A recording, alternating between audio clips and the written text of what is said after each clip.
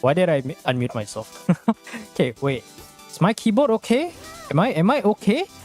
Am I Dajabu? I'm Dajabu. Hello everyone.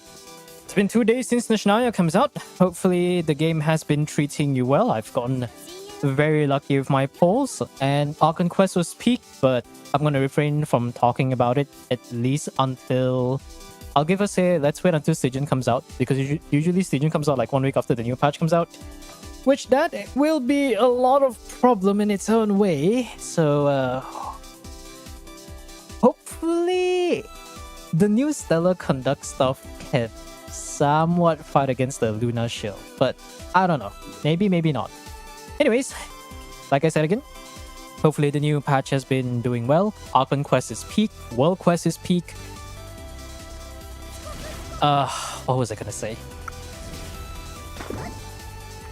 Furries is the last thing I expected Genshin Impact to have, but now that we actually have them in Snezhnaya in the form of Fae people, I'm not quite sure how I feel about it. Like, how do I describe this? It's like, okay, we have a killer rabbit running on blades, running on roller skates.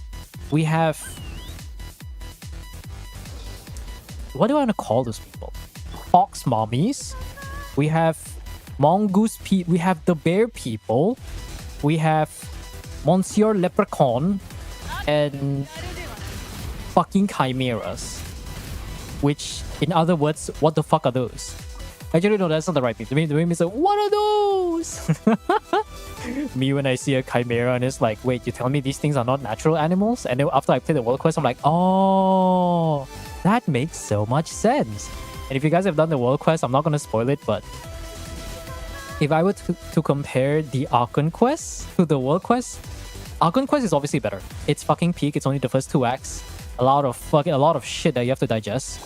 But the world quest is just like, oh, let's just casually lore bomb like 20 different things in front of the player's face, and we'll just like pretend, we'll just be very nonchalant about it. Just little people are puntable. Are they really? I did 100 pulls, I got C0 Odette, but only C2 Alyosha. I mean, at least you got C2 Alyosha, right? At least you got C2, so your Alyosha isn't completely worthless. Oh yeah, ends. Yeah.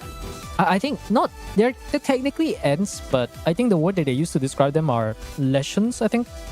Which is also another form that's derived from fantasy, about 3 people, essentially. But the difference is that these 3 people don't actually know how to reverse or something like that. And speaking of which, there's gonna be one of the world quests you have to do is relating to the big world quest. Because basically when you find that eye thing, right? Like when you guys find that eye thing, the Eye of Greya that gives you all the cool tools and stuff, there's gonna be a part of the quest where you're supposed to try to, gather some stuff. And there's gonna be, you have to gather 3 fragments, and then you have to do 3 different quests basically. And every single quest is just lore bomb after lore bomb. And then you do the major quest, and it's just like boom, lore bomb, boom, boss fight. Because why not? NPC group? What do you mean? What NPC group? Did the world quest before starting the main quest? Dude, that's literally what I did. Because I was like exploring, and because you think about it this way, right?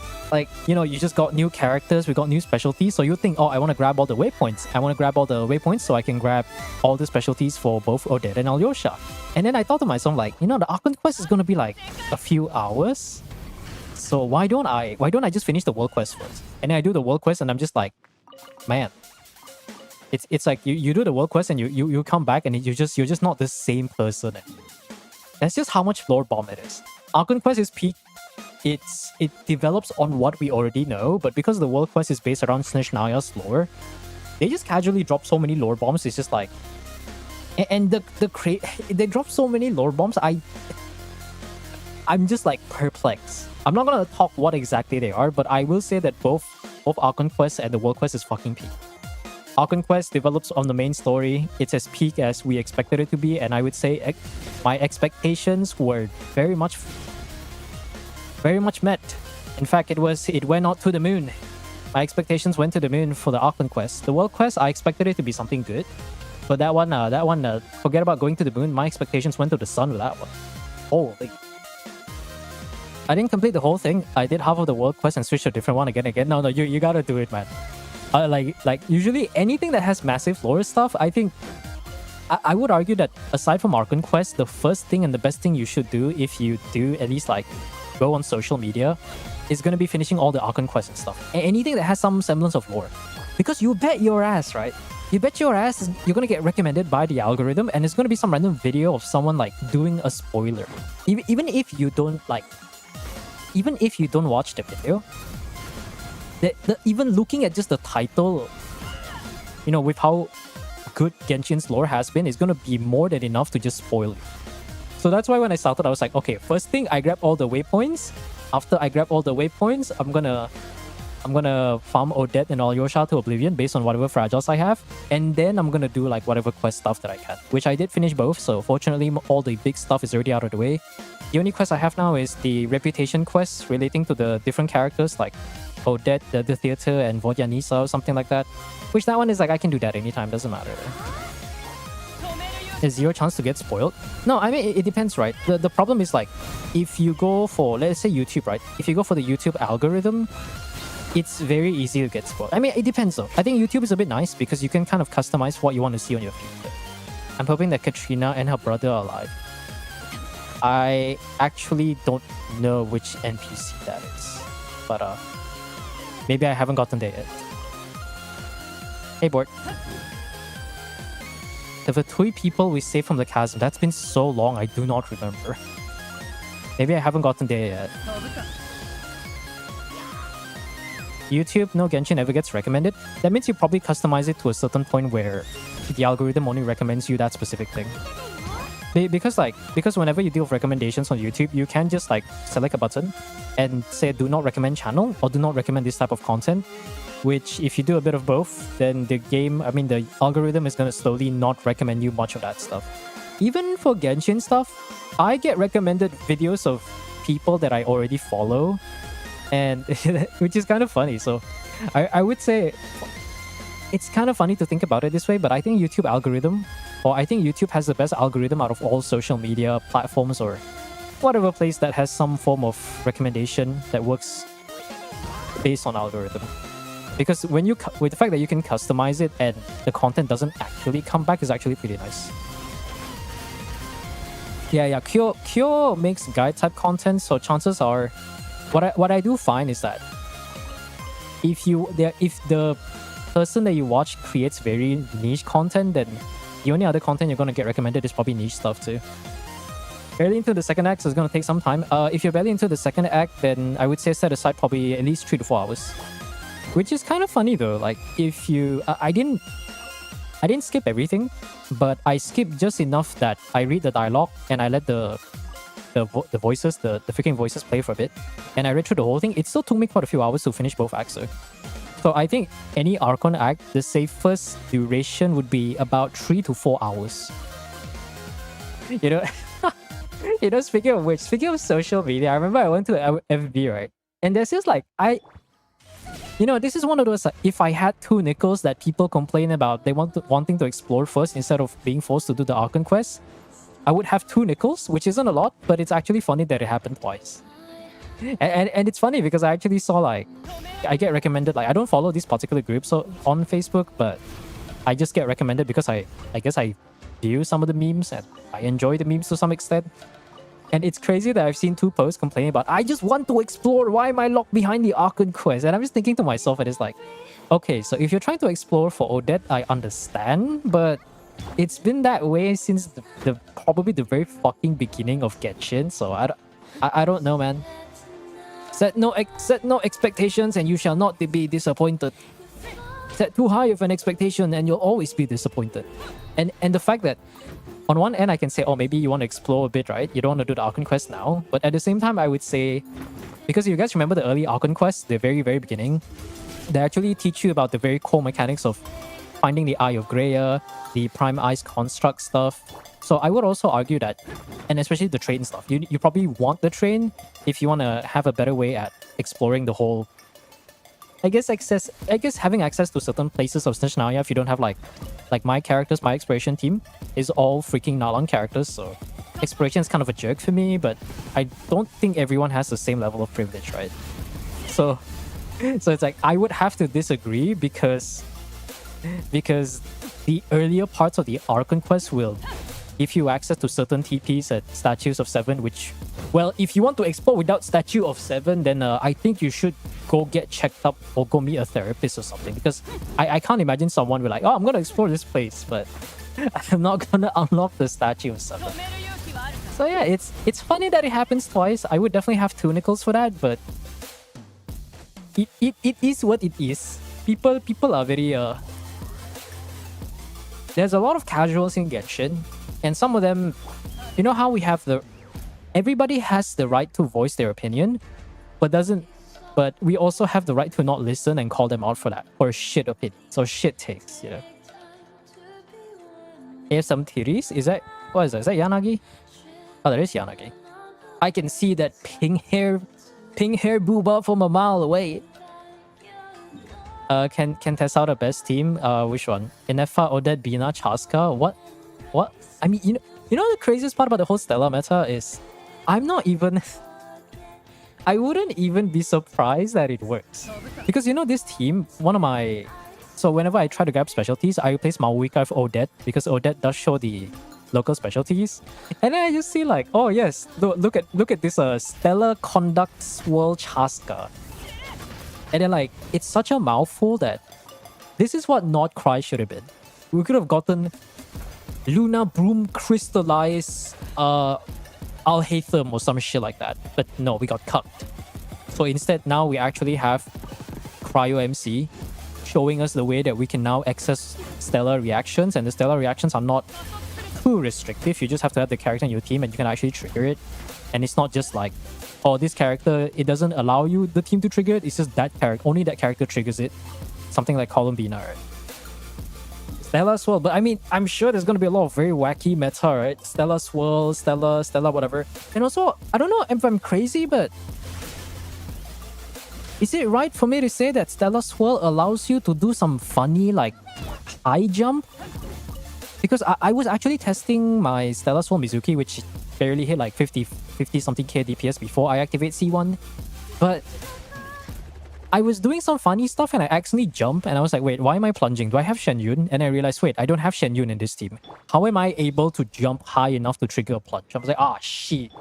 Ah, shit, is Shen Yun, Shen Yun about to get even more outdated than she already is? So yeah. We'll play left side of the building. You see one of those Anemo Shield for 2. That's why I found them, I see. I mean, I'll probably like explode them sometime soon, but not... We'll see though. Like currently, I want to do all the theater redeem stuff, but we only really have like 4 to 5 people, and those particular individuals don't really... they tend to go MIA for the most part of the stream, so we'll leave it at that. So, but otherwise, I'm just going to do exploration though. I want to do all the quest stuff off stream. You can trigger regular electro charge, swirl, and the Veta swirl, and yes, random superconduct. But technically, if you trigger cryo on top of EC, you get like stellar conduct swirl freeze. What the fuck is that gonna be? Oh hey board, yeah, thanks for your redeem. Finally, I can do something and have content. Also, did anyone craft the craftable stuff? Because I'm gonna be honest, I don't really know what to expect out of the craftables. Like, maybe for future characters, I can use them. But for the current characters, I'm not too sure, though. Random bullshit, go tomorrow, yeah. Random bullshit, go team, yeah. Fucking love it, man. This is what the meta should have been. But you know what? Better late than never. They fucked up not cry to give us this freaking thing. Is craftable sword for Odette? I saw the stats and I don't think so, right? Because I believe it gives like some damage bonus or something. I'll have to double check though. Oh, that broke. Yeah, and that's a nice part. If I don't have a Kila, because I brought my Odette to level 90, right? Because if you do a bit of exploration, there are going to be certain chests that gives you... What's the thing? There's going to be a bunch of chests that's going to give you enough of the Frostflay flowers. But granted, I bought Battle Pass, so quite a good number of the flowers that I got was also from the Battle Pass, so I can imagine non-BP owners will probably not have enough to bring to level 90 though. Yes, but for now, initially I wanted to give her the second Skyward Blade that I have, and then just max it out. And then I thought about it, and I looked up some guides, I watched a few videos for like 2 seconds because I needed the weapon recommendations. And basically, the weapon recommendations right now just doesn't really matter too much. She does do decent damage, but what I find from testing Sandrone team, notably Sandrone, Odette Escoffier, no, Odette Diona and Odette C0 Alyosha, is her damage doesn't really matter as much. She doesn't contribute a lot. She doesn't contribute nothing. But it's still rather marginal. But granted, I have a C0 R1 Sandrone and a freaking C1 Yae, and they do so much damage that Odette's damage is just kind of there to just add it a little sprinkle of DPS, you know. So her weapon doesn't really matter too much.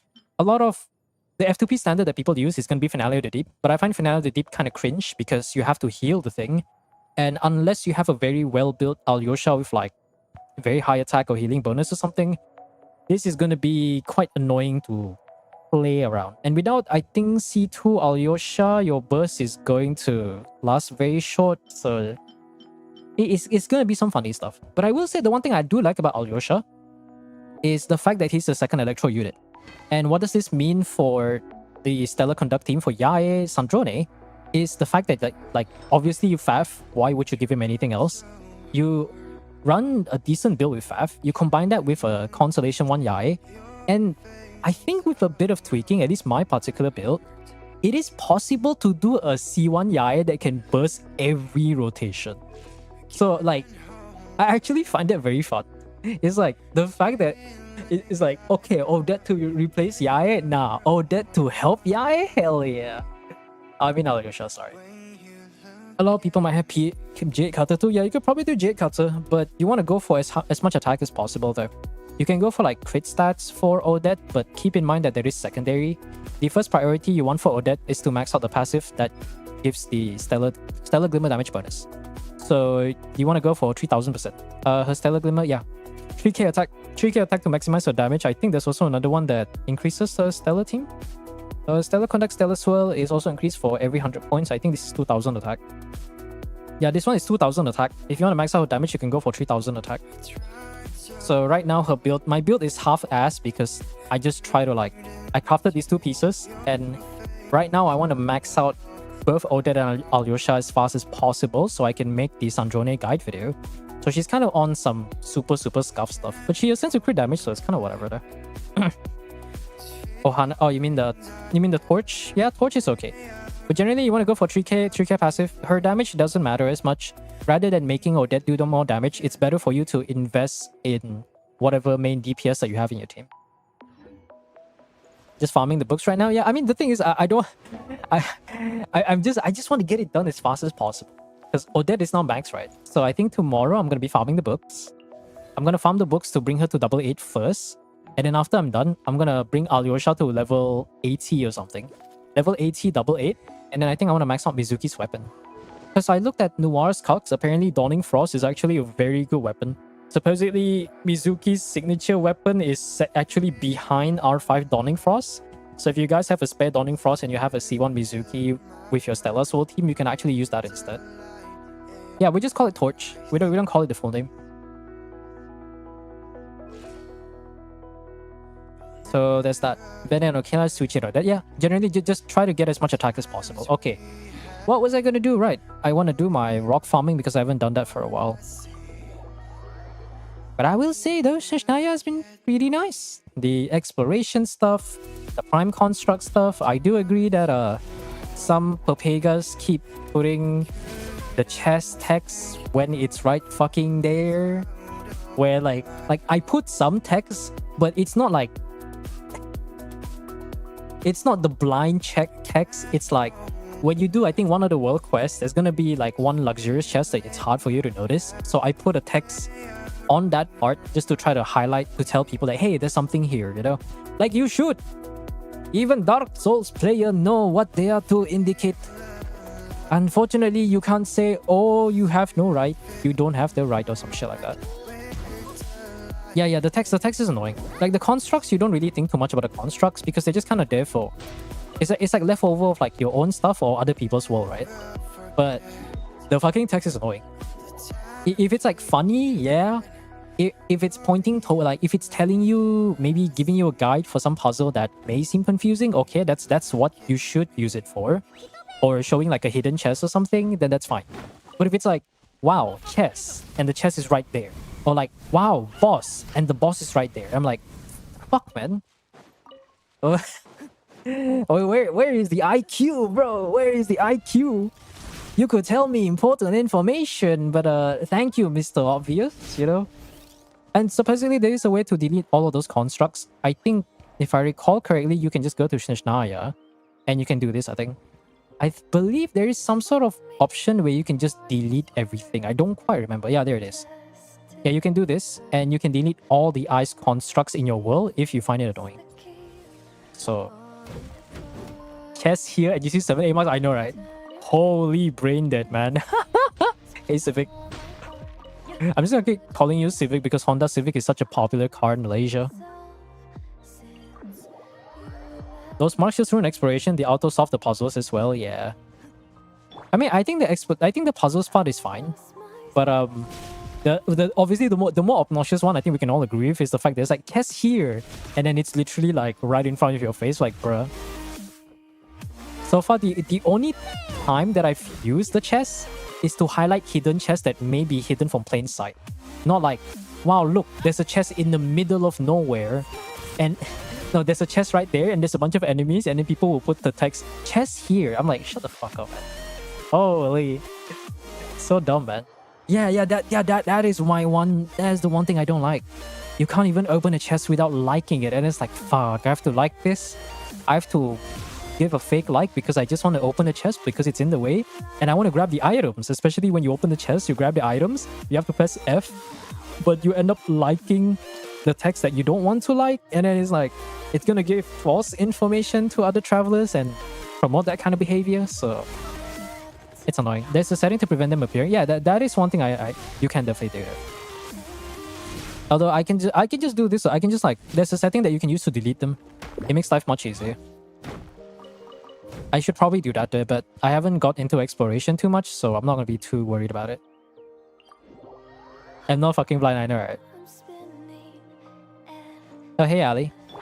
Swan. Oh, Ali, our resident whale is back. You know, I'm just gonna call you the ER aware whale. I don't even know what that's supposed to mean, but I'm sure that means something. Finish exploration tomorrow? Yeah, I think exploration shouldn't be too much though. Like, all I did was finish the world quests and stuff, right? I did a bunch of world quests and the Archon quests, and I'm already at like 50%. Surprisingly, the map isn't really all that big. The sky one, yeah, the sky one is locked behind the quests. Well, one of the major world quests. I mean, yeah, the major world quests. Because the major world quests, you'll have to do 3 subsequent quests in order to lead to the final one. And without spoiling, I'll say it's peak. You know, we don't got animations. Unfortunately, the world quest is not voiced, which I would really like the idea if the world quest was voiced. I would be so fucking immersed because the world quest quality that Genshin has been putting out has been so high quality. Luxurious chess one. The fuck you mean? I can see.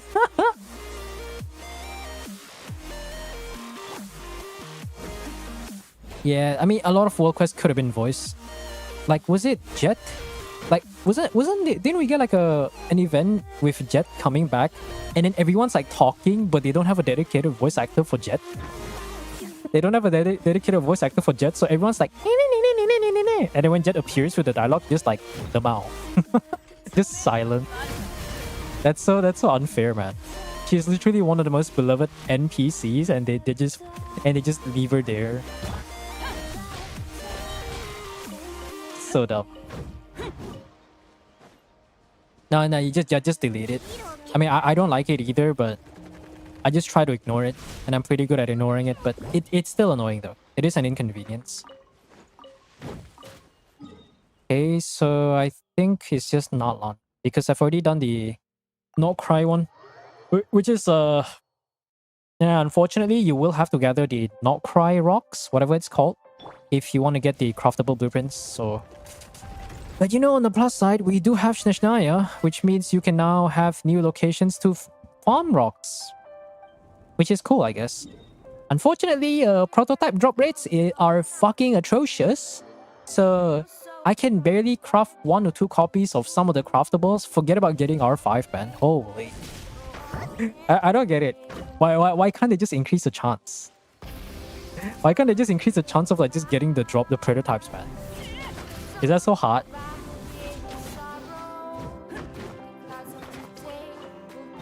She was voiced in the first appearance, was she? I thought it was silent. You mean in the event? Oh wait, do you mean in the event? I don't remember. It's been so long. Because usually world quests are not usually voiced, so I could be missing something. I should go here.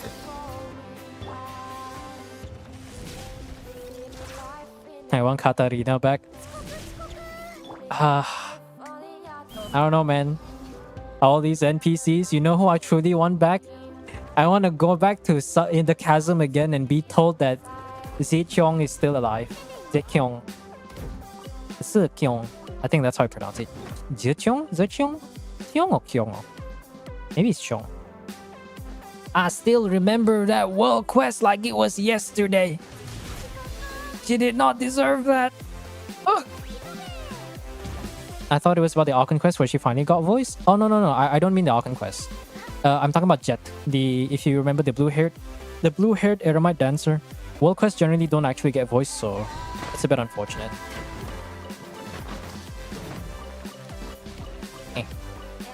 Okay, last few rocks. Someone put a side in front of Catherine. Ain't no way. Holy. It's nice that Genshin is popular, but you know, sometimes I understand why people gatekeep now. It's just kind of like anime, right? Like anime, now you don't get bullied for liking anime, But the problem is we have all these tourists going in and, you know, saying things as if they know what's going on, but they don't.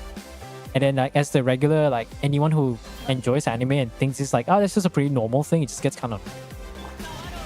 This is why we should normalize gatekeeping again. I think I ran out of materials. How do I get up here? It's quite far though. Can I go up there and go there? I'll go here. Is it Cheong? Yeah, Zicheong. I think that I don't remember if that's how the correct pronunciation is. Deep down, all these NPCs and I can remember sub that will not come back. That appear in the Archon Quest? I think I vaguely remember that, but it's been a while. Because I remember she did have an appearance. Was it the Archon Quest or the event? It's like I'm just losing track of things. Just grab the last bit of rocks. Ow. Is it here? Oh, there it is. Oh, this one. Okay, last bit of rocks and then we're gonna do some theater stuff. And yeah. Might be the only person to miss Sumeru. I think Sumeru was enjoyable in its own way. I just don't like the fact that the underground area was locked behind a world quest. That was kind of cringe.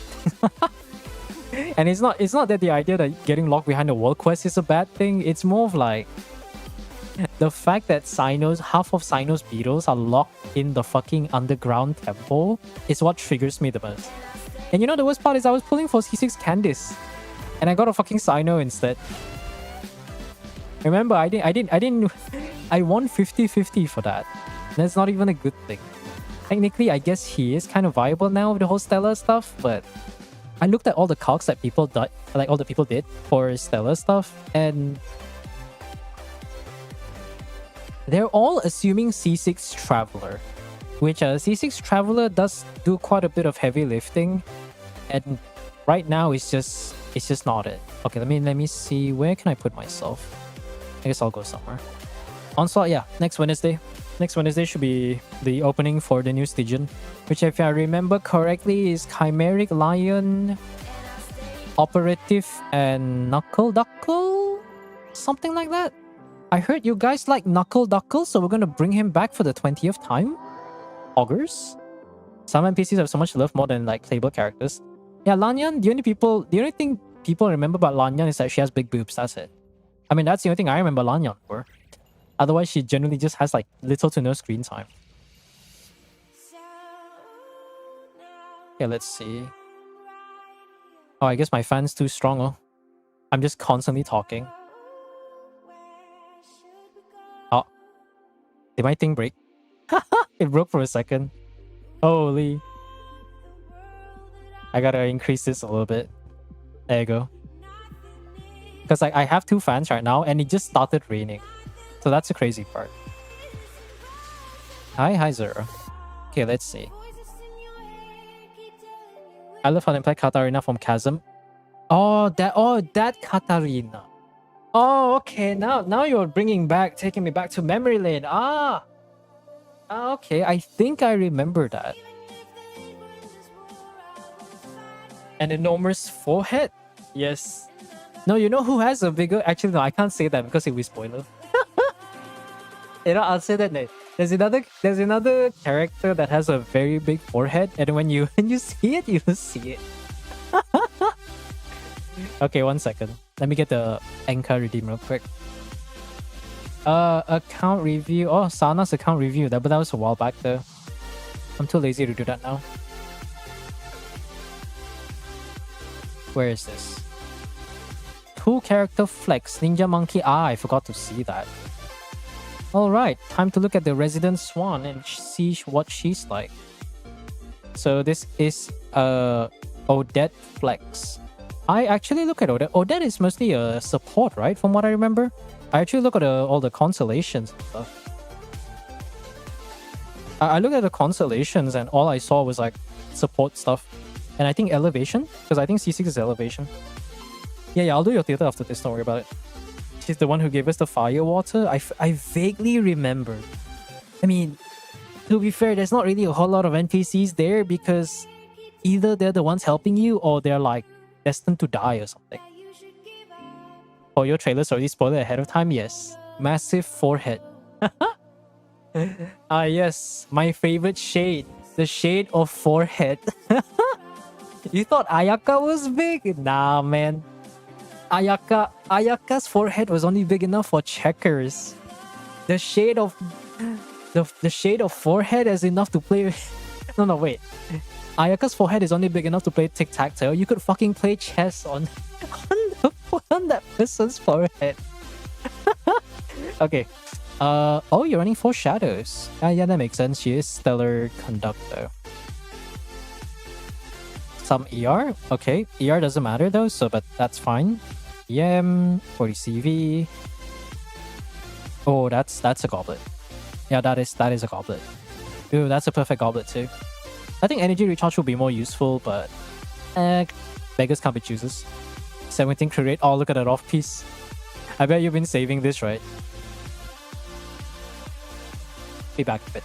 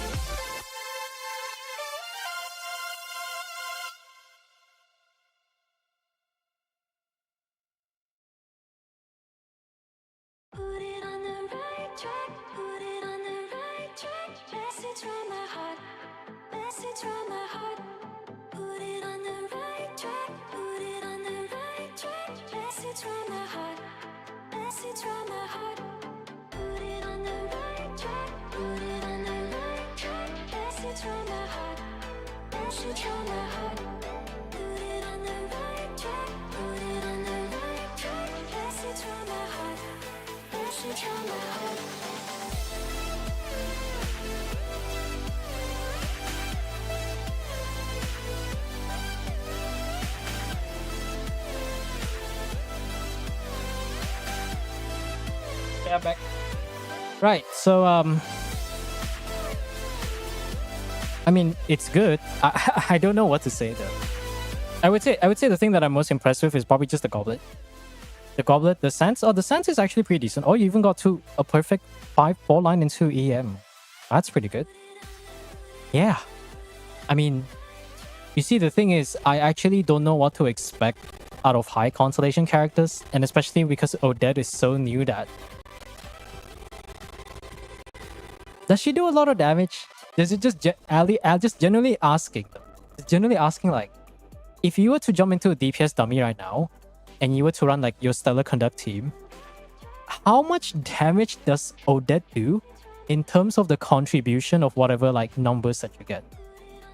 Because I looked at the constellations, and a lot of it is just like C1 buffs her own damage, right? And it makes the Glimmer buff, the passive transfer, at double the rate.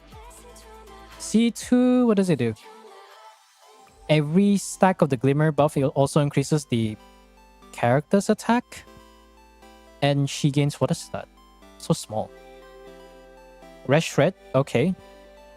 C4 should be some funny energy stuff. What is that? Coordinated attacks, yeah, that's the same old stuff. Stellar Glimmer damage dealt by other party members. Oh, this is for the burst. So you actually kind of want to have enough ER to do the burst if you want to buff their team there. C2, I know C2 is massive. The attack buff is one thing, but the rest shred is... I mean, it's normal, right? Like, you can't... No meta support will have a not bad C2, especially when it comes to, like, supports. A 5-star support. And then C6 is elevation. Yeah, I think, I mean, I actually don't know what to say. I usually try not to look too hard into CV, and because Odette is so new, I genuinely don't know what to think about the build. Because I don't know how good Odette can be in terms of the damage contribution. But at least from what I've seen, or at least what people have been suggesting, they're implying that unless you get constellations, her signature weapon doesn't really matter too much because she doesn't do the most damage. Although I'm also trying to imagine, like, the Genshin scientists calculated Odette to do 16% of the team's damage, and I look at it and I'm just like, I know my Odette sucks balls, but 16% is kind of just like a Columbina. Okay, maybe I don't have the set, right? Maybe I just don't have the set. Maybe I don't have the 4 furnace or 4 shadows that I don't see the numbers that I should be seeing. But if you guys have any information on that, do let me know, because I've been so kind of in the dark with a lot of Genshin stuff, even when it comes to kits. I know Vodyanisa and Vesna, we've gotten information about that. I cannot comment on any of them because I don't know what the fuck they do. I just know Vodyanisa can work in freeze teams, and that's all I really know. And supposedly her weapon gives a lot of HP percent. That's the only thing I know. Anything else? And I know Vesna is supposed to be like some DPS, a Nemo DPS or whatnot, so like that's it. Oh yeah, Board, can you just DM me your login details so I can do your theater? Thank you. What combo are you using? Surely E into E? You know, technically you don't have to press the second E, you know. But I will say that you only do that if your rotation is fast. Generally, you just do regular double tap E. They are V1, so it's too early to judge. I mean, in this, I'm saying I'm so out of the loop that I don't even know what they do. We're not talking about theory crafters doing all the cogs of how good are those characters. It's more of like, I don't even know what the fuck they do in the first place. All I know, and the only thing I care about, is that the next Abyss in 7.1 is going to have a 425% HP multiplier, and according to the lineup, every single enemy will have like 5 to 6 million HP. Which is why I joke in our Discord that, hey guys, I'm so I can't wait. Are you guys excited for 10 million HP perpetual mechanical array to stay in the Abyss for the next year? I haven't even bothered looking into the kit yet, probably. Yeah, Vodjanisa's buffer healer. I've heard that she's kind of like the defensive option. But I remember reading some part of her signature weapon that, aside from giving a lot of HP, it can actually work in freeze teams. So it is interesting to see Vodjanisa being more of a bit more of a generalist, rather than just like, hey, this is a support for Stellar Conduct, this is a support for Stellar Swirl or whatever, you know? So that one, I'm actually quite interested to see how that goes. Her signature's worse than Trailing Tails, is it? I heard that people say that her signature could potentially be better than Trailing Tails, but I don't know. Also, this is Asia, right? Just to double check. Vesna and Anemo DPS Mermaid Girl's a buffer and healer, yeah. Okay, alright. At the moment, she's not so worth it for Swirl because C6 Farazan is competitive. You mean as a support or DPS? Why? How is an Anemo DPS being compared to a fucking support? Like, what is the context of this? Holy. Crit rate over cap breakthrough. Oh, hey Ninja, what up?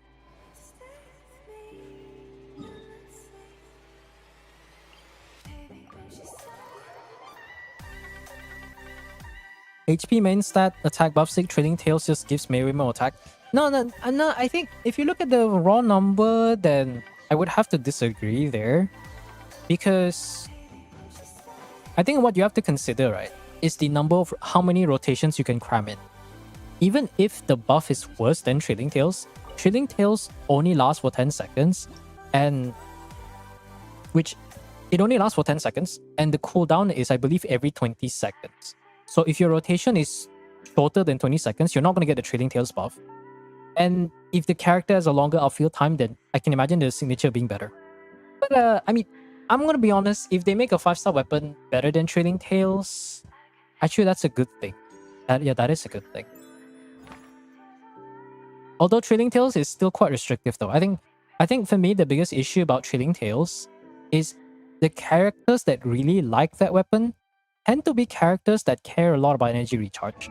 So that's why every time I try to build my supports or whatever characters that use TTDS, I try to run a build where I don't run ER Sands. And I find that oftentimes a lot of these supports that use TTDS really, really like energy recharge because they're basically dependent on it. Like Charlotte with Noblesse, or Citlali with Cinder City, right? Even though Citlali without Cinder City, you still probably want to run ER Sands regardless, but if you have Trailing Tails, then you're definitely running ER Sands. And quite a few others that I'm not going to be mentioning because I forgot. So, I mean, does it give any sort of energy refund? I don't think it does, right? I feel like it doesn't. I could be wrong. Okay, so your characters are in fact built. I don't really want to look at the builds too much. Burst Cook, okay.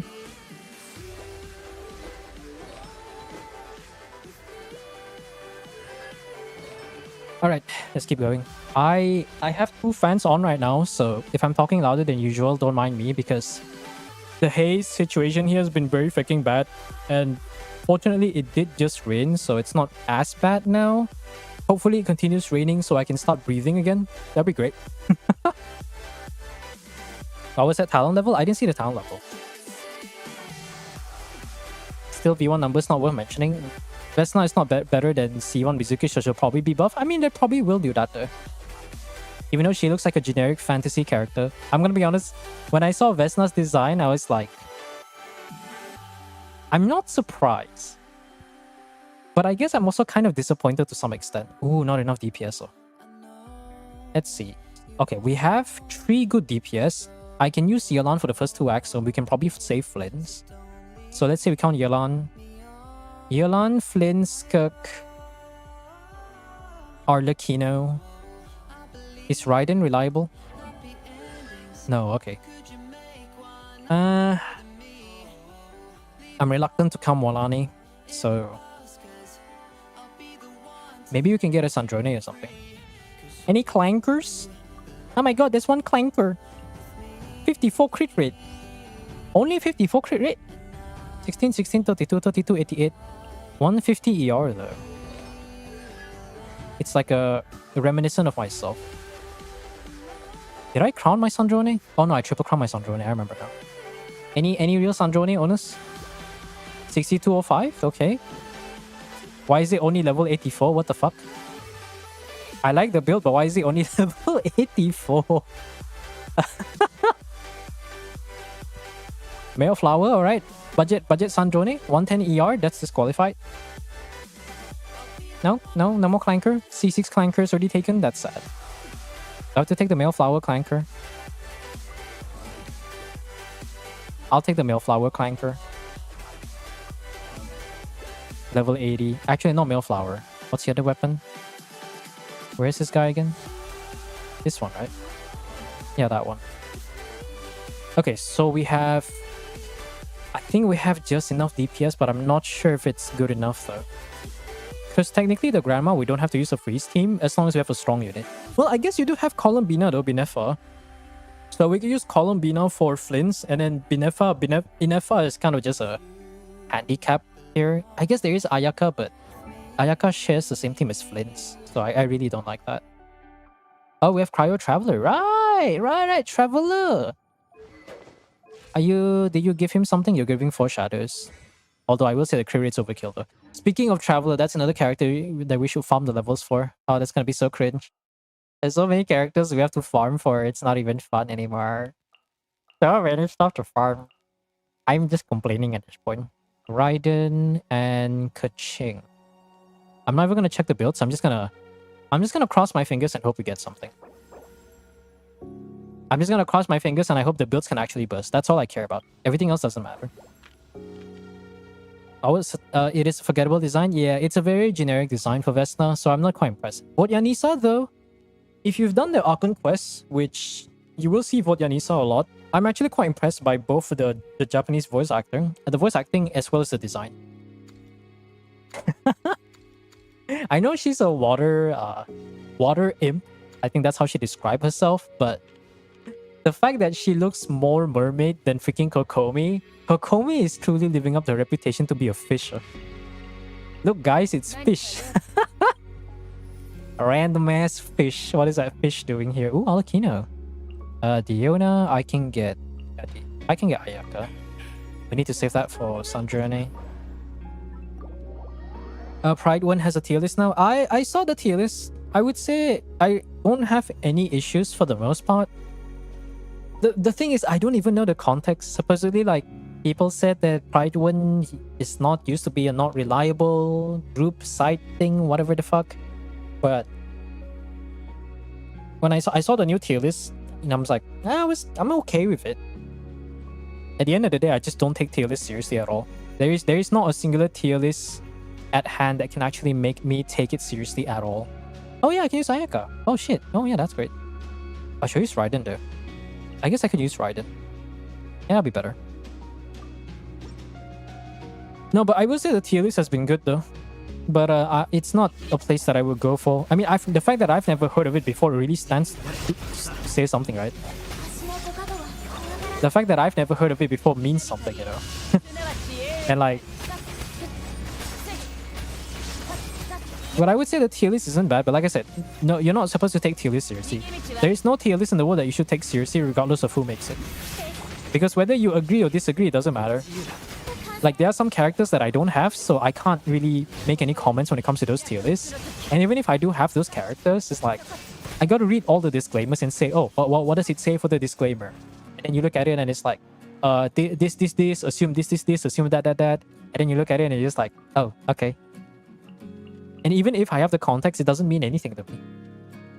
The best tier list is the tier list that you make because you own the fucking characters. True and real. You'll be used to play Agenda Impact. I mean, it doesn't really matter. As long as I don't hear anything about Wuwa, I'm good. If I hear anything about, like, as we like to call it, the Wuwa tarts, I think that's the right word. If I hear anything about the comparison, the argument's invalid. Any opinion that these types of people make is instantly invalid the moment they keep comparing it. Because it's like, why do you keep comparing Genshin to Wuwa when there are tons of other games? Why not compare it to Zenless? Why not compare it to Staria? That's right, you can't. Because it's pointless to compare apples and oranges. Wow. Also, I gotta get rid of the shit characters. I'll save Yolanda here. Oh, this song. Comparing waves, yeah, my favorite.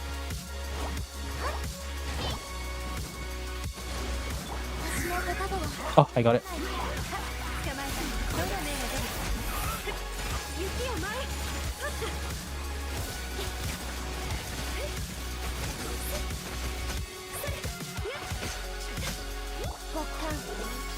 So I can do that.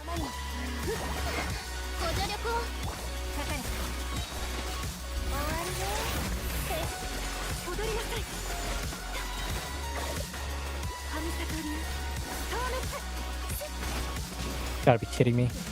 How does that even happen? How does that even happen?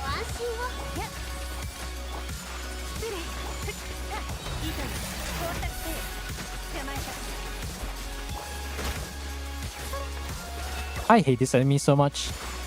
What do you mean you just iframe by disappearing into the fucking thin air? They had a TGS helper, but still no tier list is worth. Yeah, there is no tier list that's worth entertaining. That's worth even considering in the first place. How do I know this? I've made 2 tier lists before. I had my biggest dislike ratio video to date is my 5-star tier list. And granted, I deserve it because I didn't do my proper research and I sucked. And the second, and then I made the 4-star one, which had a better like ratio because I actually gave quite a good few pointers. I actually used my brain cells for that. But then I realized it's kind of pointless. It's like, what's the point of saying this character is at a higher tier than this lower character? Because at the end of the day, you're not going to have the context. I'm going to be honest, you shouldn't take tier lists seriously. Nothing, there is no tier list that you should ever take seriously, regardless of what happens. Because that's just what it is. That's just what it is. Alright, let me see. I'm going to get a frozen buff, so I can get that there.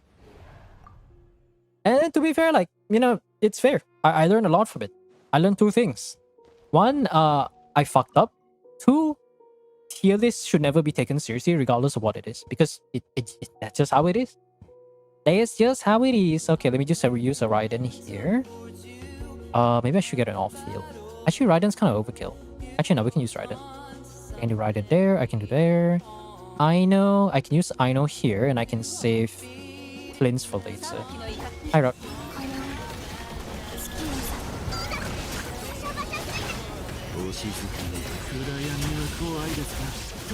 Can I proc this on everyone?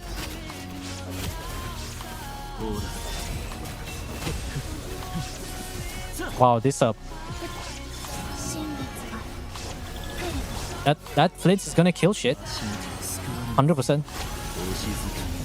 Oh yeah. Wait, is it R1? Was it R1 Flints? Holy shit. That is a Flint, alright. Hold on. That is way too strong. What the fuck? I know I took the buffs, but goddamn. Is it R1? Oh fuck. I didn't even see the stats. they snapshot the buff. They snapshot the buff from just now. That's so funny. We killed the guy so fast. He snapshotted from outside of the challenge. So good. Okay, yeah, that's gonna be an easy off-brain then. Very, very easy off-brain. I can save in Nefa for later. I think, do we have any Hexarray teams that we can use? Technically, I can maybe get Official, but... I'll grab a Official just in case. And I think what I'm gonna do, I'm gonna use Flips here. We can probably kill those guys fast enough that we don't need a healer though. Can I join the IT queue? Yeah. Let me just put your name on the list. We do have quite a few people in queue, but unfortunately, a lot of those people are MIA. So you're a bit lucky today. Got pretty big. I might have to C6 her because the closest I'll get to a usable Layla. C6 Layla is quite nice. And the best part about C6 is that you're not really using that for the damage. Your C6, the biggest advantage of having her... The biggest advantage of her Constellation 6 is that both the stars from the burst and the skill activate faster or something like that, which means more consistent cryo application, and it's much easier for you to just trigger Tenacity. Out of all the Tenacity users, I think my favorite has got to be Layla. And now I guess Diona is a very good, much more viable option, but both of their shields are quite decently strong because they're able to consistently proc Tenacity.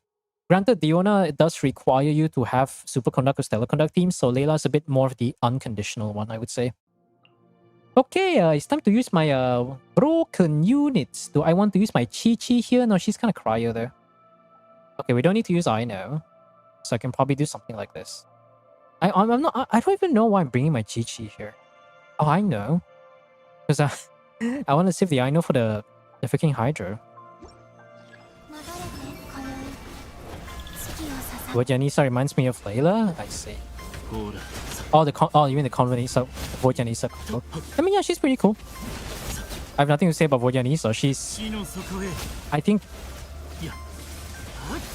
She is a very odd anomaly for me because... I view her as a character that's really adorable, but also kind of attractive at the same time. She truly, like, her appearance, her aesthetic design really fits the water mermaid vibe, you know? Definitely much more than whatever Kokomi was. Which, speaking of Kokomi, we are playing Kokomi right now.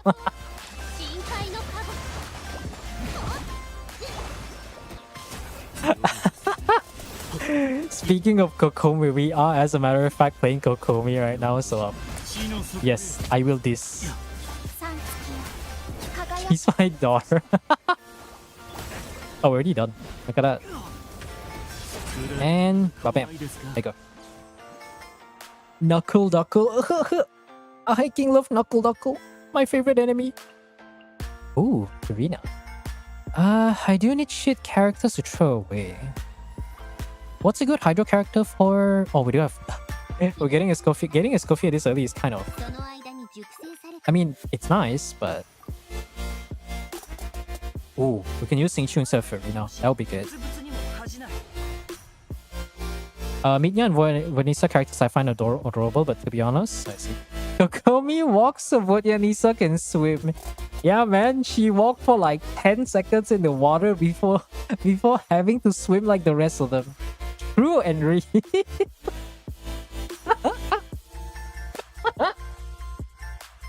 She walked. Kokomi walked like Jesus, but for like 8 seconds. So that Vodyanisa can swim. I hope Vodyanisa has some sort of Molani shit where she can just swim because she is canonically a water imp. Can you imagine you bring like Vodyanisa to older regions and you just go brrr, fucking zoomies and shit? That would be hilarious. I don't need this anymore. That, do that, do that, and we're good.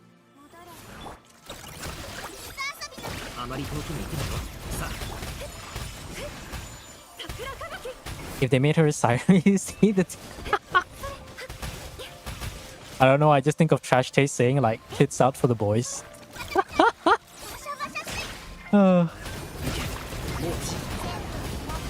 Like in Dota, I see. Siren? Oh, Siren. That's Siren. I thought you were talking about the regular mythical Siren.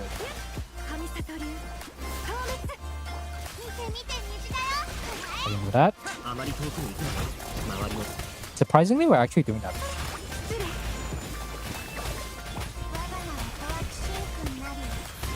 If I do that...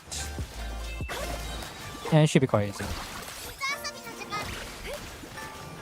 It's kind of sad they made her into a mermaid rather than using a singing attribute and made her a siren. Yeah, but I guess they wanted to go the folklore stuff. I think what they're trying to do is that...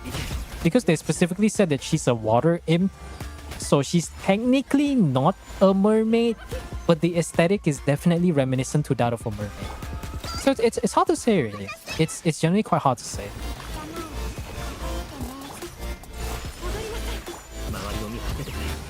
Ow. Where did the other guy go?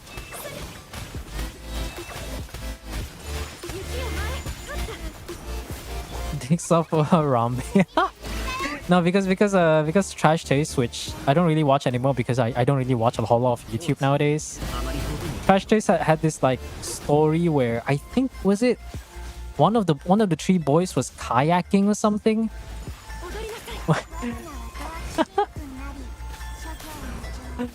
I just remember that story. One of the boys when they were younger, they were doing some kayaking in the UK or some shit like that. And then there was like some lady out there. It was like, it's up for the boys. I probably shouldn't be saying this, but who cares? We're all secretly adults here or something. Siren head. How does it sound again? But well, what other characters do we got? Honestly, I'm quite surprised that did they show Valerie during the what's that trailer called again? The Snezhnaya trailer. How much of an increase do you think Abyss Redeem's gonna get this time? I want to say next patch. Okay, next patch Abyss.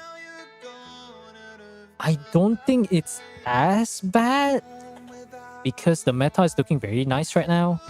But there will definitely be an increase. But what I will say is people who struggled for Lunar teams, 100% are going to struggle for the new Abyss. We get more HP multipliers. The shield mechanics is not as bad, but that only counts if you actually pull for... It only counts if you actually pull for... What the fuck? Okay, you know what, game? You want me to take it? I'll take it. No characters. I don't like that. Whatever. What do I bring? I kind of don't want to bring Skirt though. Fuck. Can I get a free stuff? Okay, another free cash. I mean, I don't have anything anyways. RNG! And we lost the RNG. Okay, cool. I don't like this. I'm just gonna rewind. 4, 1, 2, 3, 4. Can we kill one? Furina. 1, 2, 3, 4. Sandrone for that. Arlecchino for that.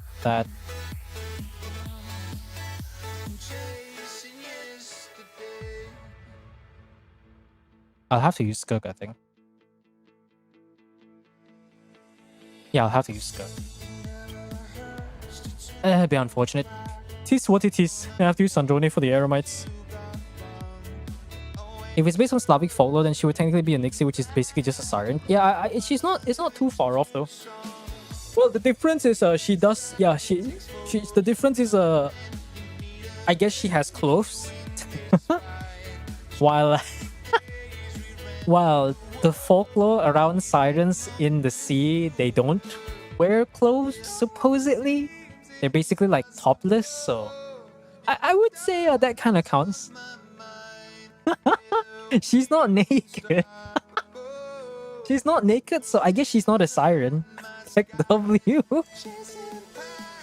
I even bought the jellyfish head for Naga Siren because it's cute, I see. Infinite content glitch after Pride 1 tier list. I mean, yeah, like It's weird for me to say this, but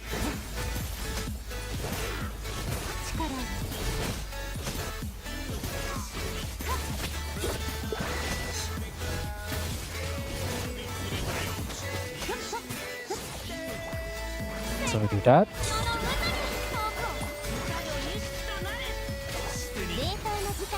I think I can make it in time.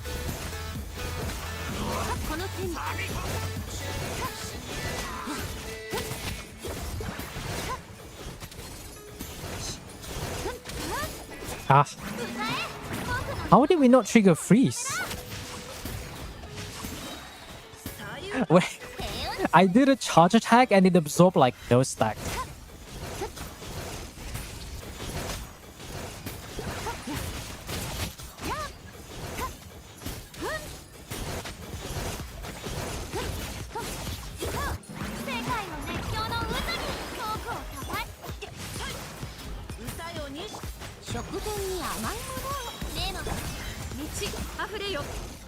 I don't think I even have to invest in the frozen buff though. Okay. For a second I was gonna say something like along the lines of like I was gonna say something along the lines of yes, Zajef. The the Asmon Gold of Genshin. But that would kind of be an insult. Okay, Sitlali, right. Sitlali is a character. Okay. Cost me $30, I see.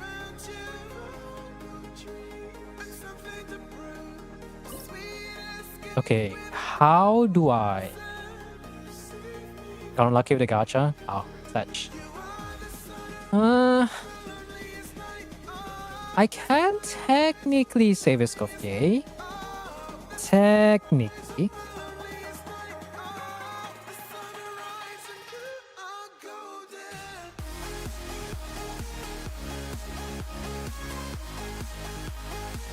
I should probably turn off one of the fans. I can barely hear anything. Oh. Damn. Oh.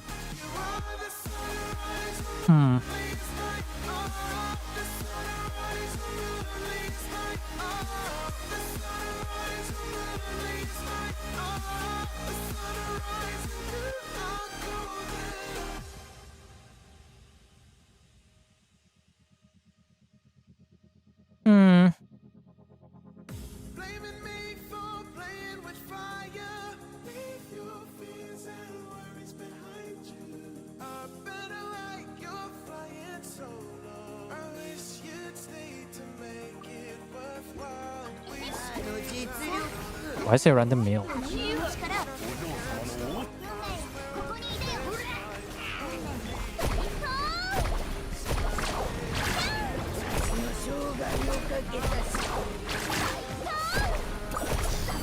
Wrong button, but sure, I'll take it.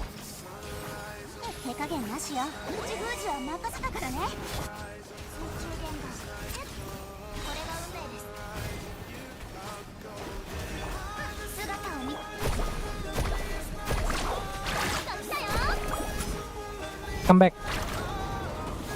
This is yeah, that's not working. Alright, Skirt. Alright, Skirt, go do your thing. I don't think I can do anything to hold this back. Go do your thing, Skirt.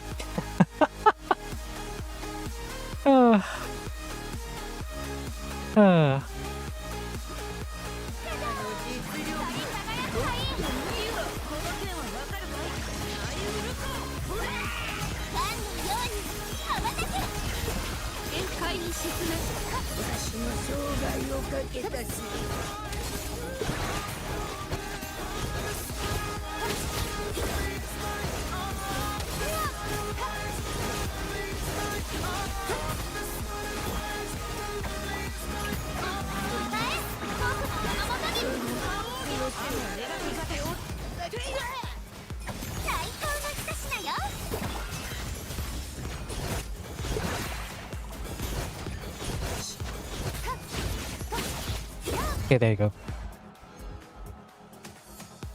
How funny that people, there's a new player seeing that at least black. I'm gonna pull Maoika, Linnea, Yao, and Sukrus because all of them are TSU. Well, they're not wrong, but Yeah, that's the thing. You know, no matter how much context you try to provide for a tier list, it's not gonna change the fact that there's always some sort of context that's gonna be missing anyways, so there's that. Also, I need an electro character. Ooh, Diona. Actually, Diona would be useful though. Do I have a superconduct buff? I kind of want a superconduct buff, but I don't have a superconduct. Mualani. Okay, Mualani freeze team. I think I can make it work. We could probably do Mualani Silavi, and then I can save Alucino Overloaded for the last one. The problem is Alucino Overloaded is not going to take advantage of any of the buffs, so I don't know how that's going to go. Just gonna have to cross my fingers and hope for the best. Alright, funny freeze team. Go do your thing.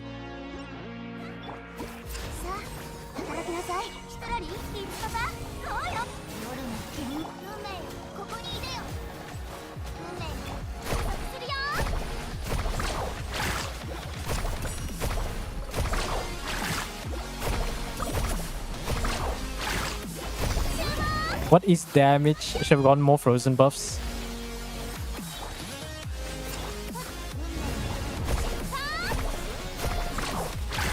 Yeah, that's the thing about Mualani. Oh, we might be able to make it.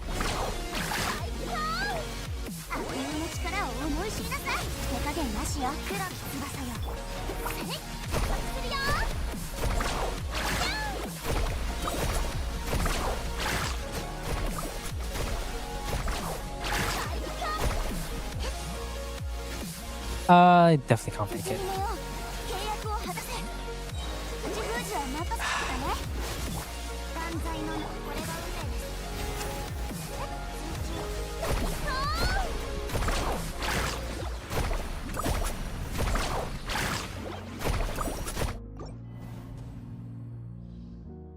Oh, interesting.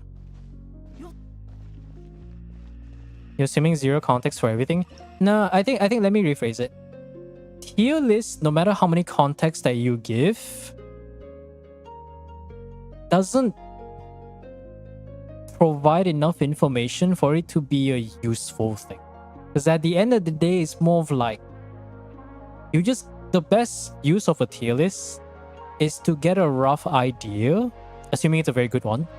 Just get a rough idea of how each character is at the current state of the meta, or assuming the context of Genshin meta.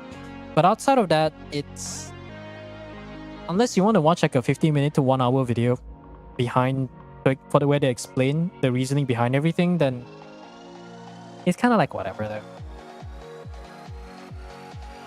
though. But regardless, I mean, it's just that the way that tier list is designed, you're better off writing a thesis or making just a dedicated video over like all this different stuff so that people can understand the logic behind it. Because there's a lot of things that you have to assume, and different assumptions and different assumptions that you put to write the tier list. I don't need Snezhnaya here. No, I don't want to. I'm gonna rewind again. What was I gonna say again? As you add more layers of assumptions, it just gets very... What's the right word for it? The audience that you're catering towards based on the tier list that you make is gonna be detached, I guess. I don't really know what's the right way to phrase it. It's just like... It's just there. It's just you know? But if you do it for fun, which I think everyone should do it for fun, it's okay. Oh, yeah! Oh, Inefa. Actually, if I have Inefa, I might be able to clear that up. Oh, shit. Oh, shit, if I have Inefa... Actually, no, Inefa's kind of good, though. Do I do more... Inefa? Mualani Luna charge. As they drag me to the cells. But Inefa's kind of valuable. Do I have enough characters right now? I don't think I do. Okay, wait. Let me try. What do I try? 1, 2, 3, 4. Okay. I think we can make this work. There's no way to give perfect context on a newbie in any form. No, but I think regardless if you provide all the context, it's just there's only so far there's only so much you can do. There's only so much that a tier list can provide for the information, because it's supposed to be a dumbed down form. But if you want to provide, the more context you want to provide, the more convoluted it gets. And at that point, when there's so much assumptions, it kind of defeats the purpose of a tier list, in the sense that you kind of want it to be simple and straightforward. But ignoring the whole point about things, I think tier list is something that you just don't take seriously. And even if whether you agree or disagree, it's just there. That's all I can say. It's not bad, but there's only so much that it can do, because it's limited to the form factor.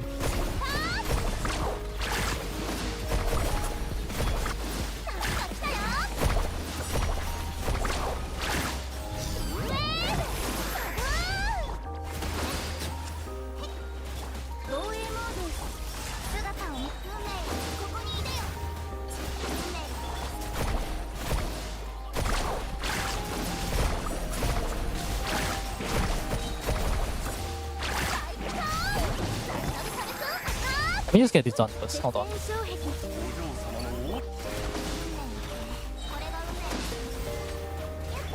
Oh, that Inefa. Yo, thank goodness I saved Inefa. Oh my god. That Inefa kind of carried them. No one in this day would think I want to play Genshin Impact to clear and game. Yeah, that's the thing. That's the one thing I do like about Genshin, is that you don't really have to try too hard for that particular... Can Sandrone clear this? No, Sandrone can clear this just fine. I don't have to think too hard about it. What was I going to say? Right. The good thing about Genshin is that the game caters more towards casuals, but the recent changes is done in a way that it caters towards everyone.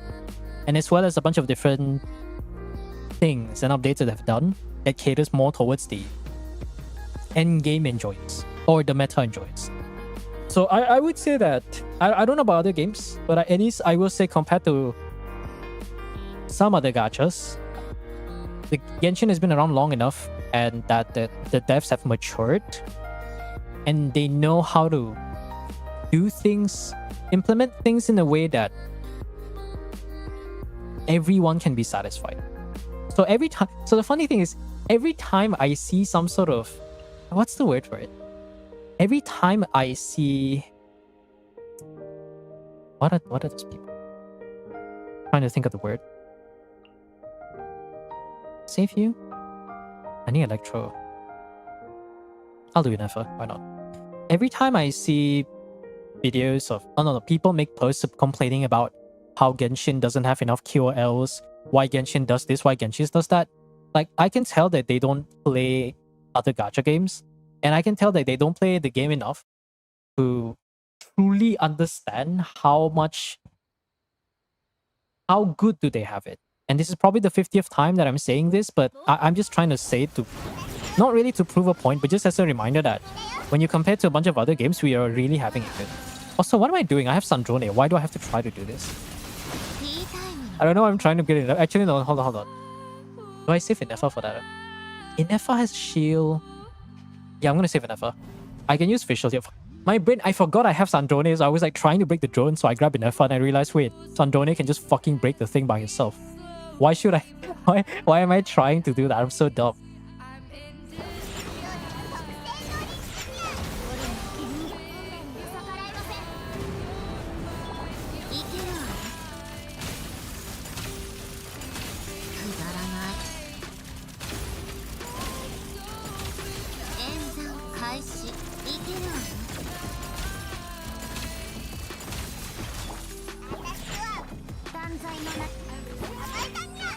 Okay, not gonna lie.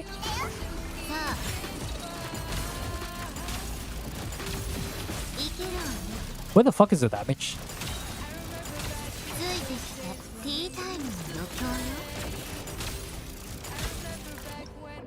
Where's the damage?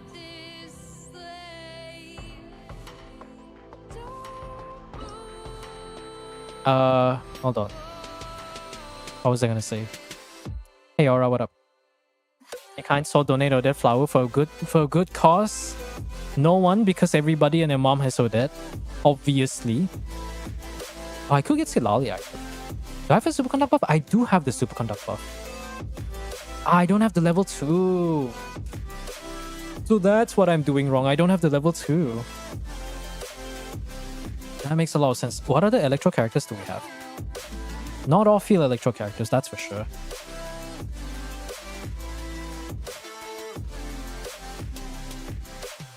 Maybe Silali would help.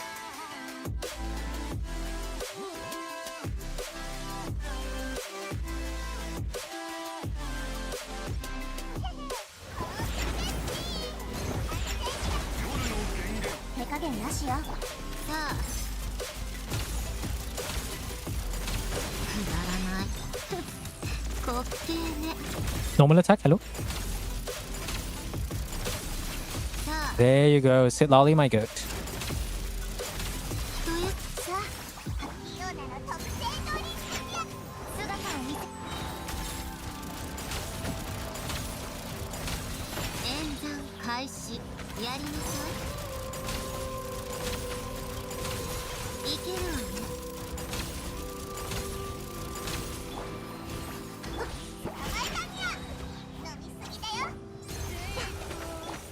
Visual, please. Thank you.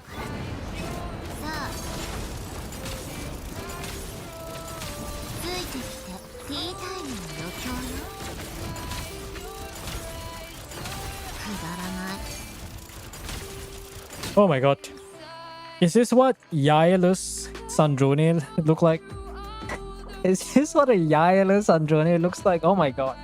I'm getting reminded how shit it is. Holy fuck. Okay, let me grab a superconduct buff. Let's see.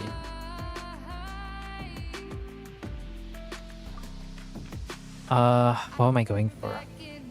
Oh, Kazuha. Do I have enough for an overloaded team? Okay, we need Beidou.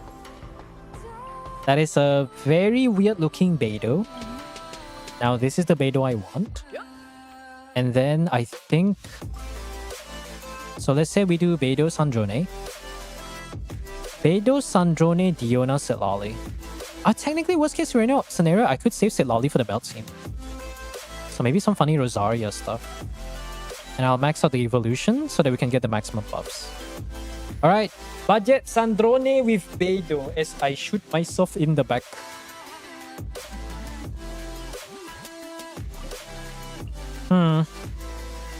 I don't like this, but I'll have to live with it. What is this team? I don't know. Maybe my mom knows. Actually, my mom probably doesn't know too.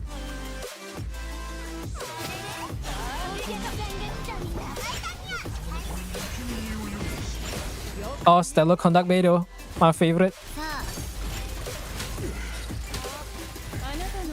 Oh, there you go. The damage buff is doing its miracle.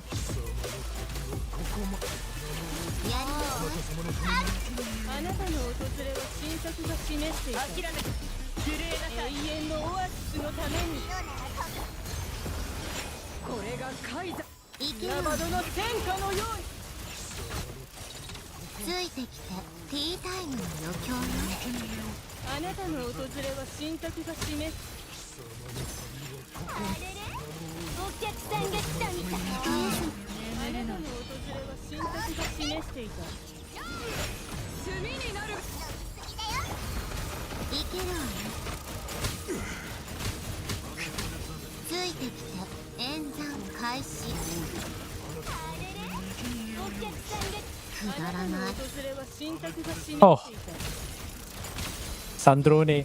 Every run I have to borrow the Clanker. She always pulls through, man. Oh my god. Clanker always pulls through. Truly the goat of my time. Okay, now I have a buffs that I literally cannot benefit off from, so... Okay, Cryo MC. Has anyone considered running Melt? Cryo MC? Like as in, like, you run him as a support unit or something. And I'm just building the wonders. I'm just thinking about it. Explore the dumb meeting point quest. To do the dumb meeting point, yeah, you have to do. That's the one thing I don't like. You have to reach exploration to a certain point. Then at that point, it's like, what's the use of the cryo sigils? What's the point of grabbing the cryo sigils to use to level up the meeting points when you still have to do a certain amount of exploration? It's so weirdly redundant, you know?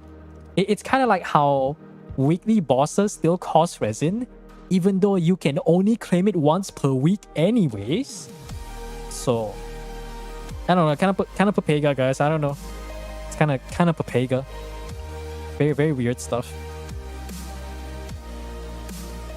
I can do Kazuha. Right. If I run in Nefa, that's gonna be great. Oh, no, jump scare, I guess. Why not?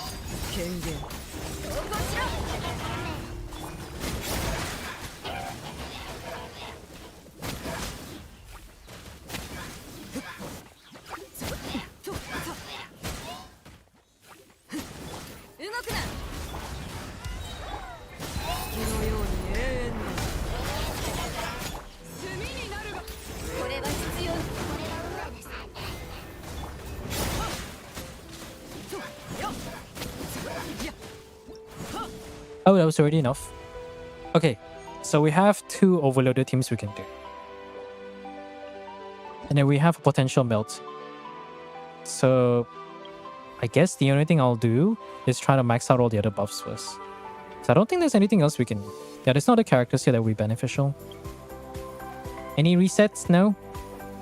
Okay. Nice refund, I guess. Alright, final act. Can Overloaded carry us through? Or do I have to run some funny electro charge team? I guess technically there's Overweight, but I didn't have the X-Ray team. So it's a bit unfortunate.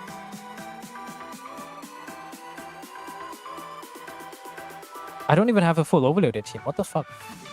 I use up all my electro units. Holy, I'm retarded. What the fuck?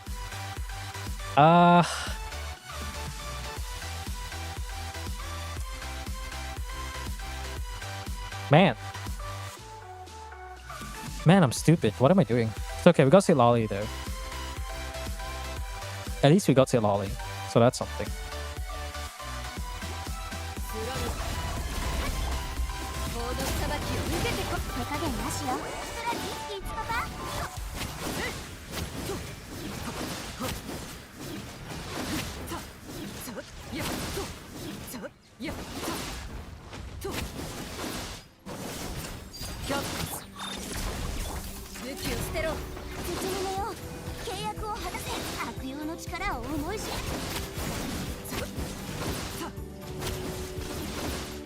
I feel like this...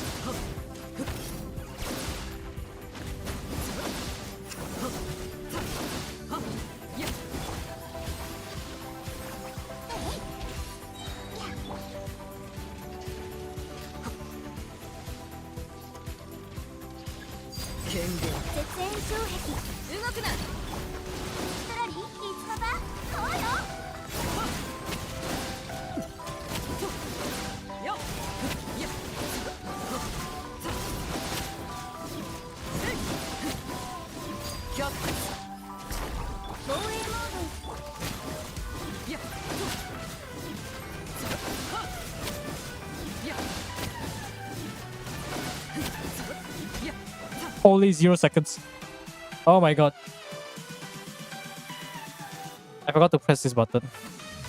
0 seconds. There you go. What are we talking about? GG? GG. Which one's showing on the map? You mean the meeting point stuff? Wait, I need to read the chat for a bit. I'm missing the context. Got unlucky, lucky for that C2. Lost with 50 again up. Capturing Radiance got a C2 and 20 pulls. Well, I guess it's lucky, unlucky. 66, 50, 53 times in a row. Nalan's the worst era in Genshin history. True. They don't know how good the game has it because the game isn't being ruined because the CEOs want to collect vintage cars. True. After getting our debts on Jones, Snezhnaya feels incredibly strong. Can't wait to build him Dire Stygian. Dire Stygian. Maybe. It's not bad. It works, but depends on how well invested it is, though. Used to balance 1 meeting points have already maxed out. To be used in sigil shops. No, I would say that the amount of sigils that they give is definitely more oriented towards the sigil shop itself. But I also do kind of feel like it's redundant, right? Because they could just lock it behind purely exploration. Because in order to reach a certain point of exploration for the different meeting points, which each meeting point or each reputation point, let's call it meeting point. Each meeting point covers a certain amount of area. You have to reach a certain number of exploration. But in order for you to reach that certain number of exploration, which is combined between getting Statue of Sevens and teleport waypoints, you will have to open quite a good number of chests one way or another. So whether you like it or not, you're gonna have more than enough sigils in the first place to unlock the next portion to construct the meeting point to the next level. So it's just redundant. It's kind of like weekly bosses. Why do weekly bosses cost resin when you can only claim them once per week? Do you see what I'm trying to say? That's where the redundancy lies, and it's not the good kind of redundant. So there's that. Is it me next? Yeah, I'll probably use 41 seconds. No, that's 41 minutes now. Is it? No, 41 minutes is not fast. I was yapping for a bit. We had to rewind a few times. Reduce the sigils throughout the world. I think it's just a nothing burger. No, I mean just don't make the meeting points consume sigils. Well, I'm saying it's redundant in the sense of like I said, in order to reach a certain point of exploration, in order to unlock the next level in order to level up your meeting points, you're gonna have to explore the world one way or another, and which eventually you will get sigils whether you like it or not. So, is there really a point for the sigils to be there when they can just cut that part out and just keep it for the sigil shop? That's what I'm trying to just say. Butting head on each topic, no, it's just to me like I just think of things like weekly bosses and I think of how redundant it gets. Also, who is this again?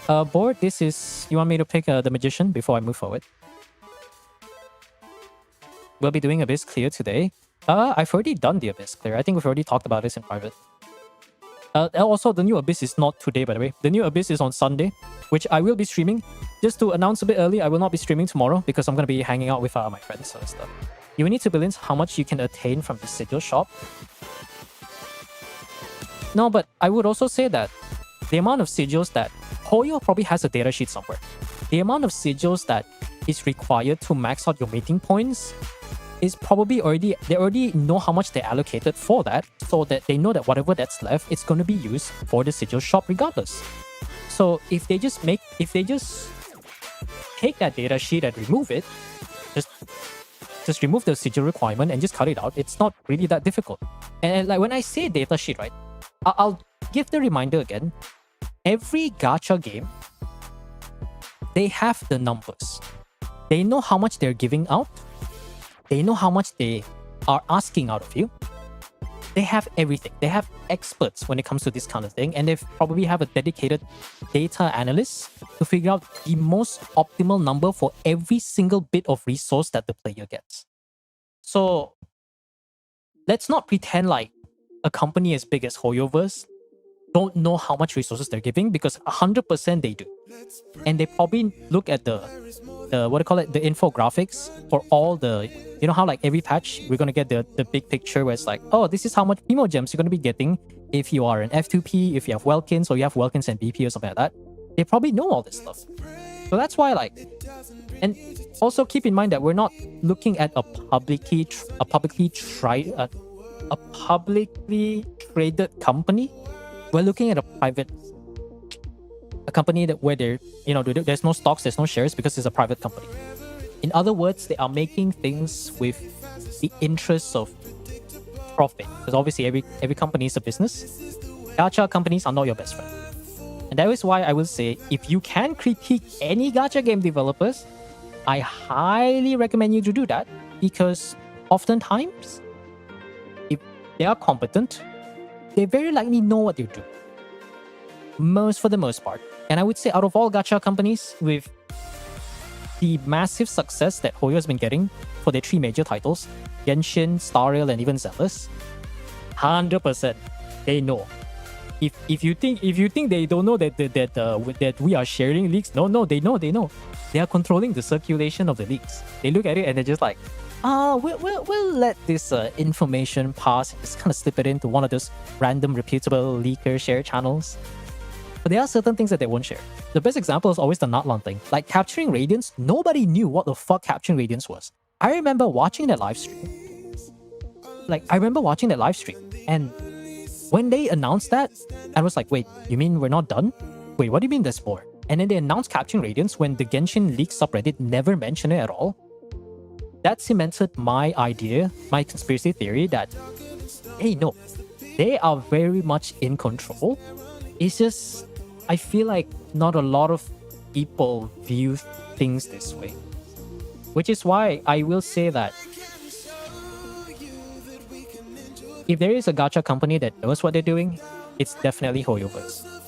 Anyways, back to that. I'm gonna reset the time there. There are no Abyss requests, therefore there'll be no Abyss, true. After the theater queue, no, there are no Abyss requests though. The new Abyss hasn't reset. I will be streaming on Sunday because I'm not going to be streaming tomorrow because I'll be going out. So just remember to come back for the Sunday Abyss, which, if I recall correctly, isn't really all that crazy. Alright, so the other theater. Here we have cleared 14 total accounts. Ruck, I think your account is decent, right? Okay, we have a Skirk. Issue Skirk means I'm probably going to have to run a Silali here. Okay. And also, I'll just say this real quick, just for anyone who wants me to do any of the redeems. I don't really mind too much about Stygian stuff. I'll probably swap builds around, but if you want me to do theater, please be sure to double check your builds. Because I'm gonna be honest, sometimes I just think about it. I just get kind of sick of wasting my time having to look through every single character, swapping artifacts around, questioning the builds, and then the number of times that I have been thoroughly railed by certain support characters that don't have enough energy recharge. So from now on, I'm not going to swap any of the builds. If I can't clear, the blame is fully on you. I will still take your redeem, but I will still try my best to do the things. I will still try my best to get the clears, but just make sure your account is prepared for whatever game order is. That's all I'm gonna say. And also, other words are, it's also good to be self-aware, because being delusional is never really a good thing. So God, just want to get that out of the way. Anyways, DPS. So we have what characters we have? We have Arlecchino, Skirk, Flins, Nuvilette. Okay, nice. I can save the Furina for that. 1, 2, 3, 4. Yelan is a 5. I need number 6. Number 6, I could probably use Spinnefer. Another Molani. Molani is probably going to be a burden here. I'll leave it at that. I'll do that. Tinari doesn't do anything. 1, 2, 3, 1, 2, 3, 1. I guess technically I could borrow a Sandrone, so that would be very good. Yeah, I could probably borrow a Sandrone, I think about it. Mona, and that C4, so that's bad. Ayato will do something, I guess. And Ganyu. Well, there's Hinari. But I'll try to play around the elements. Oh, I need to remove someone. Oh, C6. Oh, that sucks. Okay. Alright, we don't have Yai, but I think Sandrone is still going to be good. What are the off-field characters that we have? We have an Inefa, we have a Fischl. No Alyosha. Beidou might work. I could either borrow a support or a DPS. I think to deal with the ball, I'm just gonna do this. And clear my build, so I know you can do it this time. Yeah, I just want to put that preface out there because it's just like I know I'm the guy. I know how to do theater. I've helped a lot of accounts, but to me, I'm here to help you clear endgame, not fix your account. I'm sure any long-term viewers would know what I mean. The amount of times where I have to spend literally 30 minutes to 1 hour just to fix the account, at some point it just feels like a chore. At that point, I should just request like a separate point redeem just to compensate for the time that I have. Okay, we're just gonna use this Sandrone because she's good. Alright, we got all the DPS. We can begin, and I'm gonna take a sip of water. Hydro, Electro, Dendro. September Theater. Hydro, Electro Charge is still Electro Charge. Oh, yeah, that makes sense. Superconduct already happened twice, so Cryo's gonna be gone. Dendro, that means we're gonna get no Rhyme Grass. Quicken, Aggravate. Quicken is okay, but not that great. Cryo, Hydro, Nemo. Nemo, my favorite element. Half of the units are ass. And the only good ones are not actual Anemo units, they're elemental. They're like elemental reaction units. Wow, my favorite. Hansabeko lacking some main DPS for these elements. No, the thing is, my complaint is not for the main DPS. My complaint is for the supports. It doesn't matter how many strong main DPS you have. If you don't have enough characters to build a competent team to make your main DPS shine, then your main DPS may as well be like C0, R0. Unless you have low constellations. Even low constellations can only do so much. Because you need to understand that enemies in theater, or at least like team building in theater, is around the elemental reactions. So if the supports are not built well enough to at least at the bare minimum apply either provide buffs or apply consistent off-field element, then your support is literally, that character is basically just a brick. There is no reason for them to be there. There is no reason for them to do anything.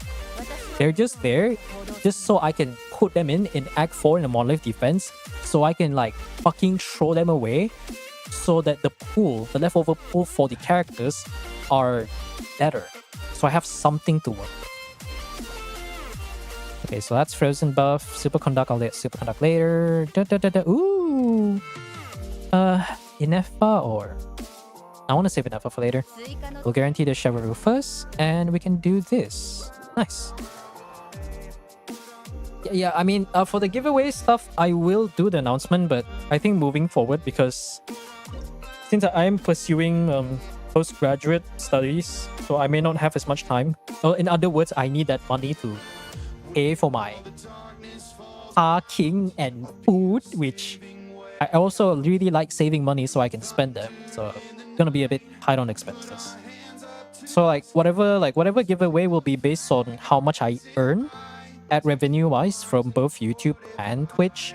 So based on whatever amount that I want to keep, which is the bare minimum for just getting Welkins and Battle Pass and maybe swiping once a year, whatever leftover will be used for giveaways. But I haven't established a full thing for now. I think one of the ideas I would like to do is maybe do like a Battle Pass giveaway. So like, let's say if you don't need Welkins, but you kind of want Battle Pass or something like that, then it's going to be, maybe it is possible to be for a Battle Pass giveaway. But on one end, I'm thinking like, maybe the Battle Pass ticket will be much more expensive, but if there is no one else in the pool, you have a higher chance of getting it. So It depends though.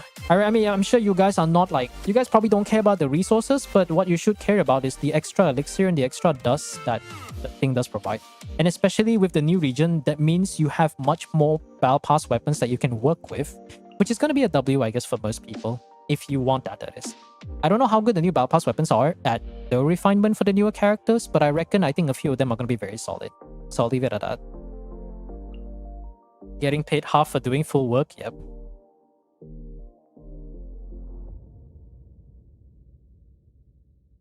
Getting paid. I mean, forget about what postgrad am I in? The one I applied to was construction management practice or construction management, but I haven't received the offer letter yet, so I'm still waiting to hear back. Because once they mail the offer letter, then I can probably figure things out with scholarships and stipend. But because I'm reapplying to the alumni, because I'm an alumni for the uni that I went to, so there'll be a discount for the overall cost. But it's only going to be 1 year, so it's not going to be that bad. And at least that way, I get to enjoy the new facilities, because the campus is actually an Australian university, but it's the campus over here where I live. But because the government has a very big share in their campus, the local campus here, it's basically government owned. So before COVID happened, they had a 50 million ringgit plan to upgrade the entire university, and there are some plans there are certain constructions part that are still going on. And for context, 50 million in American dollars is $10 million, so that's not a very small amount. It's sad because I graduated during post-COVID or during COVID, so I never got to enjoy the 5-star quality toilet, the library, the size of the entire building. And supposedly, there's a lot of really cool shit. There's a bunch of really like, you know how we have like vending machines in Japan doing Japan stuff? It's kind of like something similar to that. There's a bunch of really cool vending machines I haven't seen before. And I think some of them, they straight up got it from a Japanese company, because whenever me and my friend, we went there to go check it out, it literally is in Japanese. Like, I fucking kid you not, it is literally in Japanese. So I was like, did they buy this from some random Japanese company? So at least I can like say that, oh, this is probably like some Japanese vending machine they took from fucking Osaka or something, you know? Hopefully it's a good company. I hope so. I mean, nobody wishes the worst on the company. And at least, on the plus side, at least they pay you as an intern, right?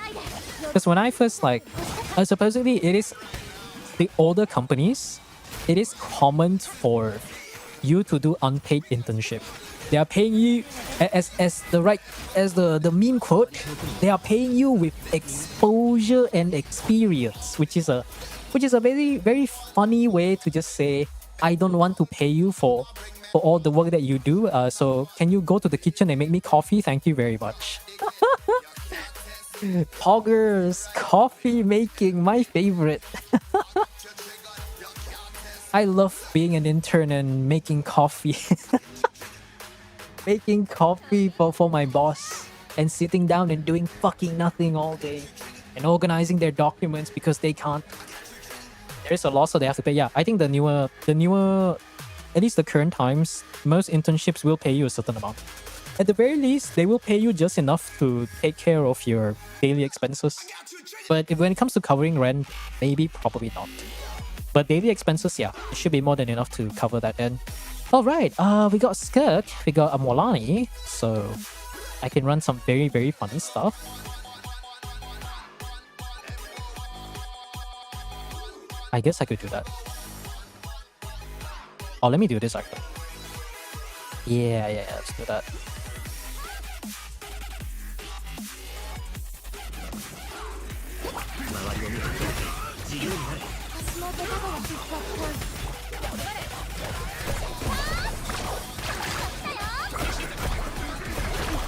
Oh, I was wondering why I was getting pulled. I was wondering why I was getting pulled. What the fuck? What's going on?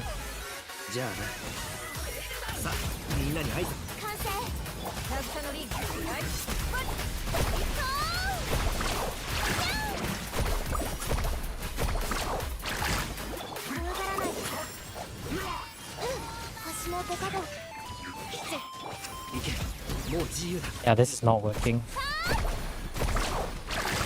Feels Molani, man.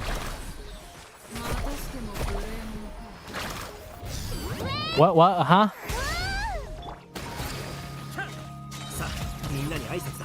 あまり邪魔しないで。欲張れ。するよ。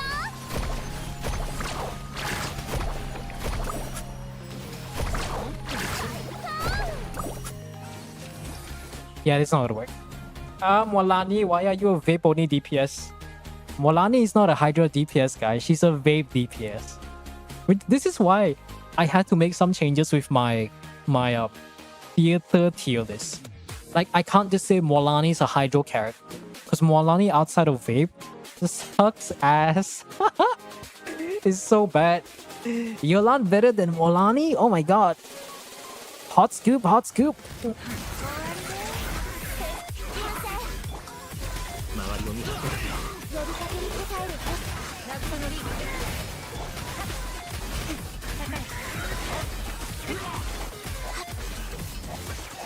邪魔しないで。おとなしくしな。どの目が出る？ Yeah. It's similar with like all the not cry units and anything. Well, I think the issue is like when some characters are designed around a certain archetype, it's better for the game long run in the sense that they create more niche DPS. But as long as those particular DPS are good, I don't think anyone would have any issues with it. But at the same time, it also makes them very...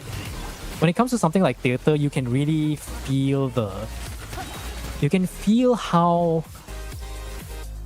bad they are outside of their niche. So there's that. Which is kind of funny when you think about it. DPS are the only characters that are subjected to that. When it comes to supports, the supports tend to be really broken. Huh? Wow, who would have thought, guys? Support impact. Who would have thought that the supports would be so damn freaking strong? The supports would be so strong that they are rather unconditional. Crazy. Today's music of fire. This is just my own no copyright playlist. I need more no copyright songs, but I don't remember which songs have copyright and which songs don't. So it's quite annoying. Oh yeah, Raiden. Raiden's a unit. What niche is Ayato even in? Ayato is... No. I think the best way for this... You know how when he first came out, they call him the Jack of all trades? So, he's the Jack of all trades, but he's just the Jack of a trade. The only trade he's good at is being Ayato. He's so niche. I think the word niche is actually... You shouldn't even use the word niche because it does the word a disservice for characters that are actually niche but good. He's just... Ayato is Ayato. He exists, basically. He just exists. And why is that fucker in the sky?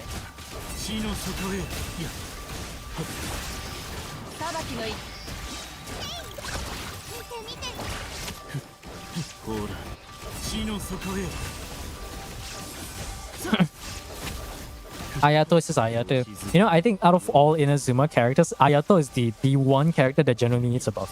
You know, people talk about Yoimiya being bad or Ayaka being kind of niche without Escoffier. At least those characters people talk about. Ayato is like... He's one of those characters you just ask yourself, like, why is he a thing? You know? They all need buffs. No, I'm saying in the sense of like... Everyone talks about all the waifus. But nobody... Or maybe Ito. Sometimes Ito is there. But there is nothing you can do to make Ayato good.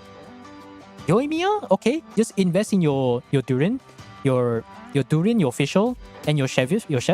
And then give her like Pulse or R5 Rust. And give her like really good investment. Okay, you now have a 90k, 100k DPS team. Overloaded. Specifically overloaded. Oh, Ayaka, get Escoffier. You can at least get a 80 to 90k DPS depending on how good your investment is. And like Ito, Luna Crystallize. Or Luna Crystal Charge, or whatever the fuck it's called. And then like, you look, and then Raiden, okay, Raiden, Hyper Blue. It's sad, but at least she has a use. Unless you get C2 Raiden, then you can probably run a Durin Hex Array Overloaded. What the fuck can Ayato do? There's nothing he can do.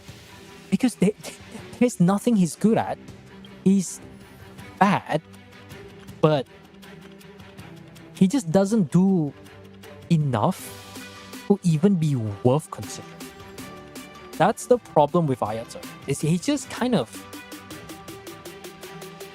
there. Even when he was first released, nobody was glorping over Ayato. Everyone was just like, haha, Ayato. Anyways, Yelan. Oh, Yelan and Kazuha rerun. Yeah, speaking of Kazuha, hi Kazuha. It was just literally that. I don't know, man. It's just damn funny. His ult applies a lot of hydro. His ult. Okay, let me rephrase. No, I'm gonna rephrase that. Ayato without his ult doesn't exist.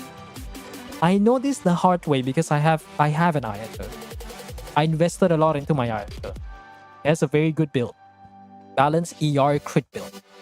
I pulled his signature because I didn't want to buy Battle Pass to get another Black Sword. And guess what happened to that signature? That's right, it's on Cloran because Cloran actually does damage. Even if she's 7 out of 10, at least she's 7 out of 10. Ayato is like... Ayato is so bad that even in theater, I wouldn't even recommend him. That's how bad it is. Unless you give him like Faf Sword. Run him as a driver, Faf Sword, and then, I don't know, 4-piece Noblesse. Fuck it. 4-piece Noblesse, Beidou driver. Like... that's just how bad it is. Like, I cannot understate how niche the guy is. There is nothing that he can do. And anything that he tries to do, it just fails. The only thing he's good at is pulling out the random boba and make people be like, haha, bobato, haha. He drinks boba, guys. Wow, it's a good, and that's about it. Do I have an electro charge buff? This is kind of weird.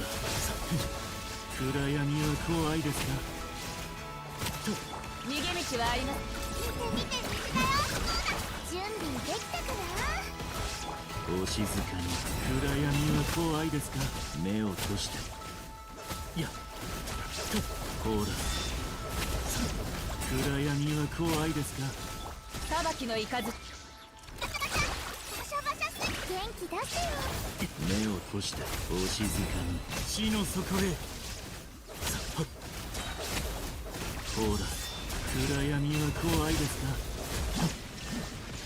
みんな頑張ってねほら水遊びのお静かに夜ですね Do I even have any electro charge buff? What the hell is this? Oh, is this Trial Flints? It's probably Trial Flints, isn't it? 道はありますバシャバシャして目を閉して暗闇は怖いですかほらさあいやさお静かにいや見切りました内面 Ah. やらしい Oh, it's not strong enough though. I kinda don't want to use enough though.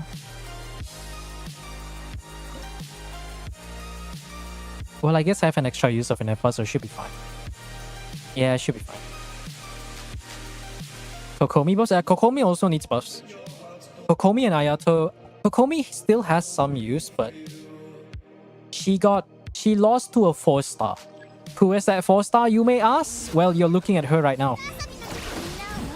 ほら死の底へ Like, the least she could do is just give Hydro application, but... Man. 絶縁障壁 Man. ほらお静かに死の底へいやいや目を閉して暗闇は怖いですか防衛モードガチャガチャ見て見て元気出せお静かに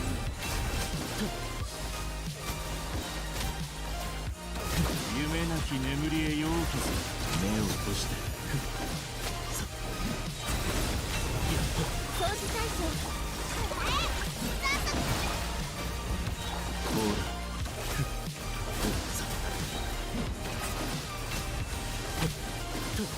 Ah, that's why I don't really like using Inepa here.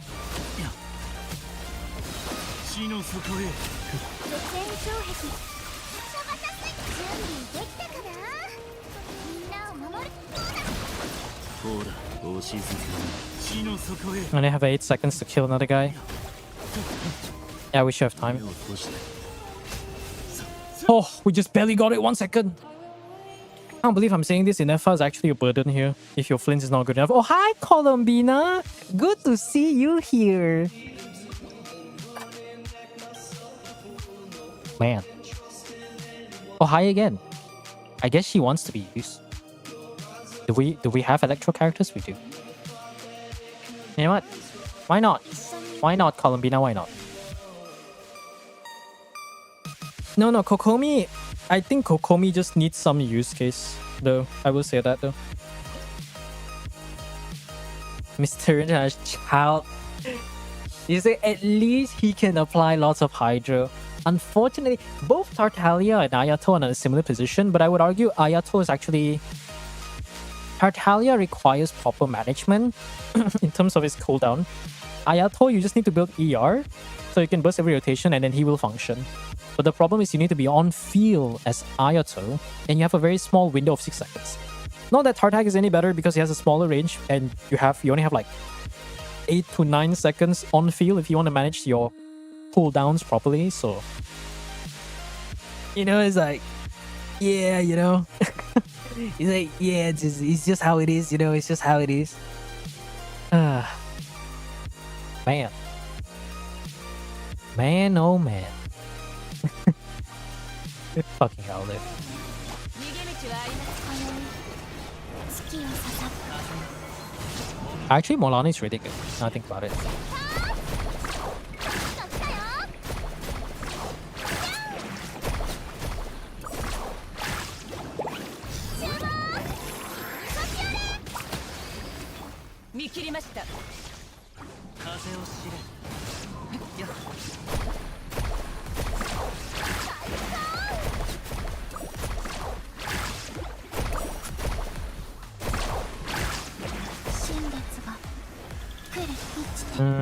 Hold on.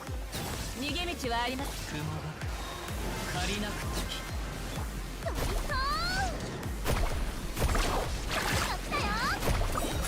What is this Molani's crit? I feel like I've missed more crits than I can count. 裁きの雷。風の行く先を。今宵月を捧ぐ。加速するよ。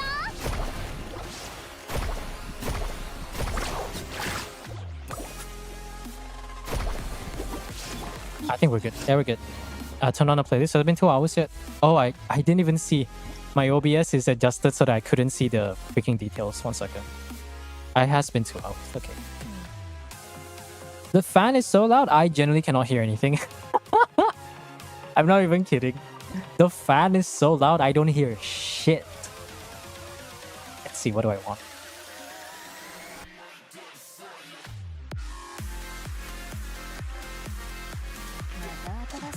No Escoffier.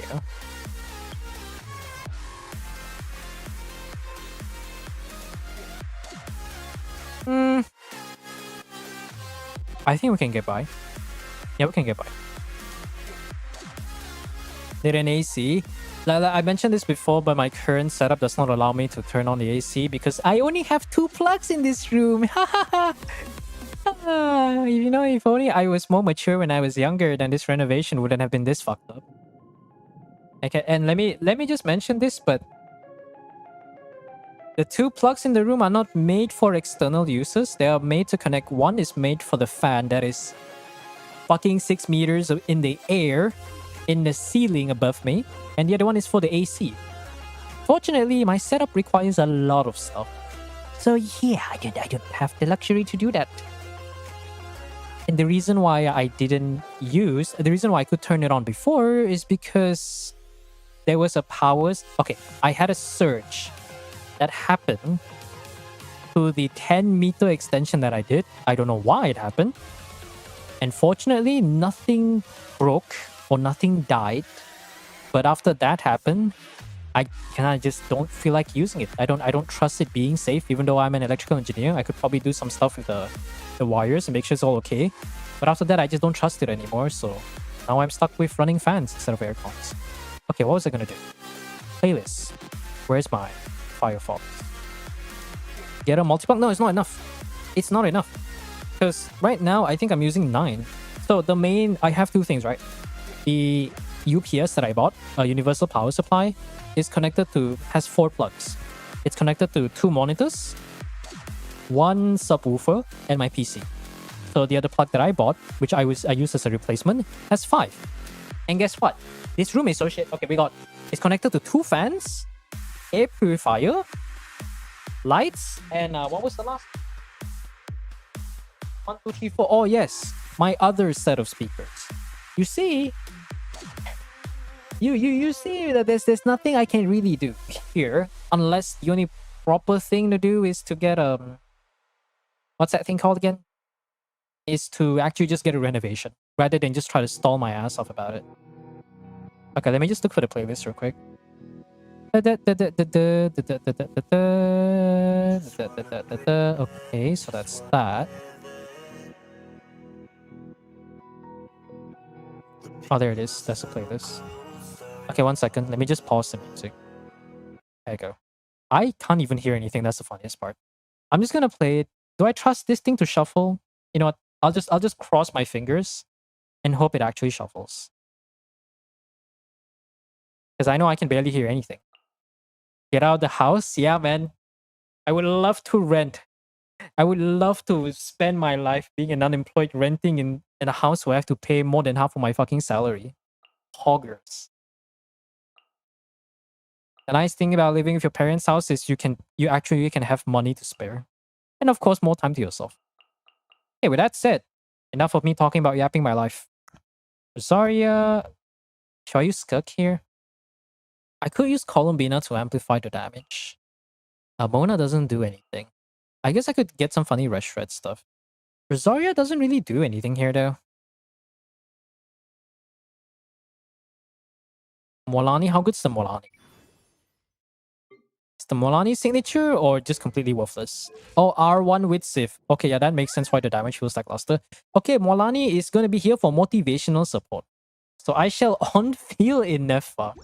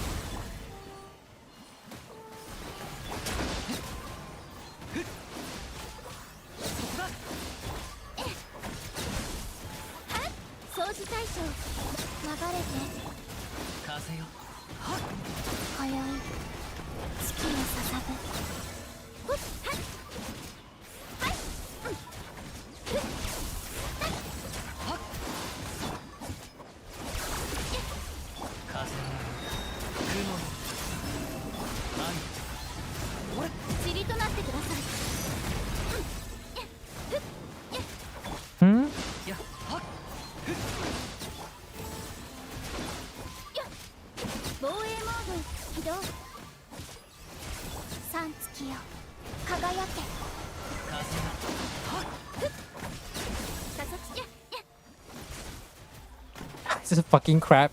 Crap, come back. Crap, come back.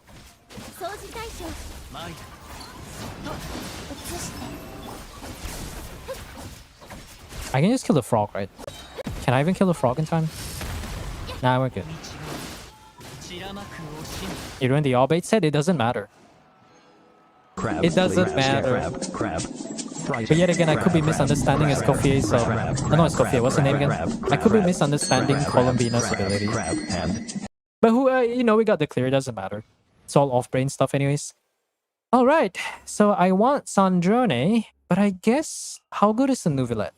Is the Nuvilette strong enough to handle the Arcanum by himself? Not really. No, not really. What do I prepare for? I could prepare for a Snezhnaya, but I don't think I even have Electra. Maybe I guess a Lolly.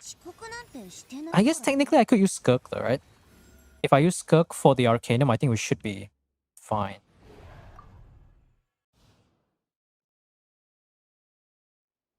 I generally can barely hear my own music. The fans are so loud. Let's see. I'll save St. Lolly for late.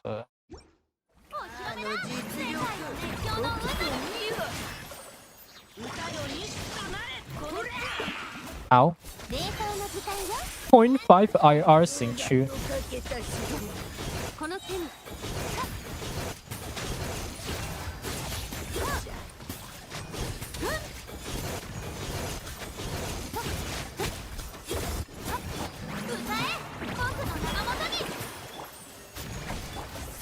Oh, nice. 目の下も満足させてあげる Why is Escoffier good? この手に Questions one can never answer. Actually, wait, Vodyanisa is Hydro, right? Actually, yeah, I guess she is Hydro. It makes sense. Because I was trying to think about it. Like, I was trying to like think in my head. Priest teams don't really have kind of like a what's the right word for it?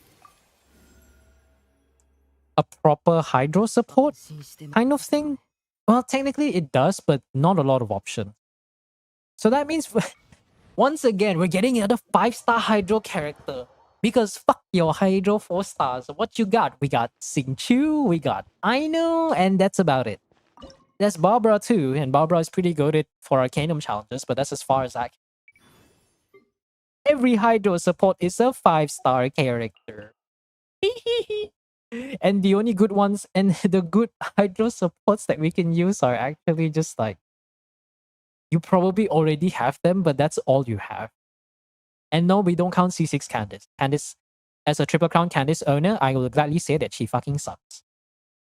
Wow. I saw a cog. She does 1% DPR for Skirk. I mean, no, you mean 1% in terms of contribution, or you mean in terms of like she still helps like Skirk teams actually be really good?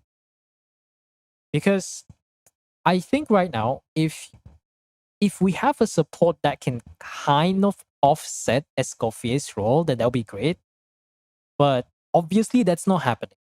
Like every time I see a finale of the Deep Skirk, I always have to use Escoffier because the only other budget option to Escoffier is Charlotte. And I've seen so many accounts, their Charlotte is like fucking dead in the water, man. Like their Charlotte is not even in their account. They got shelved so hard, she went back to Fontaine to go write more journals. Holy shit, man. It's like people complain.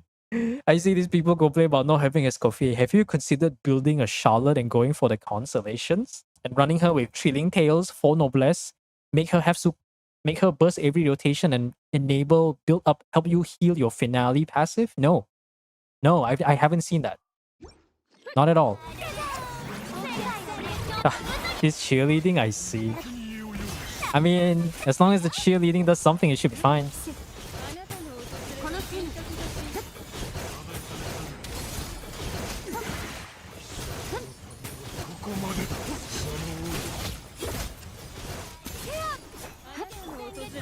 Oh, nice! We got the ladies first? Wow, who would have thought if I actually just put a shield on a Calamity of Issues Skirk, it would actually do damage. Also, can I just say something that... Can I just say Skirk's normal attack is fucking massive?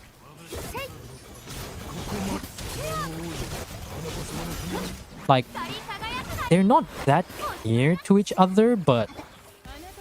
That's a lot of... That's big.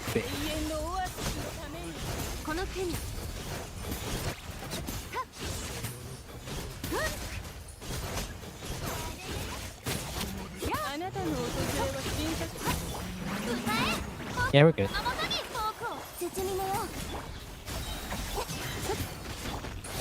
I don't even really have to do anything. Wow, who would have thought giving a shield to freaking Issue Skirk will make her good? Speaking of which, I guess we do have a Veressa. We do have a Sandrone. So there's that. Speak of the devil, hi. I kind of want a superconduct buff right now. There you go. So at least Sandrone will do something. My C6 DPS Charlotte loves you. No, the thing is, at least you built Charlotte, you know? Like, maybe I'm one of the few people that speak out for the super underrated 4-star units, but they definitely do exist. Once again, MiHoYo, I am calling upon the developers responsible for Imaginary Theater. Please release one more mode so people will actually build their they will build all their units so that they will struggle and they'll be forced to learn how characters work so that people will figure out that some characters are much better than they think. You know, they say some people would like to watch the world burn. I'm one of those people. In a good way. Let's see. So if I do that. I don't really need the Sing Chu, but I like the idea of a Hexarray team though. Yeah, I'll put a random Mona for no reason. I don't know why she's here, but she's here.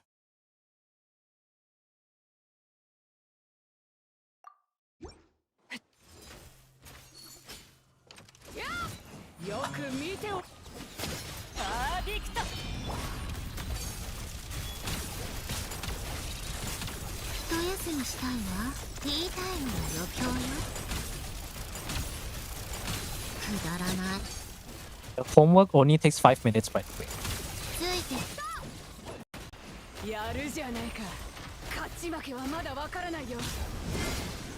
The homework only takes 5 minutes. You know what? Actually, 5 minutes is an overstatement. The homework takes probably 2 to 3 minutes. Even if you actually pay attention to the dialogue. Come on, guys.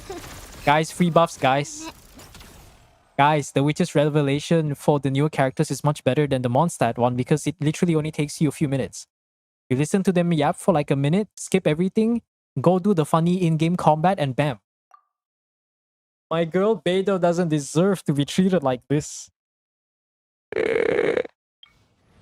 Well. Here we are. Oh, speaking of which, we do have Niveletta. I guess there is something I can do. If I had a nickel for every Beidou that I use in theater that doesn't have the Witch's Revelation buff, I'd only have 2 nickels. Which ain't much. But it's strange that it happens more than once. Man.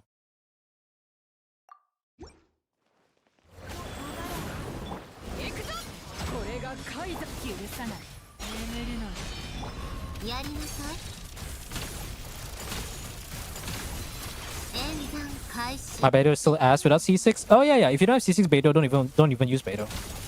But at least with the Witch's Revelation buff, it should do some damage. Because the problem is, oh my god, even the Chi doesn't have the buff. Bro, I don't have burst.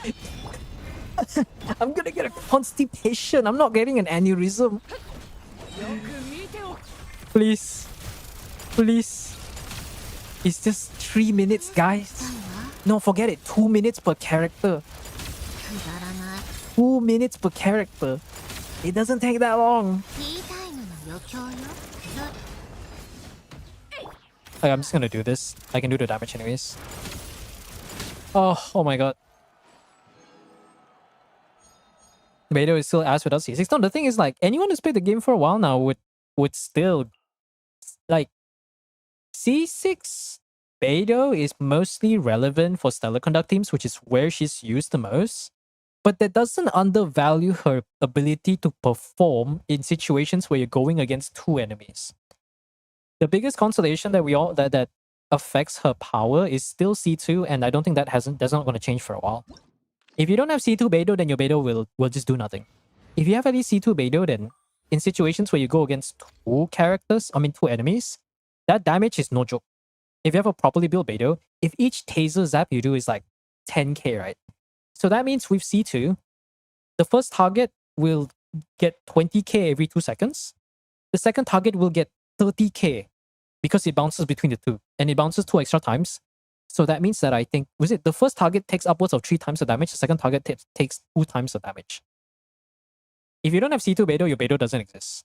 But if you do have C2 Beidou, at least she can actually do something. Like that's the thing that we want to work with, you know. Let's get the frozen buff. I'm probably gonna get one for What's his name called again? Nivelet? Yeah, Nivelet. Not that I can run Frozen Nivelet in the first place. Do I even have enough for a Frozen Nivelet team? No, Furina's already gone. Okay. No reason for me to do that. Is Vesna truly as good as Mizuki? I cannot answer that question because I don't know how good she is. I don't know what she does in the first place. All I heard is that she's an Anemo DPS and that's all I care about. Funny enough. Ooh, I could probably do this, right? Oh yeah. I can do this. I can do that. Sure, I can do that. Alright, we already got a decent Alucino team. スラムこれは必要な武力だ武器を捨てろもっと早く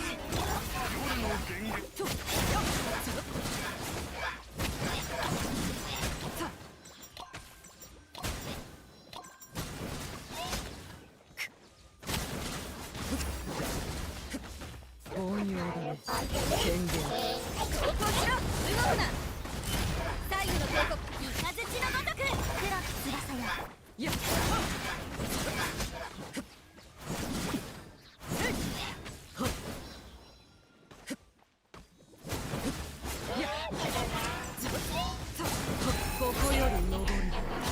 I think this Alucino team should be good enough. これは必要な武力だ武器を捨てろどいてくれ夜の限よっとやっと Auto targeting, please. Thank you. Have to kill. Yeah, there's the new local legends. I actually noticed it when I was exploring, and I was like, why is there Valiant Chronicles? And I saw the settings, and I was like, ah, right, new local legends. And I was like, okay, right, the whole new superconduct stuff. No, I mean I don't even know what the new local legends do. I just know there's the Fae. We have the furry local legend. The furry local legend Bandersnatch, which you will meet in one of the quests shortly. And then the last one is the Pulcinella people, whatever the hell you want to call them. I don't even know what to call them. I'm going to be honest with you. The Pulcinella people, whatever their name is called, which I just don't know what their name would be. Because I know there's the Votkoledak? Potlodak. We have the bear people. We have the Drushna. I know Drushna is the name of their HQ. We have the fairy people. We have the Lushkin, which are basically the non-bear people, the furries basically. What are the faces? We have the Leshens, which are the tree man. I love having a freaking random tree spirit in my freaking Genshin game, even though we're not playing Dota. What else we have? And then the Chimeras. These are like the 5 enemy factions, I think. No other requirements? First border unlocks at 7, I see. No, I mean, I know what Valiant Chronicles is. So I don't know what to expect. I haven't done any of the local legend stuff.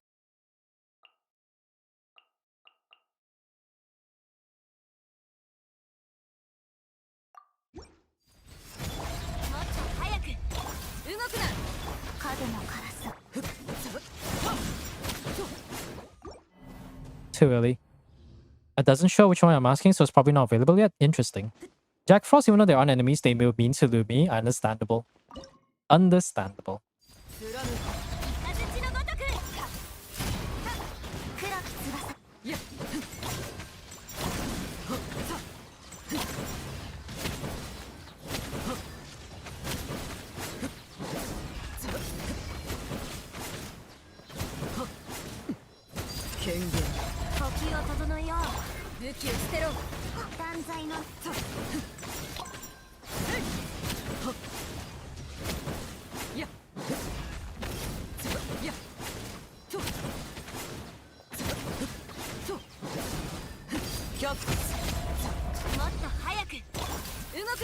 It's not looking to be a very good timer.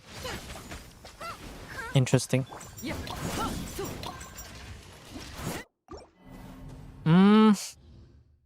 Something about this team feels a bit underinvested. I don't quite know what it is. Do I have to do a melt team? I might have to do a melt team though. Is it not C6? Ah, yeah, that actually explains a lot. That explains quite a lot. If it was C6, I think that would have been an easy clear. Let's try one more time. I'm gonna see if I can optimize it a bit. 最後の警告雷のごとく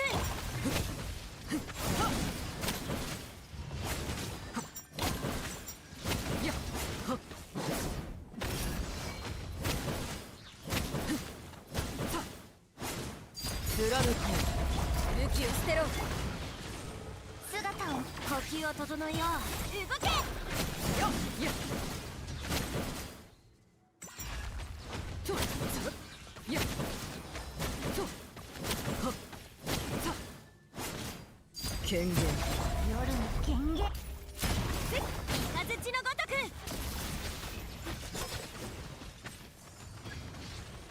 カウント Ah, this guy should know when to. We didn't do enough damage to bring him to the second phase, but he decided to go to the second phase regardless. もっと早くもっと最後の警告だ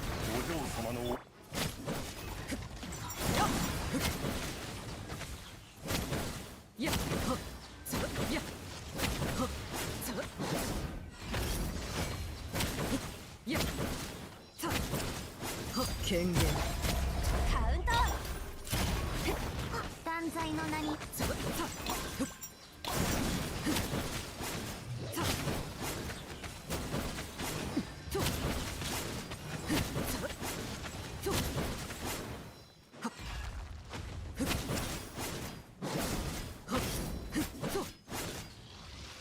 35 seconds with that much HP. I might have to run Mel Alucino, I think. 貫く呼吸を整えよう動くな夜の剣やっさえいはっさはっやっと権限はあカウント姿を見せ最後の警告だよっ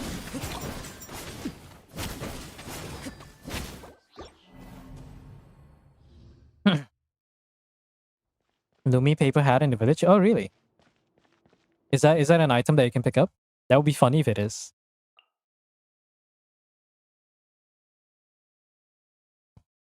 Hmm.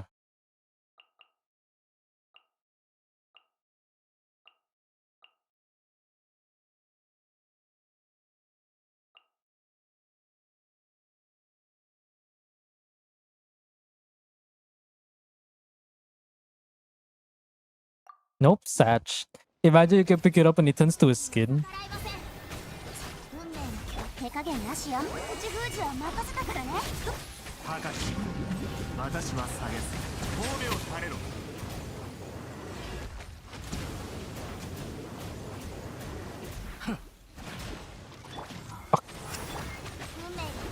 Oh great, no one in his team has seen energy recharge. ストラリーいつパパ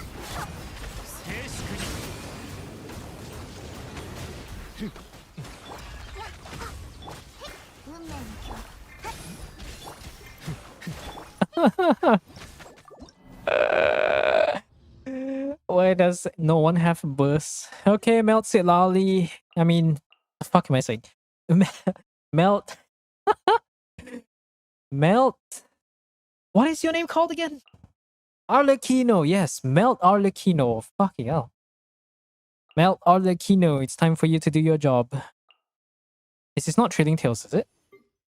Doesn't feel like Trading Tales. No, it's not. Rank 1 sack break. Damn.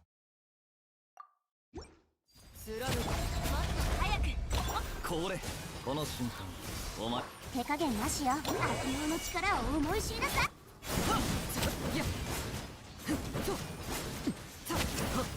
Oh, so much better. Oh my goodness.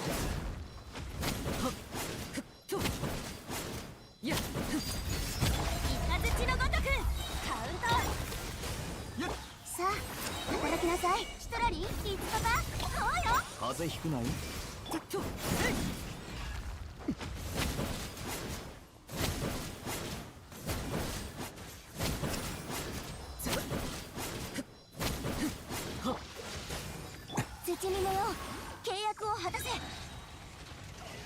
Fuck, fuck, fuck, fuck, fuck, fuck, fuck, fuck, fuck, fuck, fuck, fuck, fuck. もっと早く Wait, my energy. 愛 Thank you. おとなしくしやがる。口封じは任せたからねこの瞬間お前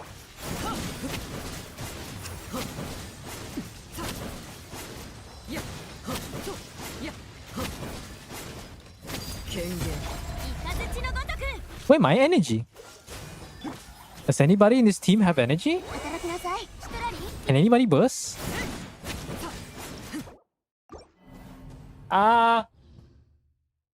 Do I have to run Varesa, Stellar Confreeze Duck? Whatever the fuck that's supposed to be? What the hell is a Stellar Freeze Duck? Ugh. I'm gonna get an aneurysm for this. Fucking hell.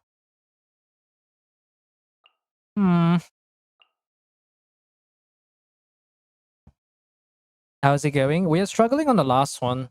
Not having the C6 chef is bringing us back, like, it's kind of putting us back quite a lot. I don't think we have any other characters. Do we have any characters can buff off? No. Maybe I should have saved the Sandrone. I can't rewind all the way back though. That's one of the few changes I would love the devs to implement though.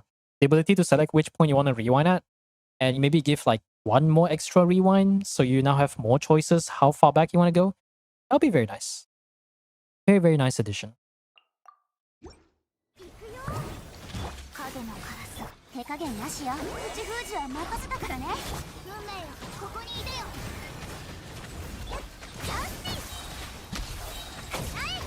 Okay, Varesa's doing damage. 断罪の名に絶妙よ契約を果たせ Mona will burst next year. Good to know. It's okay, she has skill. 30 seconds and the HP's not even gone. Maybe bad RNG? No, it's even worse. Okay, Varesa's not the way. Good to know. You know what? I'm just gonna do something very funny. Worst case, we do like over vape volcano. Actually, hex vape volcano might work though. Yeah, hex vape. We do hex vape and then we put a. Do we put Xingqiu or Yansan? We'll try Yansan for the attack buff and then we'll see what we can do. I don't actually know the exact rotation, so I'm just gonna wing it. 運命には逆らいません He's back for round 2, true.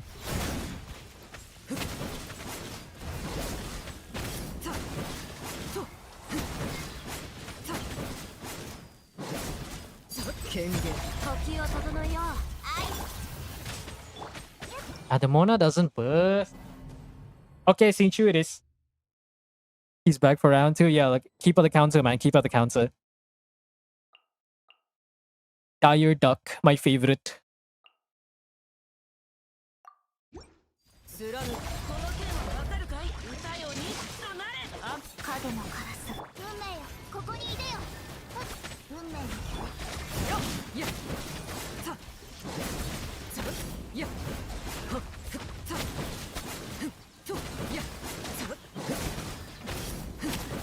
権限姿を見せカリウルコさいこの剣はわかるか運命よ Bro, we have Xingqiu and we still don't have burst. What is this diabolical team?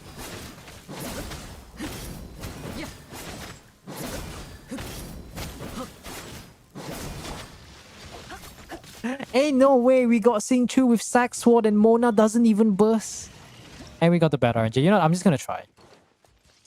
Holy man. 他奥義雨描きがたし Where's he gonna burst? 断罪の Every 10 business days? Fuck me, man.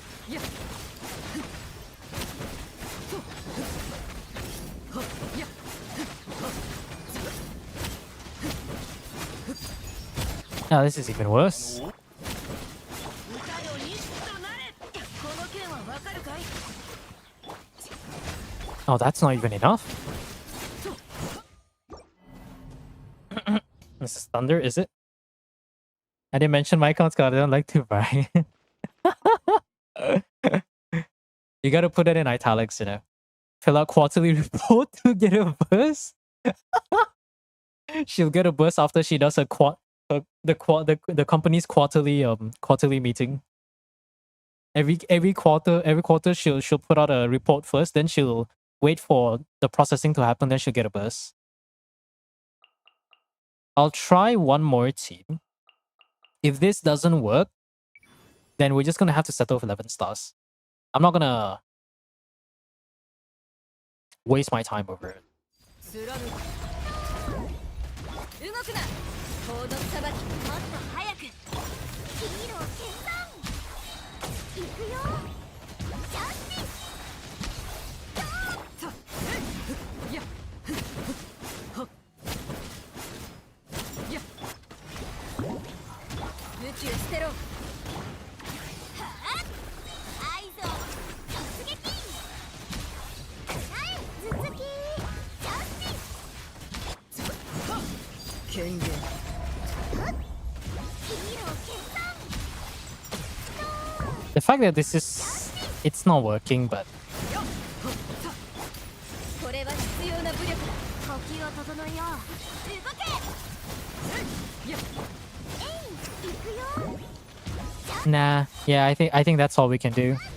Okay, no. I think the last choice is we do some sort of and if we stack multiple off-fielders. No, this one will work. So we remove you, and we want to stack multiple freeze buffs. So we can probably do something like this.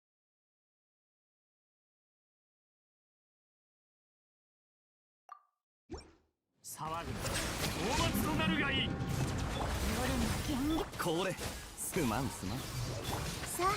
働きなさいストラリーいつこだ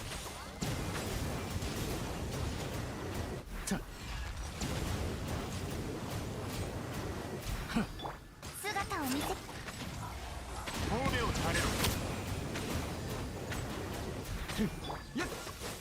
手加減なしよ風邪ひくなよ口封じは任せたからね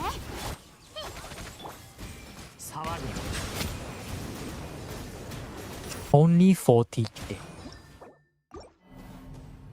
Yeah, I think we're just gonna go 11 stars. I don't think I'm gonna try too hard. We're just gonna do the regular overloader team. Itu sad. Itu sad.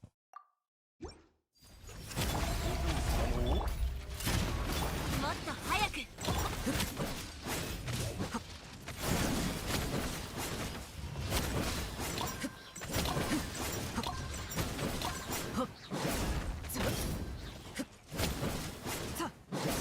貫く動くなコードさばきイカズチのごとく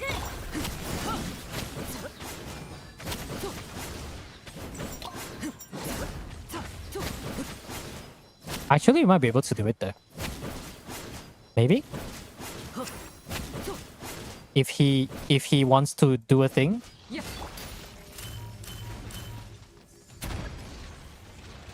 Oh, good RNG. Might be able to do it. 権限動け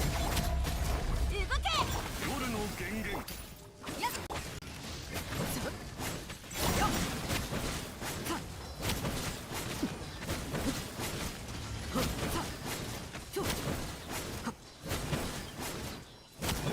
断罪のな却下もっと早く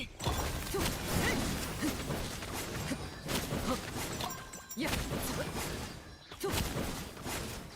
I'm gonna try one more time. I think it's doable.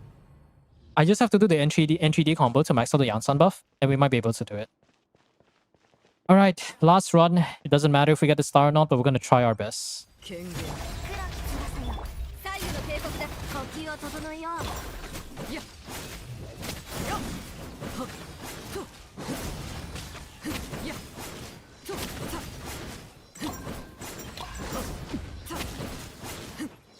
やっ却下姿を見せ動くなこれはカウント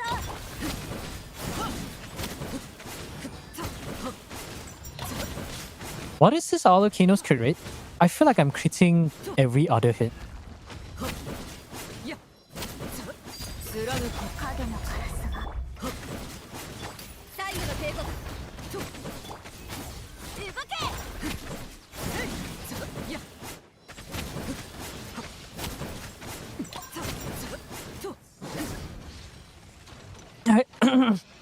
I generally feel like I'm critting every other hit. 断罪の名に武器を捨てろ。もっと早く、もっと強く。いや、黒き翼よ。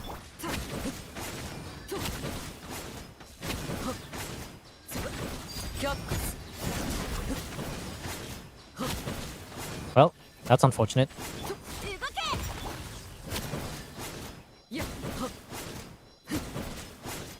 11 stars it is. 姿を見せよ、オズ。 It feels like 60. It doesn't feel like 70 though. It feels like 60. It is what it is. 11 stars is better than nothing. At least you got the rewards there. As boss and Stitcher never had it. Yeah, I mean, that is something I 100% agree with. Knuckle.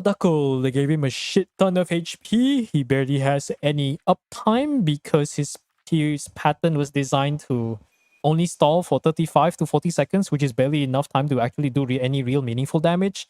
And the HP of the ducks are ridiculous. I wish what they did is if the mini ducks doesn't have boosted resistance, I think he would be a much more balanced boss.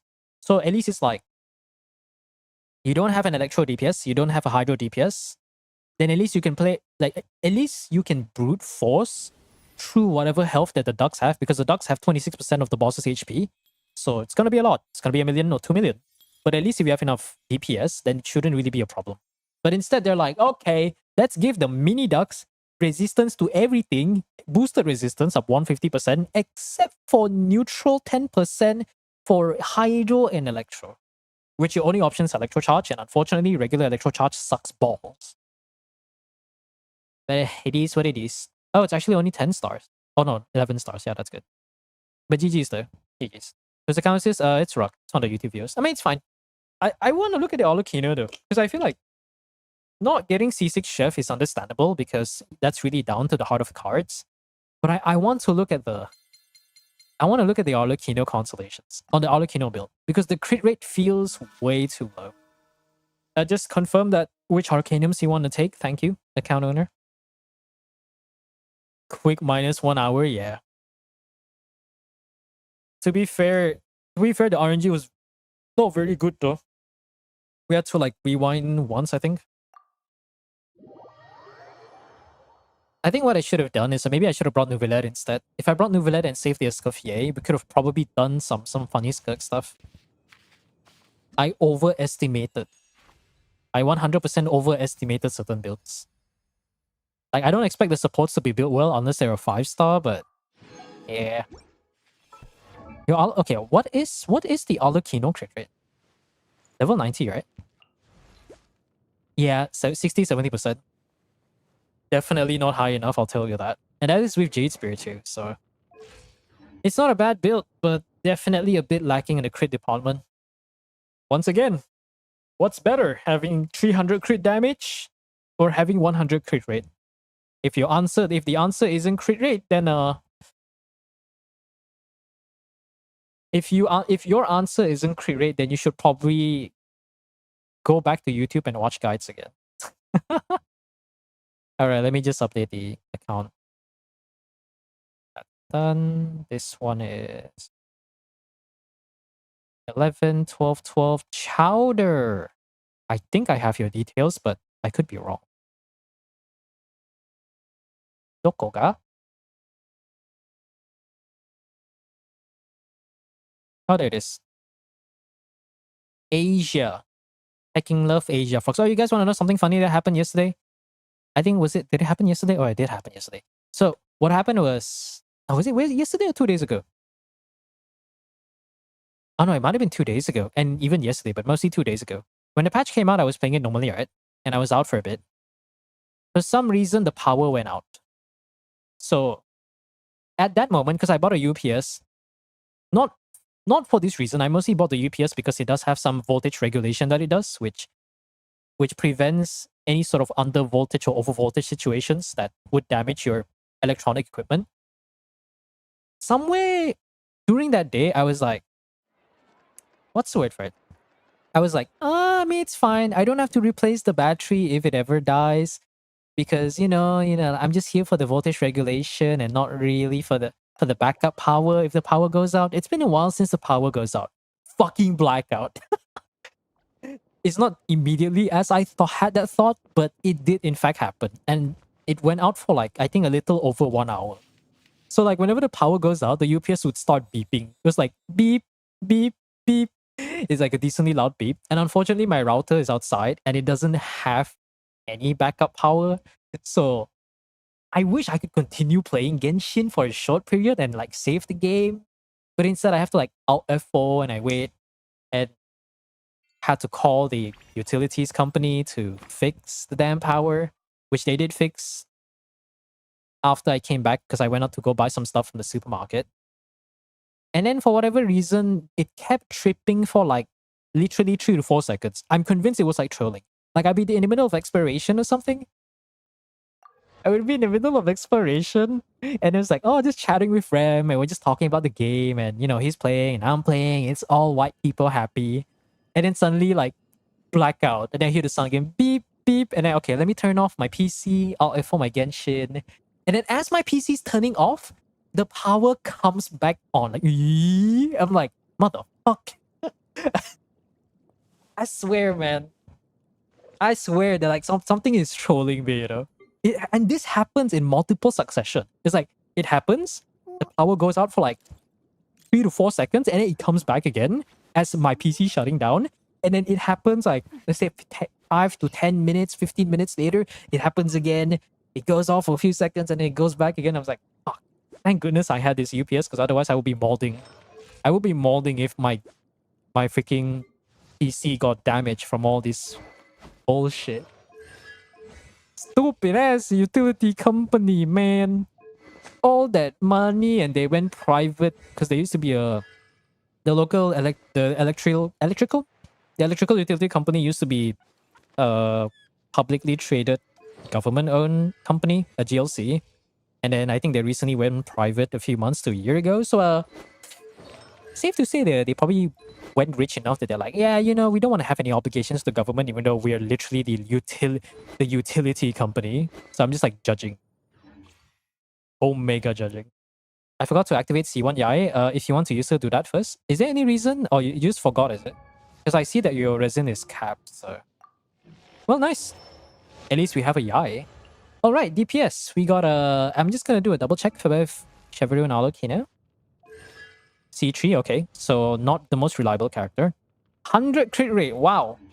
Now that is what I call an Arlecchino. At least the Arlecchino can crit. So we got Skirk, Flynn, Skirk, Yelan. No Inefa, so Columbina is gonna be with Flynn, so... Yelan for the first 2 acts, and then we got Flynn's, and then we have Skirk, Arlecchino. How good is your Cloran? Not really all that.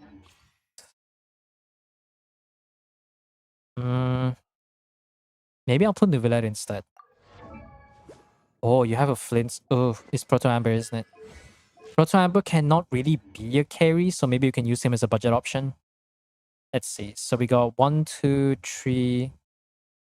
1, 2, 3, 4, 5. You know what? I don't want to think. I'm just going to borrow Sandrone. Sandrone makes magic work. Gravestone, do you guys have like the same friends or something? You guys have like the same friends or something? Why is this 59 crit rate? There's a guy called Chi-Chi, but he does not share Chi-Chi. So fake, bro. So fake. Any client care? Ooh, C6. But it's the wrong C6 though. wrong, wrong C6 character. I'm tempted, but I'm not. I don't like. I'm not a masochist. You know? What the fuck? Oh, this is a 4-piece. Okay, so it's just a random piece. Ooh, 7180 no ER though. I don't like. I don't like no ER Sandrone. If your Sandrone doesn't have 120 ER, your Sandrone does not exist in my. I mean, I'll take it because it's teaspoon. Why not? Okay, so we have that Sandrone. Support you, and at least we have Yae, so that should be better than nothing. Support.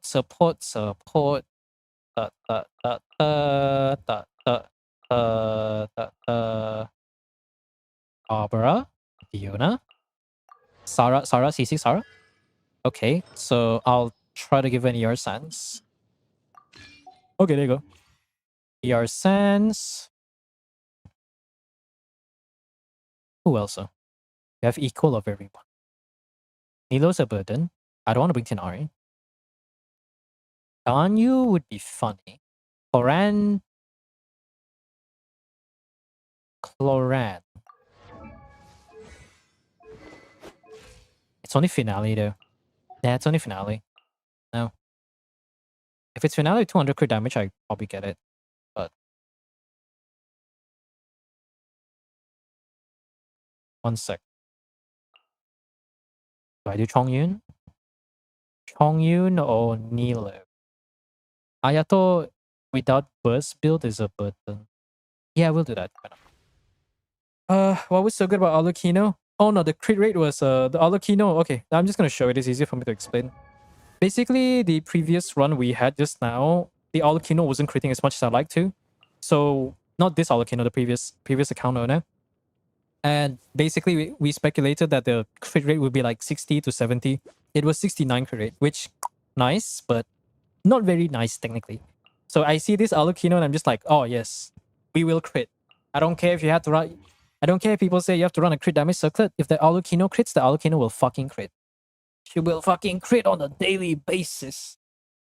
We don't have enough characters. What the fuck? Am I missing one? I'm missing one character? What the hell? Okay. I guess I can bring one more character. Oh, it's not a budget. I guess Ganyu can do something. Yeah, Ganyu can do something. Song pause, I know. I don't like it when Mozilla does this. Amazarashi. I didn't even look at the screen. I'm gonna be real with you guys. Oh, I know. Unfortunately, I kind of don't want to use Ino. Unfortunately, Ino is a little bit of a burden over here. Why is it Cryo again? I guess I'll get one frozen buff. Ooh, Hydro. I actually want Electro though. Electro Charge, okay. Can I get a character? Fuck. And we do have Chongyun, I guess. I'll save it for...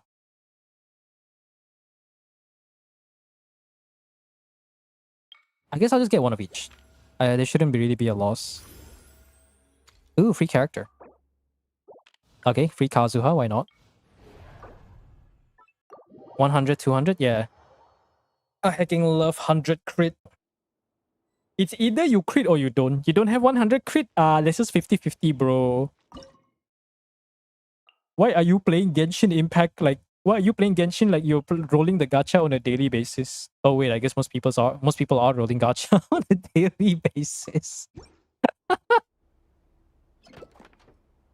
PMA more like PMO. You know, my favorite comment, I'll mention this again, is I think the latest theater guide. The reason why it's called PMA is because he's perpetually in theater, and I 100% agree with that one. Also, what the hell, C2 Yelan? Or is it C1? No, this one feels like C1. Wait, is Yelan in the... Is Yelan in the freaking thing? I don't think she is, right? She's not being given for free. If she is given for free, then I don't know what to think. Yeah, she's not, right? Because Yelan's too good, apparently. To be fair, I actually understand though. C1 Yelan is still better than nothing because any C0 R1 owners with Aqua probably cannot burst every rotation. But if you do have C1, then you can definitely afford to not run ER Sands and actually burst every rotation. You still need some energy recharge, but having C1 with 2 charges is pretty poor because you can do EQE. You can do EQE and then should be able to capture all the particles. EQE and then do like 2 normal attacks. And if you have Aqua Simulacra, that should make her damage pretty strong. I don't have Aquas, but I can imagine that if I get her signature weapon and I run her on ER Sands, which I do have cracked ER Sands, I would imagine she can probably do a whole lot of damage. A whole lot feels like another statement, but I think it should be a correct statement. I don't know. If I have strong weapon for a strong character, it would be strong. What am I even asking, bro? I'm fucking high. What am I even saying? If you have strong character, if you have a strong gear for strong character, it will be strong. I'm starting to speak like fucking heavy or something. Put dispenser here. 痛がっちゃいない以前工作せよかかれ星の My favorite meme. 自由になれ。周りも見張ってる。痛がっちゃいないよ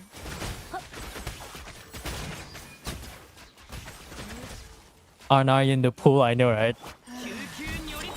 捕まえた I remember when I remember when it got released. I think some people were questioning like why was Yolan not? Oh yeah, wasn't it the what's that thing called again? The Chronicle banner, the Inazuma. Was it Inazuma? Oh no, yeah Inazuma Chronicle banner. Wait, yeah, but Yolan is Liyue, right? No, the Liyue Chronicle banner. I remember when that happened. Everyone was like, "Where's Yolan?" You know the fact that Yolan not only did not appear in the Hu Tao and Yelang did not appear in the Liyue Chronicle banner. Just to add insult to the injury, you can't even get her C1 for free from the Two Temple Daiso. This is so shit, man. That's actually kind of bad. What the fuck?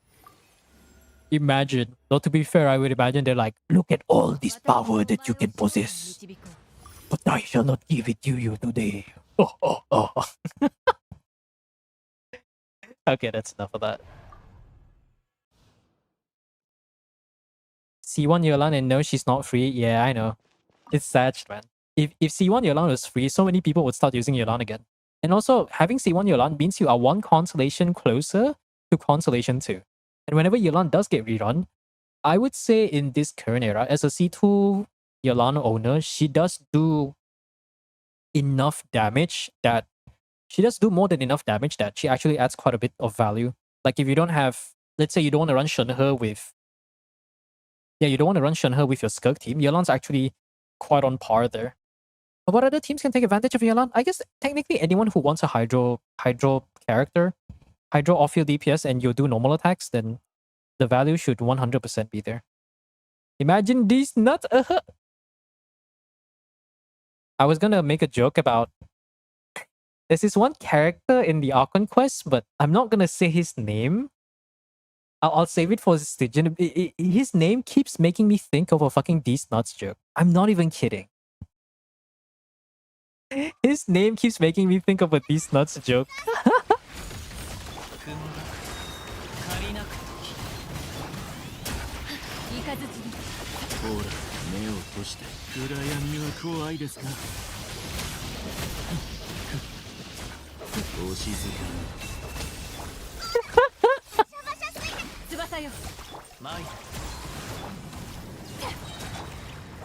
I keep thinking of this one character. This is one character in the Archon quest, and it just keeps reminding of the. I just keep making this a These Nuts joke. It's in Act 2. If he's an NPC, right? Every time I look at his name, I just keep making this one These Nuts joke. That I would the entire time doing Archon quest, I just kept repeating that every 5 or 10 minutes, and I can't stop laughing. She aged pretty well for an old unit. I used her with Skirk. Yeah, Yelan is very nice. It's one of the more... I don't think she's underrated, but at the same time, I do feel like at C0, she's not strong enough to warrant her use in a lot of meta teams, but she's also not weak enough for her to be bad. Though it is nice to have, I will say that. Let's see. Can we get we have a Columbina, right? Can we get a Columbina?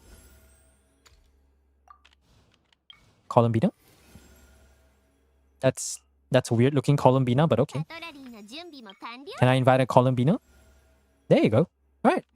Flints can go delete shit. Let's go. I think this should be the last account for the night, but that means I can spend the rest of the time exploring. It's a bunch of different minor quests that I have yet to do though. But I'll try to do a bunch of quests off stream. Because I like the feeling of playing the quests off stream. I don't know what's the best way to describe it. So is Kazuha here? Nah, it's fine. I think we'll be fine.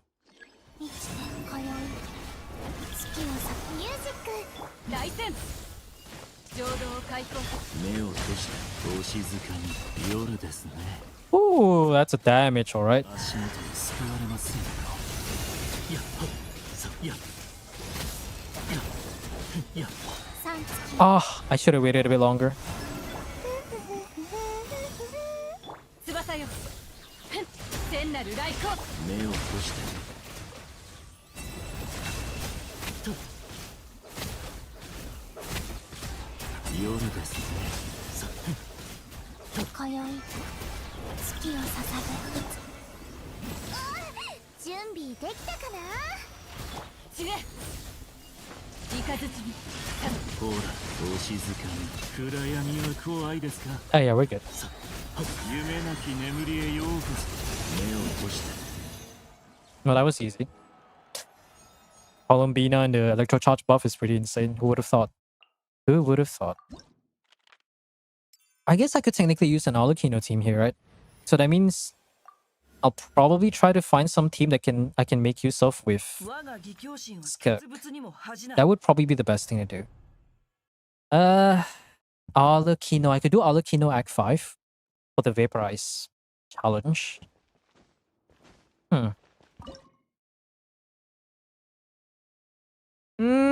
Columbina. I don't need the Barbara anymore. Or do I?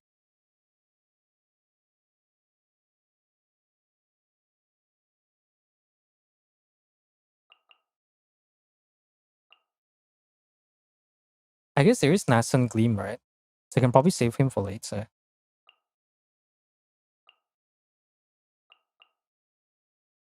This is definitely a team of all times. This is definitely a team of all times.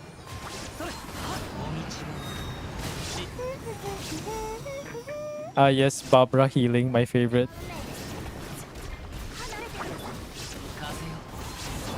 稲光すなわち永遠なりひゅっふっふっふっふっ見切りました風の赴くままに仮運命に逆らいません運命無我の境地ふっひゅっふっふっふっふっふっ Monolith teams are great. Yeah, I love this game, right? I love the fact that some options are so damn easy. You could literally just meme. You can throw some of the most bizarre teams and it just works. And you know the best part about Monolith? It actually makes taunt units feel less like shit. As if they're finally a very niche archetype that it doesn't work against bosses, but at least it finally works. I remember during the good old days, before they did the updates, maybe they must have known or something. I think they must have watched my video. I'm still somewhat convinced that someone in the theater department probably knows I exist. And I'm talking about the China group. I'm talking like specifically the Chinese, whoever's in charge of the actual Chinese Hoyoverse part of thing. Because I remember every Act 4, I always recommend something along the lines of like, oh, just pick this one because there's like one guy and you can just do damage to him and you can just ignore, like, you can just do damage and do the pacifist run so you don't have to try to do anything. Like, there was like the Pyro Avatars of Lava, the Fluid Avatar of Lava just now. There's also the Secret Soul Automaton, the freaking Hunter Seeker, the smaller robot, Natlan robot. And then I think those are the main two options. The other options are also not that bad. Like, there was a treasure holders are usually annoying. Nobushis are usually okay. I guess they probably saw my video and they're like, wow, apparently this is so easy that people throw all their worst units here. Then they're like, okay, we gotta change that, man. Proceeds to add trash mobs that actually makes it more annoying. And on top of that, like, because the elite enemy has a lot of HP, because they're newer enemies, so it doesn't really make it any easier to play around. So annoying, but here's what it is. I have one level of Frozen. Level 2 Frozen would be nice to have. I wonder if I can run the Villette Freeze team without having to use Skirka. That might actually be an option I can consider to do. I love freeze teams in Monolith, yeah. I love taunt units in Monolith. Like, the fact that I can justify their use is so good. You just put the thing there and you can just watch them do the thing. What, like once you group them together with the taunt, you can do enough damage to all the enemies that you can just like drag their attention towards you, and you just AFK at the side of the corner. Just make sure to whack them every now and again, and you should be fine for the most part. Very nice stuff. Yelan, Ganyu. Does Ganyu do anything here? I could go Silken. Actually, I could go Silken here. So I can do something like that. 流れて逃げ道はあります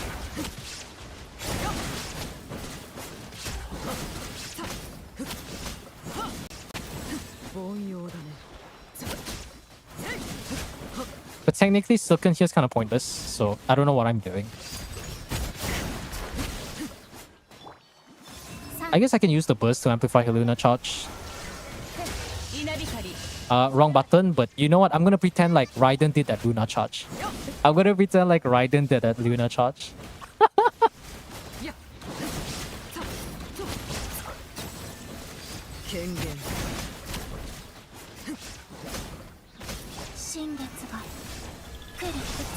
And the best part is Raiden's just here to proc Luna charge. You know what? Actually, Luna charge Raiden sounds like a very viable thing. Wait, does that mean if wait, oh no, Luna charge skills of attack, right? So that means instead of running triple EM like the old Hyper Bloom Raiden, you could do what's that thing called again? You could do triple attack Raiden.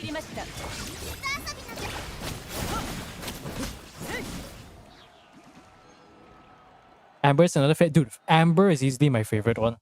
Like Amber and Chongyun are one of the few units that had a resurgence thanks to the likes of Stygian. Like, because what's the word for again? Like Amber's elemental burst especially does 20 hits, 20 pyro hits, which only 7 of those apply pyro. But there are certain enemies that 1 pyro hits on top of pyro application, notably the lava dragon. So it is really cool to see a lot of these videos where people figure out that you could use Amber to basically bypass the lava dragon mechanic, and you don't even have to bring a dedicated pyro slot. So that's really nice. Cryo pyro unit, I guess I can prepare for the next act. We have level 2 Frozen. I don't know if I can get a Nuvilette. If I can get a Nuvilette, maybe I can try to find a way to play around the thing. It's like, so maybe if I do Nuvilette freeze here with Escoffier, or maybe I don't even use Escoffier. Can I use Kea here? What other off-field cryos do we have? Is there a Sitlali? There is a Chi-Chi and Rosaria. Can I...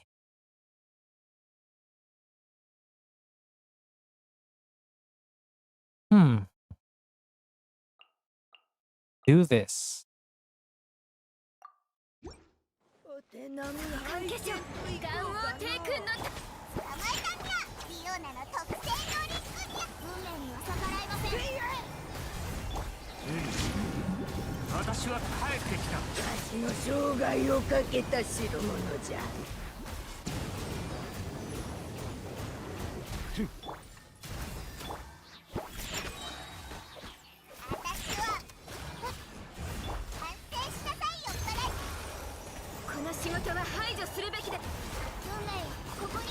It's not enough damage though. Do I have to put the Skirk in the back? I have to put the Skirk in the back. Sedge. Stellar Freeze Duck. Nah, they're not gonna do that, man. So far, I see the bosses, like, if you guys have went against the Chimera, I'm not too sure about the Odette boss or the Tree Griffin boss. But as far as I can tell, the Chimera feels like stellar reactions break it faster. But if I recall correctly, he's similar to the Swanee, where it's like the first phase wants cryo to break the electro shield fast, and then the second attack is basically just the Swanee balls. You just want to do PHEC to break the thing. At least from what I could see, but I don't know. I can probably look at the Stygian.moe to see how the mechanics work exactly, but I'm not very eager to look at that. I'm generally not that eager to look at it.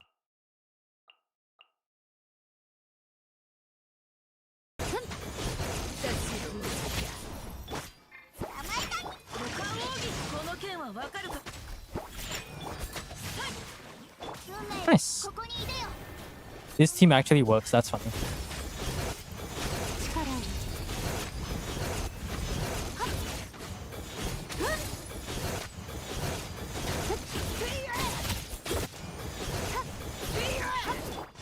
力を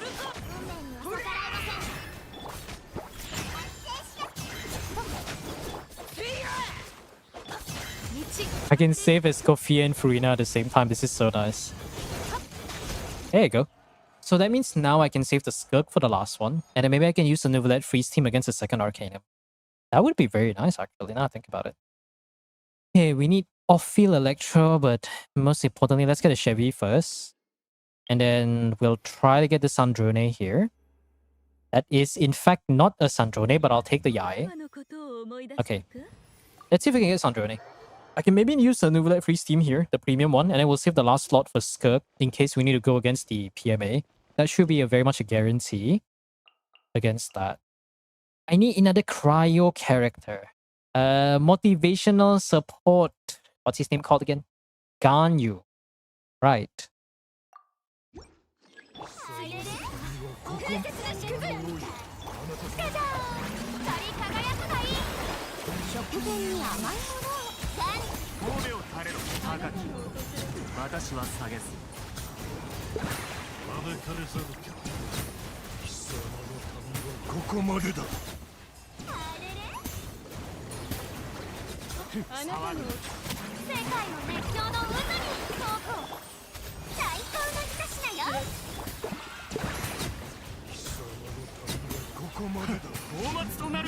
Seems to be going really well.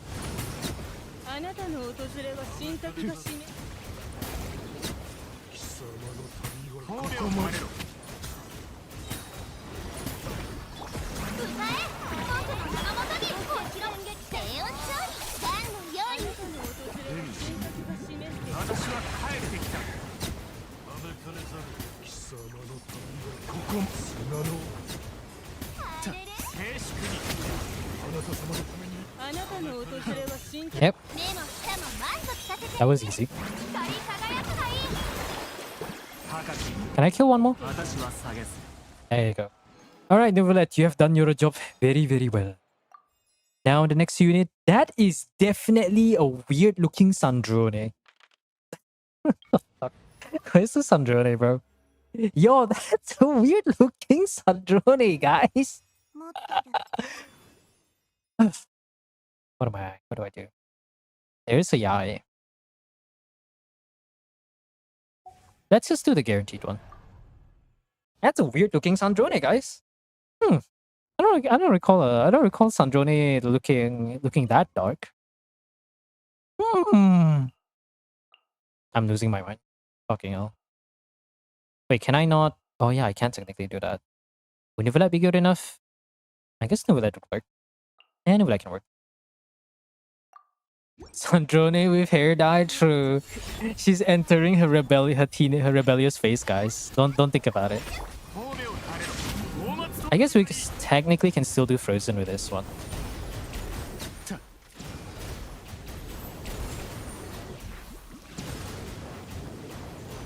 Ah, the rotation's too long. Ah, it's not Polaris. It's not the Witch's Revelation. Not 15-second cooldown. Feels bad, guys. Feels bad.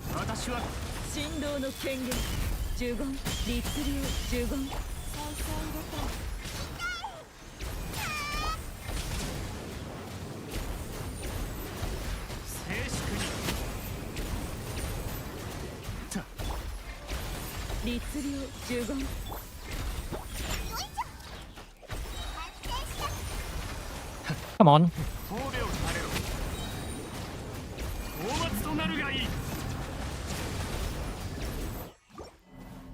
Oh, we were one bit away. I think I'll just use Volcano. You can, if you do have time, like, when I say time, I don't even mean a lot. So let's say you have Yae, right? So Yae, Beidou, Chichi, Diona.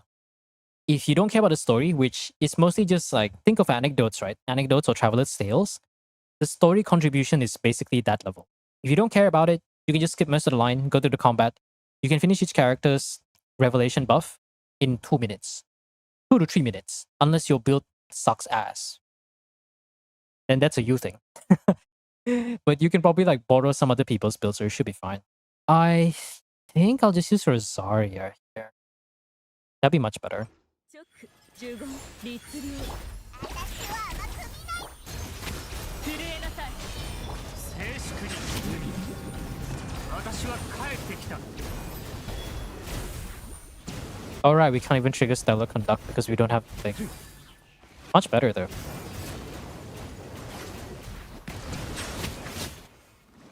直律流パーディクト高き私は下げず有限なるライフ呪言律流呪言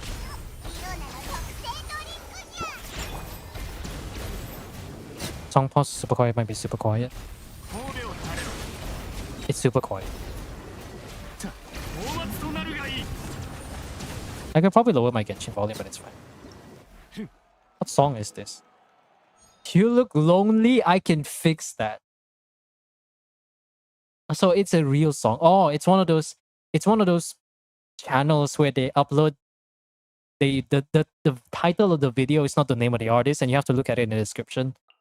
I kind of have a I kind of have like a pseudo pet peeve against things like that because what's the word for it? I have a pseudo pet peeve because it's like, you know, sometimes when the song is good, you're like, what? What's a song? What's a song? I don't know. Just go look for it, Lamau XD, and then I'm just like, Satch. It's I know the quote is a cyberpunk quote, but I just have something. I have something against, you know, when people purely just upload music, right? Music that they share from other people, but you don't know what the title is, and then you look down, you're just like, wait, where's the song? Why is it weird? And you look at it, it's like, oh, okay, here it is. And I'm saying this because there used to be a point in time where, what's the word for it again? Ah, fuck, I used to use it. I guess it's fine. There used to be a point in time where I follow a lot of music channels, which I still do, but I just don't add them to a playlist and filter through them anymore. So it's unique, so you can find it easily. I guess. But if you listen to a song that one person's sharing, I don't think that matters too much, right? Unless we gotta fucking Shazam our ass out here, you know? Shazam, what is the song that goes skrut skrut? Or something like that, you know? I don't want to do that. Oh! The Yae doesn't have Polaris. Okay, yeah. You gotta do this, man. Ain't no way you have Sandrone and out of all characters you don't have the buff is Yae. Bro, you don't want your totems to last 24 seconds, is it? Look at that, my totem's gone. Where's my Yae totem? Where's my Seisho Sakura? My 24-second uptime totem. Skrut skrut, man, that man's not hot. Skrut skrut. Oh, do they not have the buffs? Probably don't have time to play the game. It's the usual stuff. I've seen a lot of accounts. It's usually one or the other. But I'm just gonna say this out loud. The Witcher's Revelation buff for the newer characters only takes a few minutes. It's much better than whatever we had with Durin. Look, as much as I love Durin as a character and I like the quests, having to do the quests for 5 continuous days waiting for daily reset is a pain in the ass. I'm getting fucking Mikage Furnace flashback, man. Oh, look, it's Chernobyl. I'm sorry. You want to level up your Kuki Shinobu and your Yoimiya, which at the time Yoimiya was the one that used Nakuid. You gotta spend the next 5 days doing this quest. Was it 5 or 7 days? I don't remember. I think it was 5 days, right? 4 to 5 days. And you're like, okay, they reset yet? Daily reset, they reset. Okay, don't forget. Do your commission. Commission done? Okay, go talk to Xavier. Go talk to the fucking engineer. Otherwise, I'm gonna be walking in that place, gathering Nakuid and being half dead.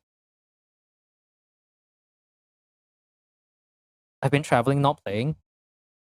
I mean, it depends, right? If you don't have Genshin on your phone, I understand. But if you're traveling for vacation, you probably would have time. If you're doing traveling for work, as someone who has done a little bit of that, and my brother does a lot of that, at least in within the states, like multiple states in where I live. I 100% can understand that. Also, all right, we can use that. I can understand if it's like for work purpose, because at least to that extent, you're kind of just like, what's the right word for it? Like when you do traveling for work purposes, it's like a 50-50. It's either your work finishes in half a day, and the other half of the day you go with your colleagues and go fucking shopping and buy souvenirs and basically take out all the money that you save up and just eat them at the fucking local peddler and stores to buy as much cheap shit as possible and bring them back. Or you will be there the entire day, and by the time you're done, it's already night. So you go find dinner, you eat dinner, you go home to bed, you collapse and wake up tomorrow. And the next thing you know, you're like, oh, gotta go back home because I got work. It's just a normal day at life. A bit unfortunate, but it is what it is. And okay, we have this one. Do I use the Snezhnaya or do I use the other one? Is Yae gone? Oh, Yae is gone. Okay, Snezhnaya doesn't work here. It is what it is. Touching grass, that's illegal. True. 5 minutes? I'm pretty sure it's shorter than 5 minutes because now you have the new change where you can press the dialogue and it will come up a bit faster, right? So you can probably save quite a bit of time there. At least for my experience, I finished all the buffs, which if I count, we have Risley, Sino. I remember them both because they suck until this patch. Yae, Beidou, Diona, Mizuki. Am I missing someone? I feel like I'm missing someone. Is that all? I feel like there's one more character, right? You guys remember? Yeah, sure. I feel like that's all of them. So like, I finished all of that in like 30 to 40 minutes, which implies that each of them only takes like 4 to 5 minutes. So if you, and that's because I was reading the dialogue. If you skip the thing entirely, then it shouldn't really be that much of an issue. Also, wow, Stellar Conduct Sandrone. I can use that. Poggers. Chi jump scare because why not? Actually, no, I'll bring Kaya. All right, Kaya, it's time for you to do your job.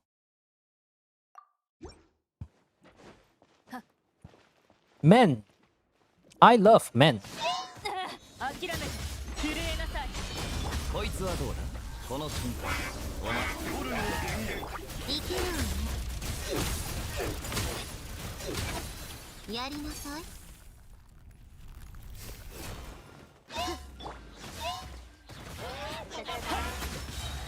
おとなしくしやがって Can I play the game? 風邪ひくなよ影の辛さいけるわね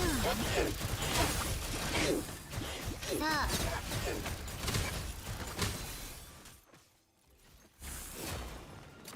演算開始こいつはどうだこの瞬間いけるわね Oh, that makes things so much easier.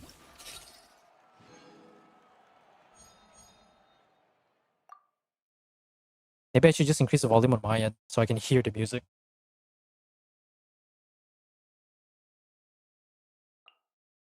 Okay. Frozen buffs. I said frozen buffs. I'm gonna have to rewind. Bruh.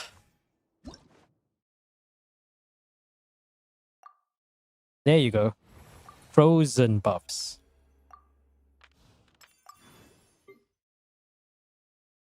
One, two, three, four. I don't think anyone here is useful. I'll just get more buffs here.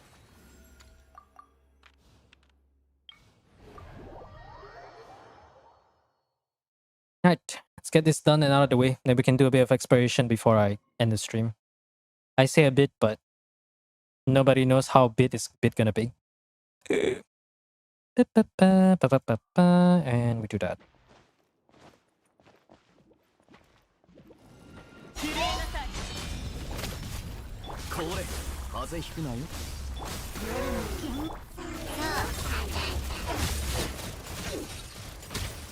That is definitely a Snezhnaya, right? くだらん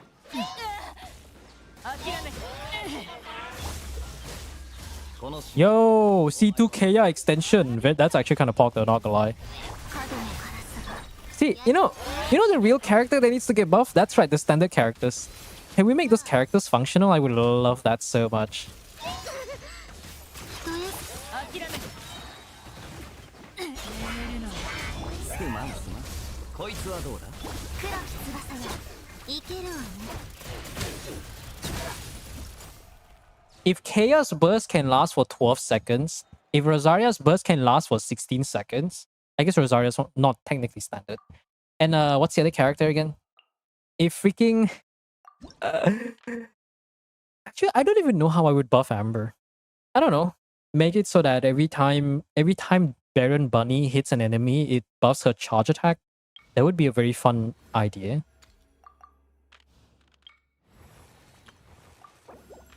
Alright, time for Skirt to absolutely destroy. C6 Kea. Was it C6? No, C6 is the... Oh yeah, it is C6, yeah. C6 Kea, like, it's very rare to see C6 Kea owners, but when it does work, oh, dude, like, having that fourth icicle does wonders for both cryo application, which also does a lot for melt teams, especially in melt teams. Like, Kea, I think C6 Kea learned if his burst lasted longer without having to kill anything, C6 Kea would be a very, very viable off-field hydro applicator. Wrong unit. Cryo applicator for something like Alucino Melt. Like, you don't have to rely on Silong. They just have to fix the duration and that's it. Granted, getting C6 Kea is almost borderline impossible. 霊道の時間よガンのように星々静かに眠れ Wow, look at that. He's already half dead.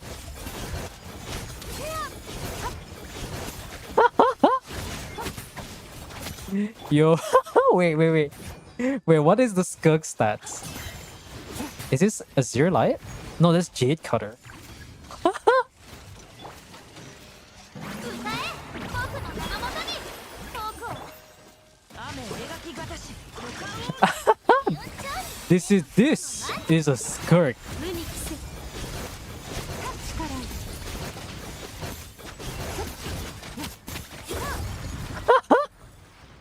Now that is a Skirk. There you go. 35 minutes. One of the better ones. 36. Exactly on 36. Easy clap. Bit can turn to hours. Yeah. Mizuki might be competitive if things stay the way they are. What?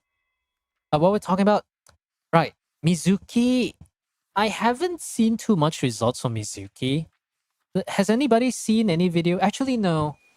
No, the problem is like the videos I've seen from pre-release, notably I've also watched like Jamie's like testing videos. It's a really very reliant on having C6 Traveler. Like C6 R5 Traveler with a proper build can do very, very strong, like very serious damage. I think right now, we don't have access to Constellation 6. Correct me if I'm wrong, I don't think we do, because we are tied to the Statue of 7. And we don't have R5, but R5 doesn't matter as much because we already have R3 level 90 with Extra Feigns. I guess it's just a matter of getting the artifacts right. Like getting Furnace and then giving Traveler like a proper set. Maybe Traveler on Furnace or Traveler on Shadows. Then maybe I can see the numbers. Right now, I haven't turned on my C1, but I don't think C1 is so strong that suddenly my Mizuki goes for 54k DPS to fucking 90k. I don't think the gap is that big. So I don't know. 500k DPS? No, I'm just like saying now because I think we're too early into the patch for me to really, for I think a lot of us to see really the results of people's theory crafting based on the beta. So right now, when Stygian comes out, hopefully I can finish my Odette level 90 double 8 and I'll bring her to level 9 talents like I did at the time. After the Disturbance Outbreak runs out. Oh, you gotta choose two. And then, what's the other one again? And then this Alyosha. Alyosha, the main reason is I want to finally make up the Snezhnaya guide. I could have released it before the patch run, like previous patch run out. But by the time I was working on it, I realized the Snezhnaya banner is already gone. So I thought to myself, I may as well wait for Odette and Alyosha's release. Then I can make a definitive guide for Snezhnaya. But only for like the min-maxing stuff. Not so much on the weapons and whatnot. Emperor? Alright. Yeah, you can probably trade this with someone though. That's something you can work with. Ziox Merman. Socks. I don't watch Ziox much, but if I do watch the Jeff sometimes, so I very rarely watch any YouTube videos nowadays. But it's always funny to watch whatever stupid memes comes out of it. Like memes about Xiao being short, or well, what's it? The blooming meme? Blooming Mpreg. Mpreg is one of the weirder freaking memes. The fact that there's an emote for it just makes me question a lot of things, but you know, it's Ziox, so I think anything goes. Without Sandrone, only floor 12, the first part is a problem. Are you talking about the current floor 12? Oh, help with the abyss. Yeah, I can use your details. Why not? Let me just update the sheets real quick. Okay, that's 16 accounts with 5 people missing. If those 5 people can show up, don't know when, maybe I can actually reach the 20 clears per month kind of quota thing. The current one, you still have the details, so I think I can log back to your account and I'll see what I can do. Because to be honest, I don't feel like doing any sort of exploring or quest right now. I just want to chill. Been playing a lot of Genshin for the past few days. Archon quest, world quests, meeting points, using every single fragile that I have just to min-max Odette and Alyosha. Man, that was definitely something. Oh, Rem just finished Act 2. And me too in the theater. I almost kind of... I'll do that like next time. We'll see if we have time. Okay, so am I on the right account? Did I log into the right region, or did you put yourself here? Oh, this is your account. Okay. So you do have a level 1 Odette. Let's see what we have. So that one, oh, right. You haven't done that. Oh, forget about problems. I thought you already got the stars for the next two. Apparently you don't. You have some of the Luna characters. You should be able to play around it though. But you will need an Electro unit. Do you have any in FR? Oh, there is an... Okay, yeah. You have an FR, you get. We can probably play around the fair too. Any... Not the fair, right? It's fine. We can probably play it in FR team. So second half wants Electro Charge, but I'm pretty sure we can just brute force through the entire thing. How good is your skirt? If I see a 4-star weapon, we're not doing. Okay, Calamity Issue might be able to brute force. Oh, I could probably use... Oh, we could... Oh no, there is Nafair. Nafair is just level 90. Okay, we can use Nafair first half. We can brute force Nafair first half. I can run some sort of Electro Charge team on the second half. So we can do that. And I will put you here. What is your last slot?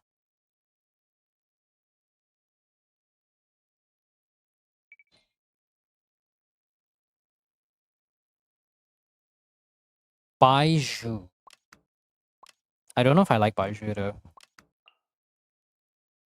It's the only Dendro unit I don't have, and I don't like 160. I guess he doesn't need that much energy. Appa Mare. It's... You know, I'm just gonna not. Cookie Shinobu! Where are you, my girl? Cookie! Wow! I hecking love Cookie. Actually, Cookie is Electro, so technically this does work. Technically, you don't even need Electro for the first half if you can brute force this guy. But I guess Cookie would help quite a bit.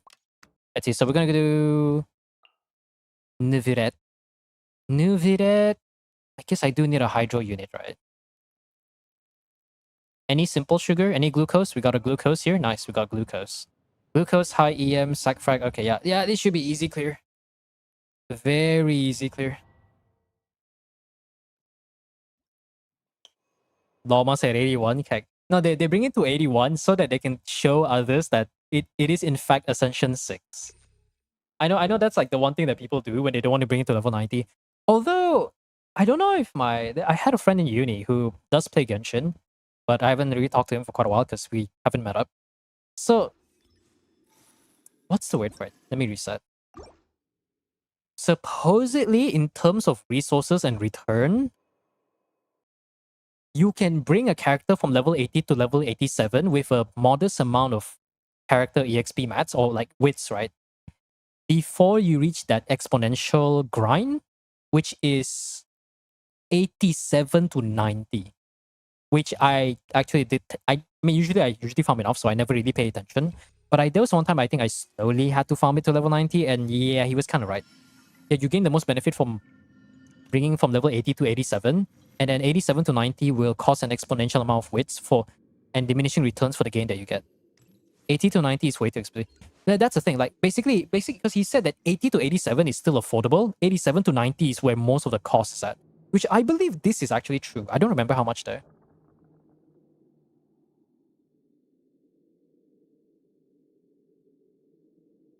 Now drink water for a bit.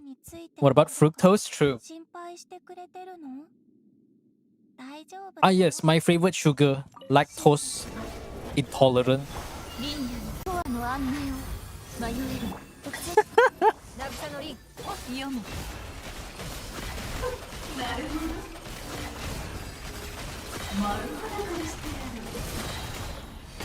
義魔通う月を捧ぐ月光のように壮熱よ流れて嘘はいけないね心を覗かせてもらうよ読む素直に吐く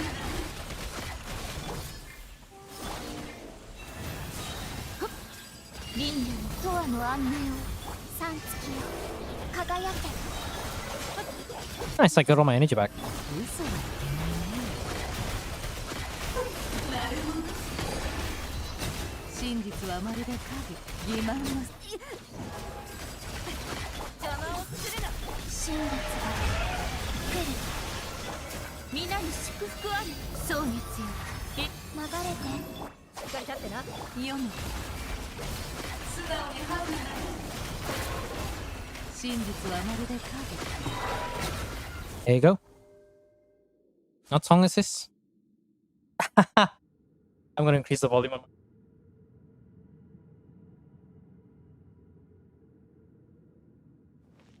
Night Court brings a tear to my eye.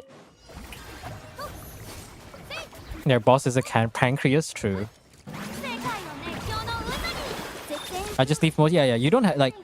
If you're not trying to main them, then leaving them at level 80 is fine. Also, I had a shield, right? What happened to the shield? Also, I can shoot from here, right? Wait, let me see. Yeah, I can shoot from here.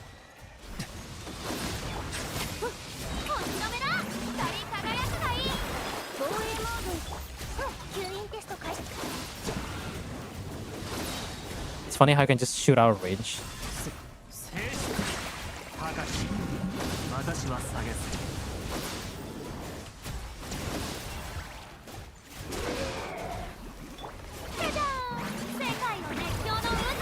Did it? Inefa's shield took like one attack and fucking disappeared. Wasn't her shield supposed to be the tankiest?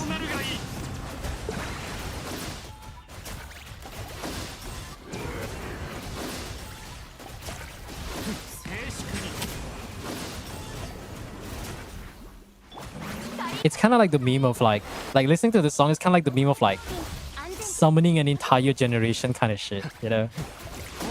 How to summon an entire generation with one song. Funny shit, I told you.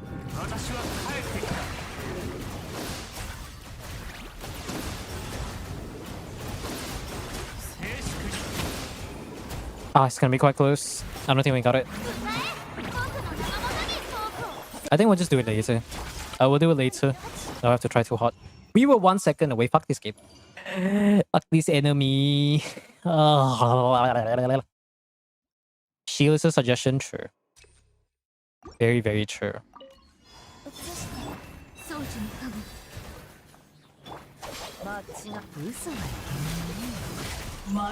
You know what's a suggestion? Elemental burst.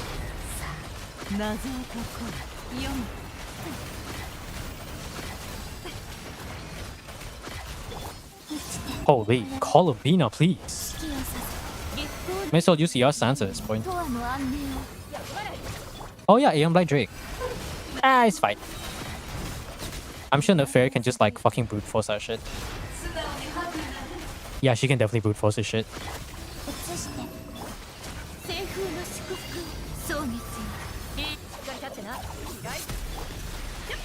So he'll do that. And and the tail will go down. Yeah, Yennefer can brute force. But Columbina doesn't have burst though. Holy Columbina, please burst.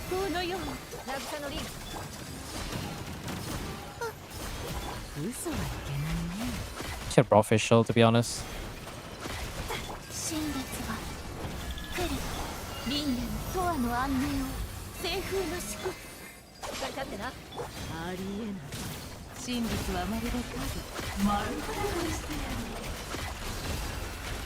It's okay though, the second half is easy.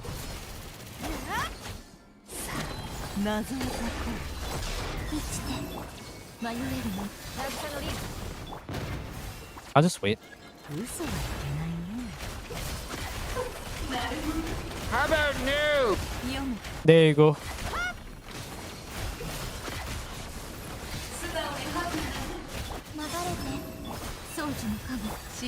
Two minutes. It's fine. Shuri Nuvula can clear in 1 minute. No, the builds. No, the builds are okay. But the Nefer is definitely not. I would say the Nefer is definitely not on the higher end. Because I only saw like, was it 50k? It's barely like 60k per charge attack or something like that. It's not. I don't want to say it's bad, but.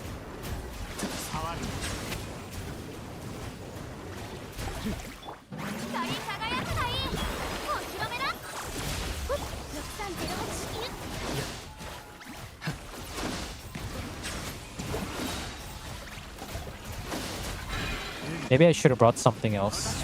This Nouvellette is not it.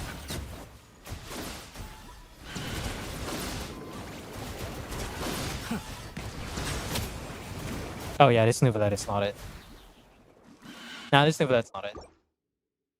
Oh, I thought, you know, I probably have to. I want to check the Yennefer. I need to check the Yennefer.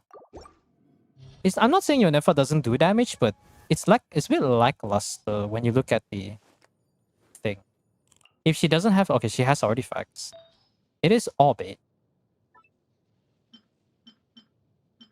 Wait, that's literally the same piece. They're recommending the EM piece now. Actually, no, ER doesn't matter. Okay, yeah, that answers a lot of my question. Lock that. That's not worthless. That's an off piece? Wait. Why is that unlocked? My dude. Okay, first things first. Get this out of my screen. I literally just said an argument about how I don't want to save. I don't want to change any builds. Why do I keep having to change builds? Okay, what else do we have? Any 4 lines that isn't complete ass? Hey man, you know what? We'll just work with this. Orbit, okay, EM attack percent. Lock that for you. That is, it has attack percent rolls. Roll values still there. You know what? How many do you have resources? Please tell me you have resources. Oh, you have resources, thank God. Oh, I'm about to go to church in the middle of the night asking for Jesus for some prayers, man. If this one doesn't roll crit, I'm taking your Alucino's artifact. Just swap it back later. Why are you accusing Electro Goblet? No wonder the fucking Yennefer isn't doing damage. I was like, Nouvellette Luna chart should not be this trash. Nefer, like the Nefer build is, yeah, the Nefer build is not the best, but that Yennefer is actually tanking us. Straight up, generally tanking us. Create a circlet. Yeah, that's fine. At least the Nefer works. I need to check your Columbina. Your Columbina not bursting every rotation is like... Okay, yeah, that makes sense. That makes a lot of sense. Okay, my dude. How much ER do you have? Okay, yeah, that's just no. Just no. You know, just no. There you go. That will feel so much better to play. I'll just bring Fischl here so I can play around the Aeon Blight Drake. Oh, you guys, I'm gonna give me a fucking aneurysm at this rate. Jesus. Gonna have to start using my fucking revenue for the therapist bill. Therapist, why are my viewer builds so bad?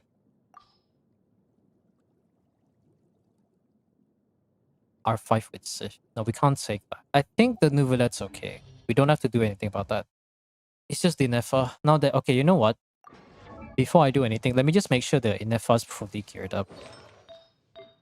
Now, before I forget, is there any other piece? No, there's not a piece. Okay, let's try to give her a proper attack goblet that isn't completely bad. So that's Codex, that's Ayaka. Okay, you don't have the best. That one's eh. EM, that's definitely a good thing to peep. So what are we competing with? One more roll will make it a 3-line, but we only have 2 rolls. This one only has 1 rolls and it's almost level 16. That's a 4-line and a roll as. Okay, that's understandable. Any 4 lines I can use? No?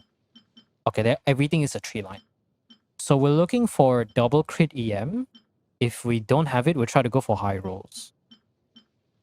2.7, 7.8. We don't need crit rate, we need crit damage. So I'm going to try to roll a high roll crit damage. It just needs 2 rolls. Otherwise, you can just feed it whatever. So that sucks. Good to know. That's already leveled up, so that's a no-go. It's leveled up. Everything else is 6.2. 6.2 is kind of low.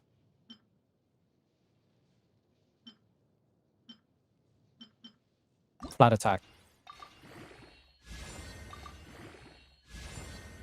Okay, crit rate. 1 more roll.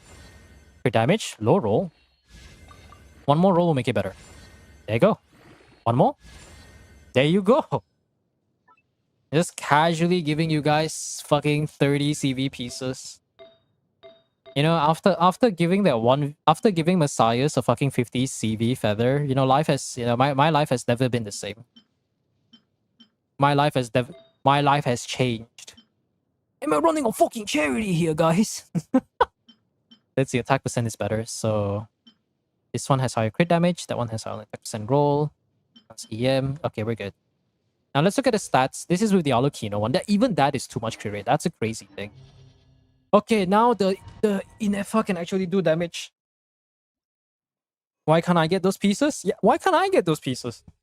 I literally highlighted. If you guys check the channel, I there's a bunch of highlights or clips that I made and a bunch of other people made. I literally made a highlight of just like me rolling a 50 CV Codex feather for Messiahs.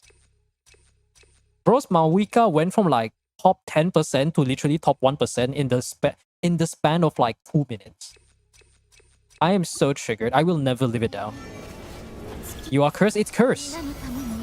My artifact luck is being shared with other people, but not me.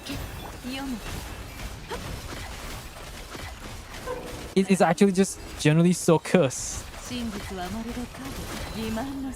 I played this game for almost 6 years. Anniversary is in less than a month.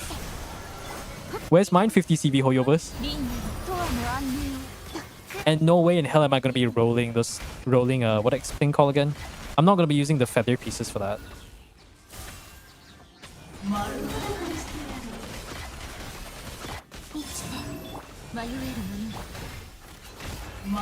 Oh, they hyper boom that thing.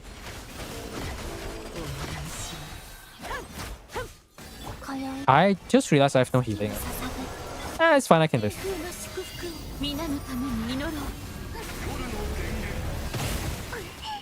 There you go.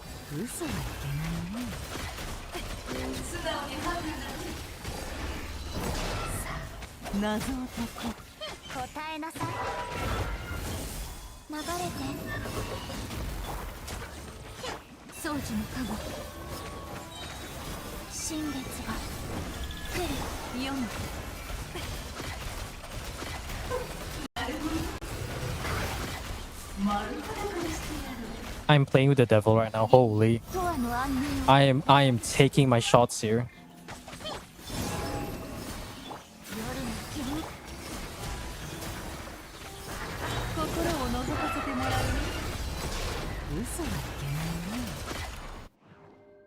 Okay, Official didn't really help too much, but this one should have a much better odds though. Channel that inner streamer interaction. Think your account is like a viewer. True. Maybe that's what I do have to do. You may be right, Dash. You may be right.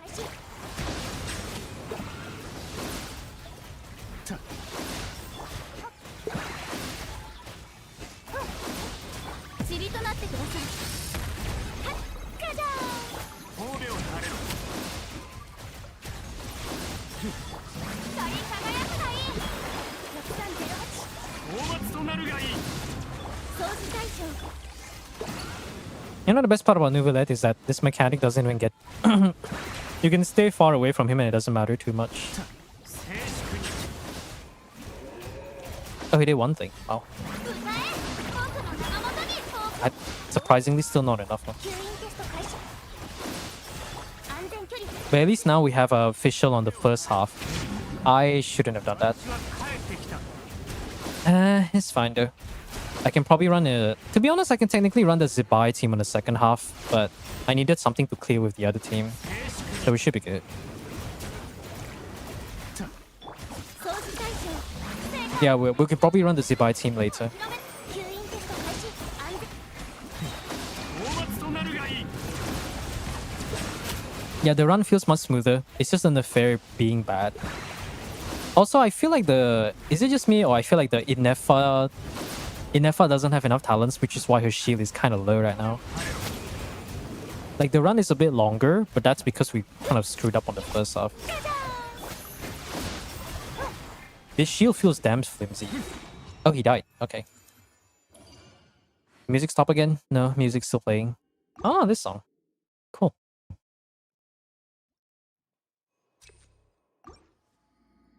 Actually, let me get the other one. We're gonna get it so that we can gain our health back. There you go.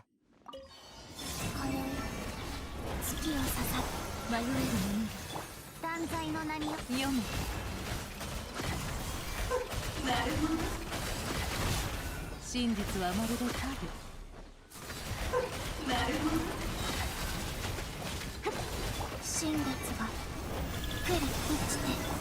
さあ謎を解こう。掃除の顔読む。嘘はいけない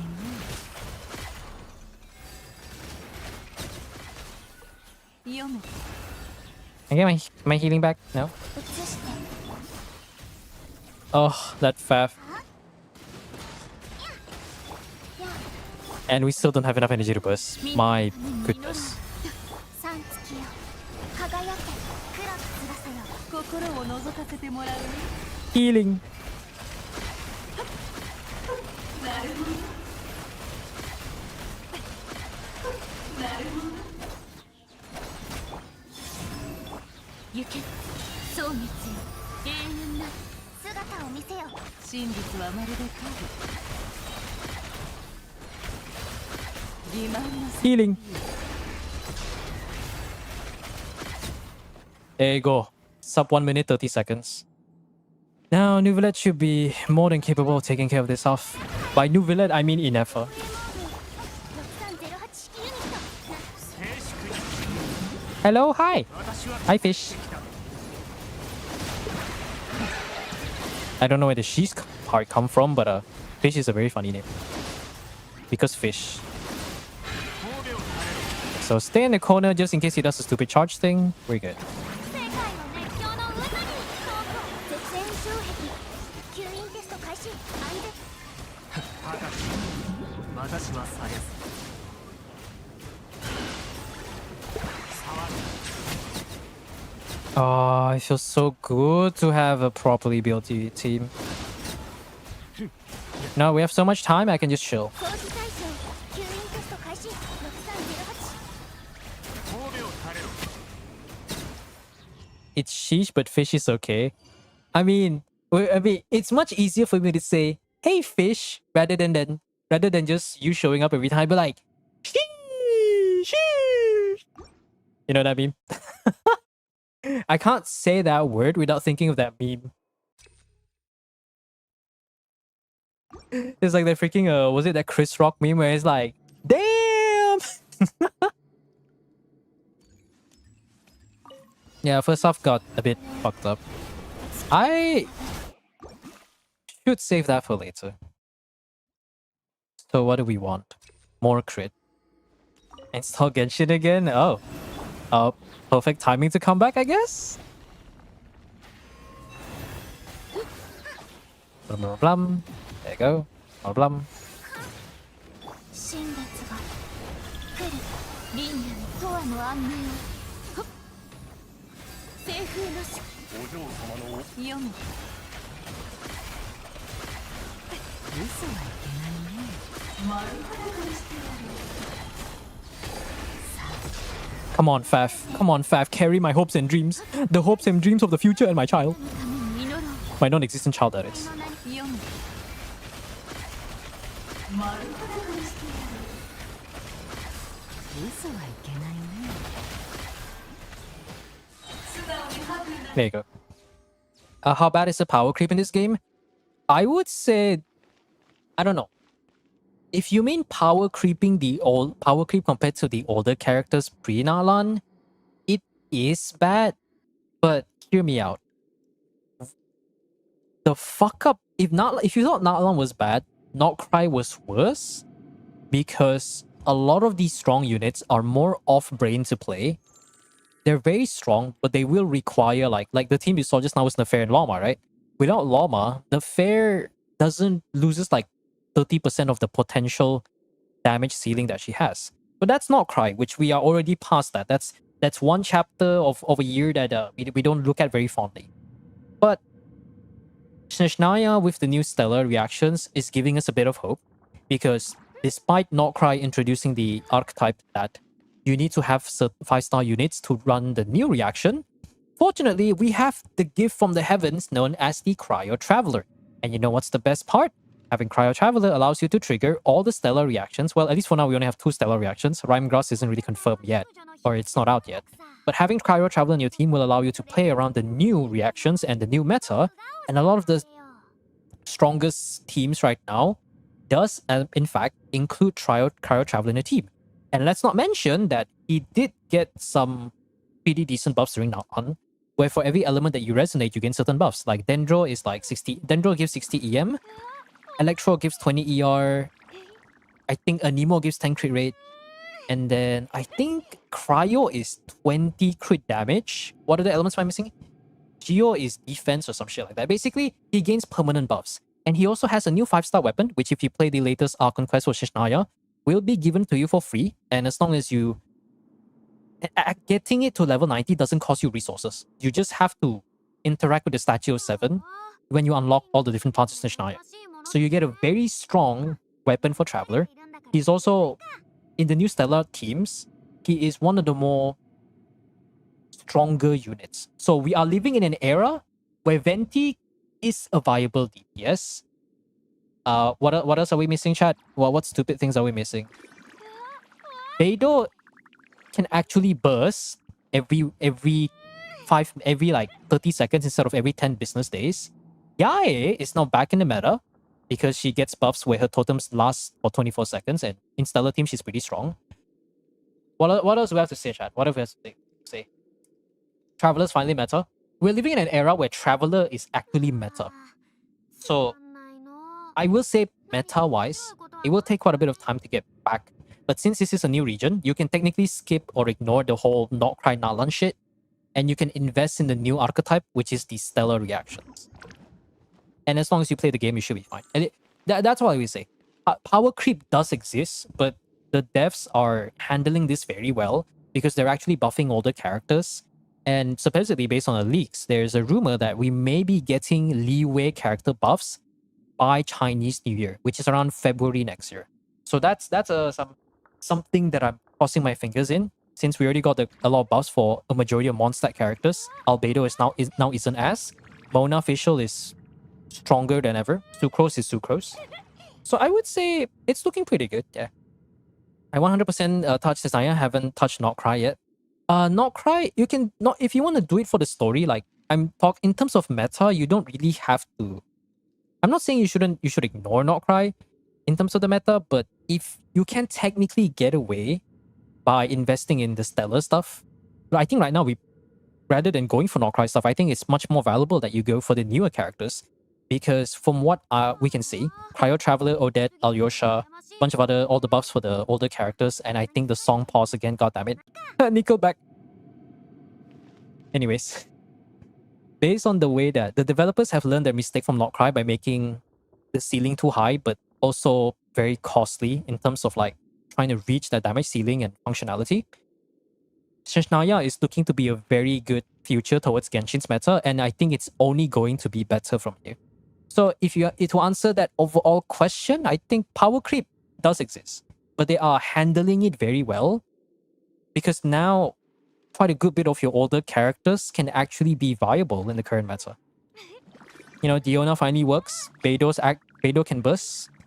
Yae's totems can last for one entire rotation, and that you're not even tied to any stellar reactions.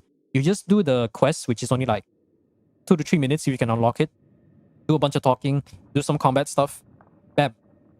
24-second totem duration. That's it. That's all Yae needed. I own Yae since like version 3 point something. I lost my 50-50 and I heart pity her at like 80 plus. I'm so glad Yae is actually viable. Snezhnaya allowing all units to use new reactions is great. It's all thanks to Cryo MC. If Cryo Traveler did not allow you to use the new reactions, they would be repeating the same mistakes they did with Not Cry. So I would say it's pretty nice. At least from my point of reference is my other friend who plays the what other gacha games? Plays all 3 Hoya gacha games. Where is this guy? Huh? At least compared to like, you know, like the point of reference, I can hear the fucking Chad Kruger voice.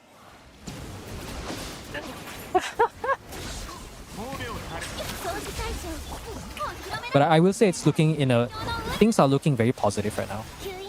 Oh, he died. That's nice. Vesna Odette kind of like flints.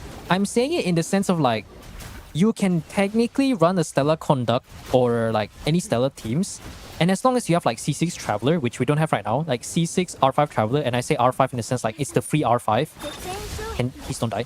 I'm talking about like free R5, not some fucking signature weapon you have to pull out of your ass or something. A lot of the teams can still be good. And the thing is, Cryo Travelers, with all the buffs and the new weapons, does a very good amount of damage. Every cog that I see, Cryo Traveler does like at least a third of the team's damage, or at least 20% of the team's damage. And that's a free unit too. So that's a very good thing.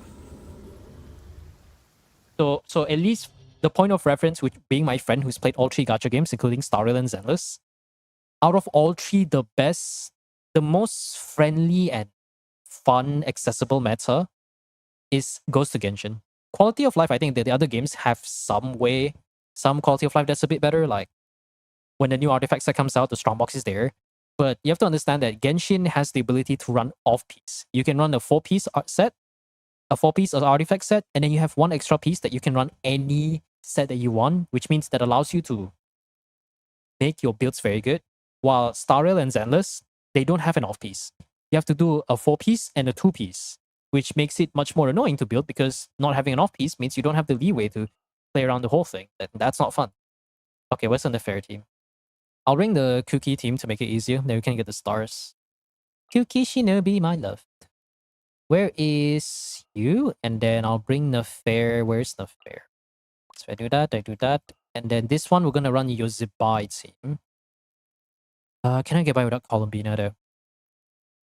Zibai, Arlecchino. There technically is Mawika, but I don't want to do that stupid thing. What's the other unit that they use again? Xingqiu? Aino? Where's Aino? Aino. Aino is here. What's the last unit? Do you run another Geo character? How's the Irua there? Irua is at level 70. I don't have a lot of confidence for that. I guess I'll run Zhongli. Maybe? Yeah, why not? Do I want to run Zhongli? No. Kind of want to run Hydrated. I'll just run Chiori because why not? So we'll do that. We'll do that. Do this. And we should be good. Zenless QOL is the best, but power creep is bad. Yeah, that's the thing. The thing is, like, I've seen arguments that the other 2 games have better QOL, which definitely Genshin still is a bit lacking on the quality of life department. It has a lot of quality of life changes over the past few years, but it's still not perfect. There are still some things that they could do.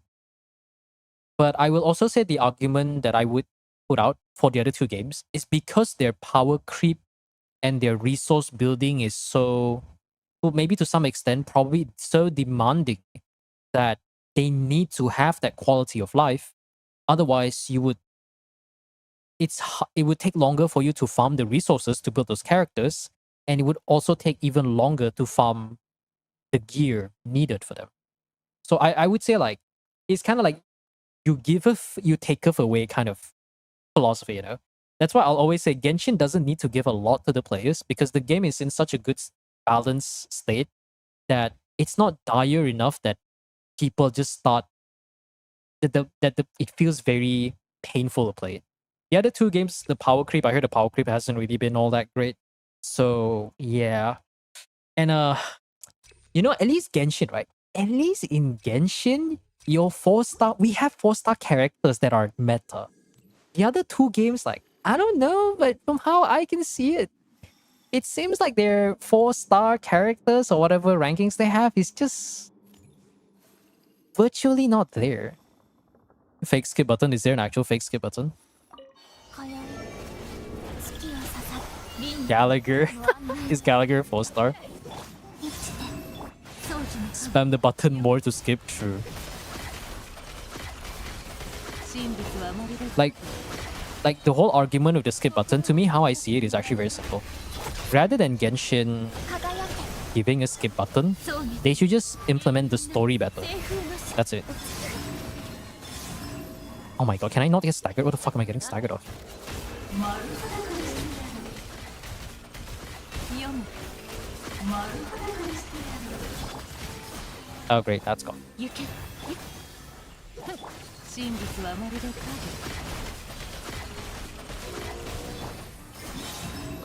今宵 That's 月を刺さる皆のために祈ろう月光のよう謎を解こう素直にハグ邪魔をするな蒼月よ永遠に渚の凛新月が来る読む素直にハグ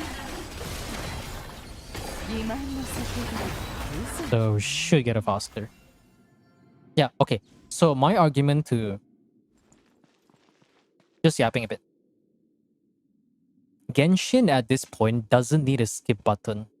What it needs is a much more streamlined story writing, which to that argument I always say, compared to whatever bullshit we had in Inazuma and Sumeru, the story writing has been tons better compared to a few years back.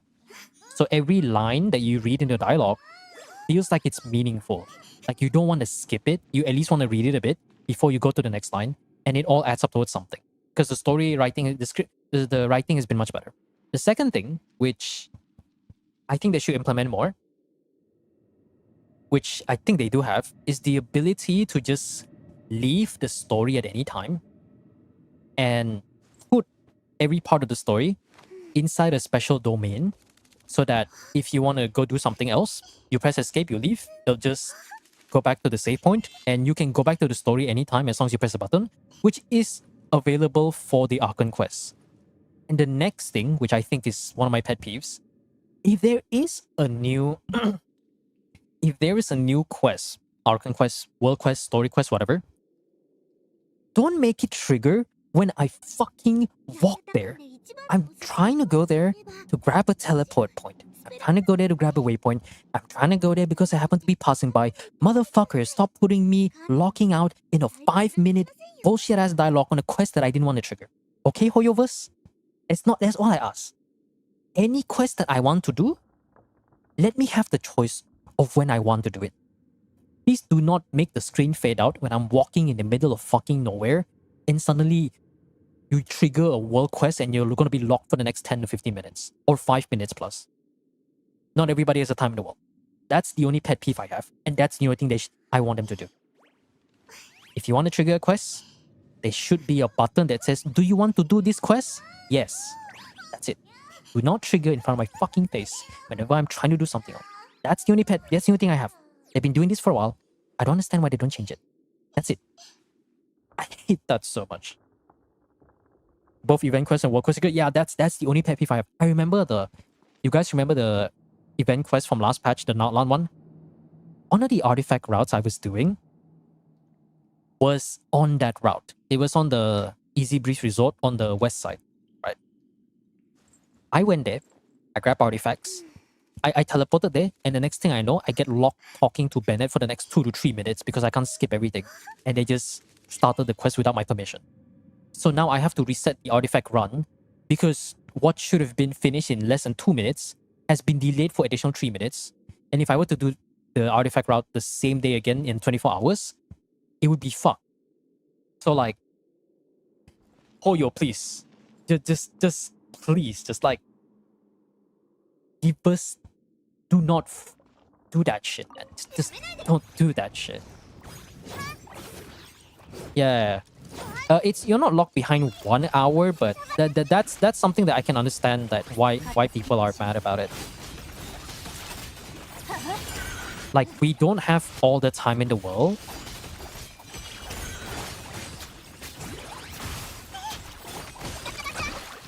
Like, we don't have all the time in the world, right? I pressed the wrong button, but it's fine. We don't have all the time in the world. And sometimes our resins overcap. So just let us do the quest later. That's it. Can you go back? Okay.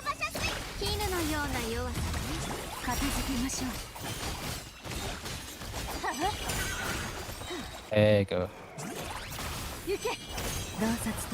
Thank goodness for Linnea though.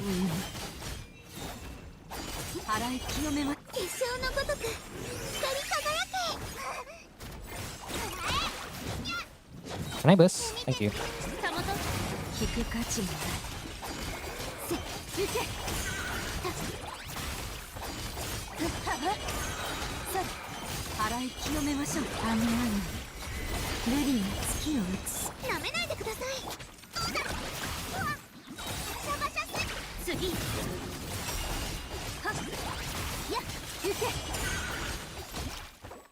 Oh my god. If it's not 1 hour, it's 10 minutes. I will say this, I think there's a bit of a misconception there. The only part that you are locked out of is when you go to Alyosha's house and you do the... Okay, you go to Alyosha's house. I'm not going to spoil too much. You go to Alyosha's house and there's some talking. You do the stuff there. And then eventually you go to Snezhnaya, right? When you go to the capital city and you unlock that statue of 7, you can leave. The moment you arrive at Snezhnaya, you don't have to continue the Archon quest. It's only 10 to 15 minutes at best. So it's like... I saw some posts talking about that. And I understand, but there's a bit of a misconception there. I see Snezhnaya, oh, that's level 40, yeah. It's about 10 to 15 minutes. You don't have to go all the way and finish the entire Archon quest. Just reach Snezhnaya when you get out via the train, and then you can just leave. That's what I did. It did take a while, 15 to 20 minutes. If you want to skip all the dialogue, that's fine. But it's not 1 hour. And this is why people go to school, chat. You know, sometimes you know, the world of technology is getting rougher and stuff like that. There's a lot of things to learn. Things are getting, you know, there's a lot of things in Genshin getting convoluted, but come on, man. You gotta keep trying. That's what I'm trying to do.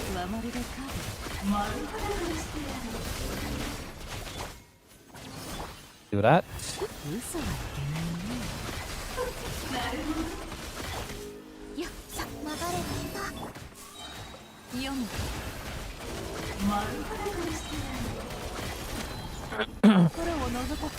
Yeah. No, you have to go to that part. You finish the first village, and then once you do all the talking stuff, then you can just move out of the way. And I got no get stagger for like 5 seconds. I hate this enemy so much.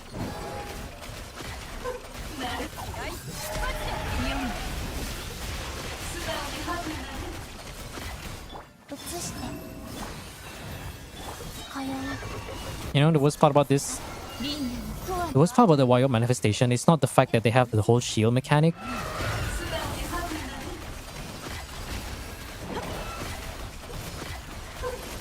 Oh my god, he shielded again. Oh, that's so cringe. 真実はまるで影 There you go. Yeah. FOMO, impatience, lack of logic, and misinformation. 100%. A lot of Genshin play, a lot of the more casual Genshin players don't really think to certain things. Misinformation is definitely there when people share a certain sentiment, but no one really like fact checks things. FOMO? It's hard to say if Genshin has any real FOMO that isn't too devastating outside of... I would say the only two real FOMOs is Disturbance Outbreak, the feather from the Disturbance Outbreak from Stygian that has a 10-day limit, which should be the entire patch and not 10 days. And the extra artifact thing, because you can't claim after the 10 days. Second is, I guess, events. Because whenever a new region comes out, right? When a new region comes out, you have 90 days. Is it the entire patch? Or if not, correct me if I'm wrong, it's like 90 days, right? To get the 500 Primogem reward to finish the Argon quest and all that stuff. That's 2 whole patches. That's 3 whole months. So there is no need for you to rush exploration at all, unless you want to farm resources, which you don't really have to 100% everything. Events will always be FOMO. I don't think there's anything they can do to change that. I mean, look at what happened when we had the fishing event from last patch. They unlocked everything all in day 1, though to be fair, the grinding was kind of a pain in the ass, which I didn't really like too much. I actually think it's better for them to time gate the event so that I don't have to spend all day playing the game. 図鑑を見たいんですかもちろんいいですよ私 I の wanted to visit to see when to get the craftable weapons, but I haven't looked for it yet. Craftable weapons is the local materials. You need 3 things, well, 4 things. First, you need the Notcry rocks, the Notcry ores, right? All of them needs that. And then the second and third thing is dependent. Whatever, like, I think it's the beets, I think. The red beets. And there's also the snow, what is that thing called? The Lumi Fluorite, or the Shadow Realm mats. To be fair, but the thing is, this is a new region. So, in a new region, you likely don't have, outside of mint, you probably don't have any materials at all. So whatever you can pick up, just try to pick it up. I just had a fun time swimming Lamau. 見て見て水だよそこは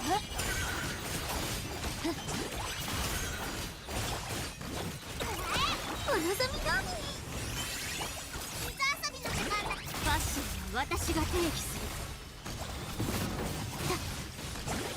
片付けましょうそう払い清めましょう価格守りし先行よ来たら行け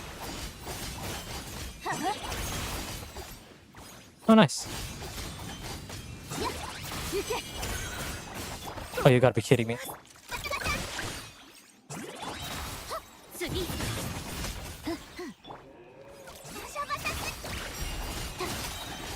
雨上がりルビーの月を映す行け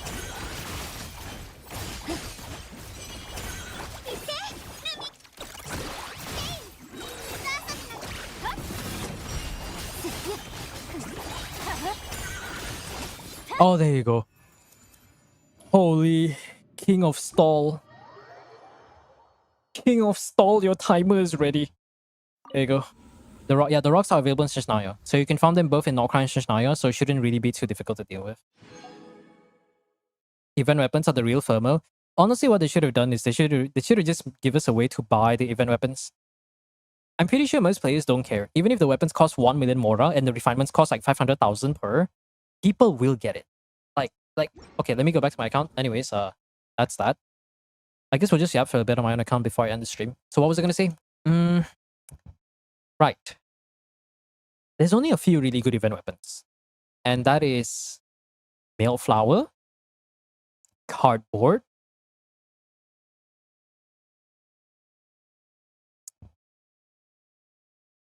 Mm, is there anything else? I feel like I'm missing one weapon. Oh yeah. Off Sworn. I know Off Sworn. Off Sworn is the third one. That's the Kokomi weapon. And what's the other one called? Let me think. What's that weapon called? Yes, Ether Light. Oh, I guess it's Dialogues. Dialogues is also pretty decent too. There are quite a few good weapons, but not every one of them is good. So we have, yeah, this one, Oath Sworn, Dialogues, Cardboard, Mailed Flower. Missive is a pretty solid option. It's not the strongest weapon, but for characters that care about EM and attack, it's actually pretty decent. What else do we have? Tuna on Chongyu or Beidou is also quite nice. And with the new Beidou, you can technically use this as a very strong option for her if you don't have if you have the new buffs. What else do we have? Oh yeah, Torch. Where's that weapon? Are they sorting by type? Where is Torch?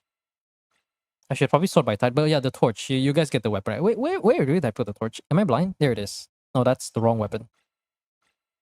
I am not seeing Torch here. There it is. Torch. Give me Male Flower and Festering Desire. Festering is a bit niche though. If you don't have FAF, it's a pretty decent alternative for Farina. But if you have FAF, then just throw it away. Yeah, Missive. Yeah, add pass event weapons in the permanent way. I mean, think about it. They already give us the ability to purchase certain gadgets. Was it the drums or something? What is it called? Like the lyre or this funny bongo drum thing and all the zither, and all this stuff. You could buy this from that one granny in Leeway. They just have to just use the same NPC and just put it really expensive. I don't care how expensive it is. I think most players don't care how expensive it is. As long as they can get it, they can get it. Heck, if you're a fishing enjoyer, let me just drink water. Let me tell you the story of the Moon Stringer. You thought power creep and exploration creep was the only thing available in Genshin. No, this fishing rod. Now that is what you call the fishing creep.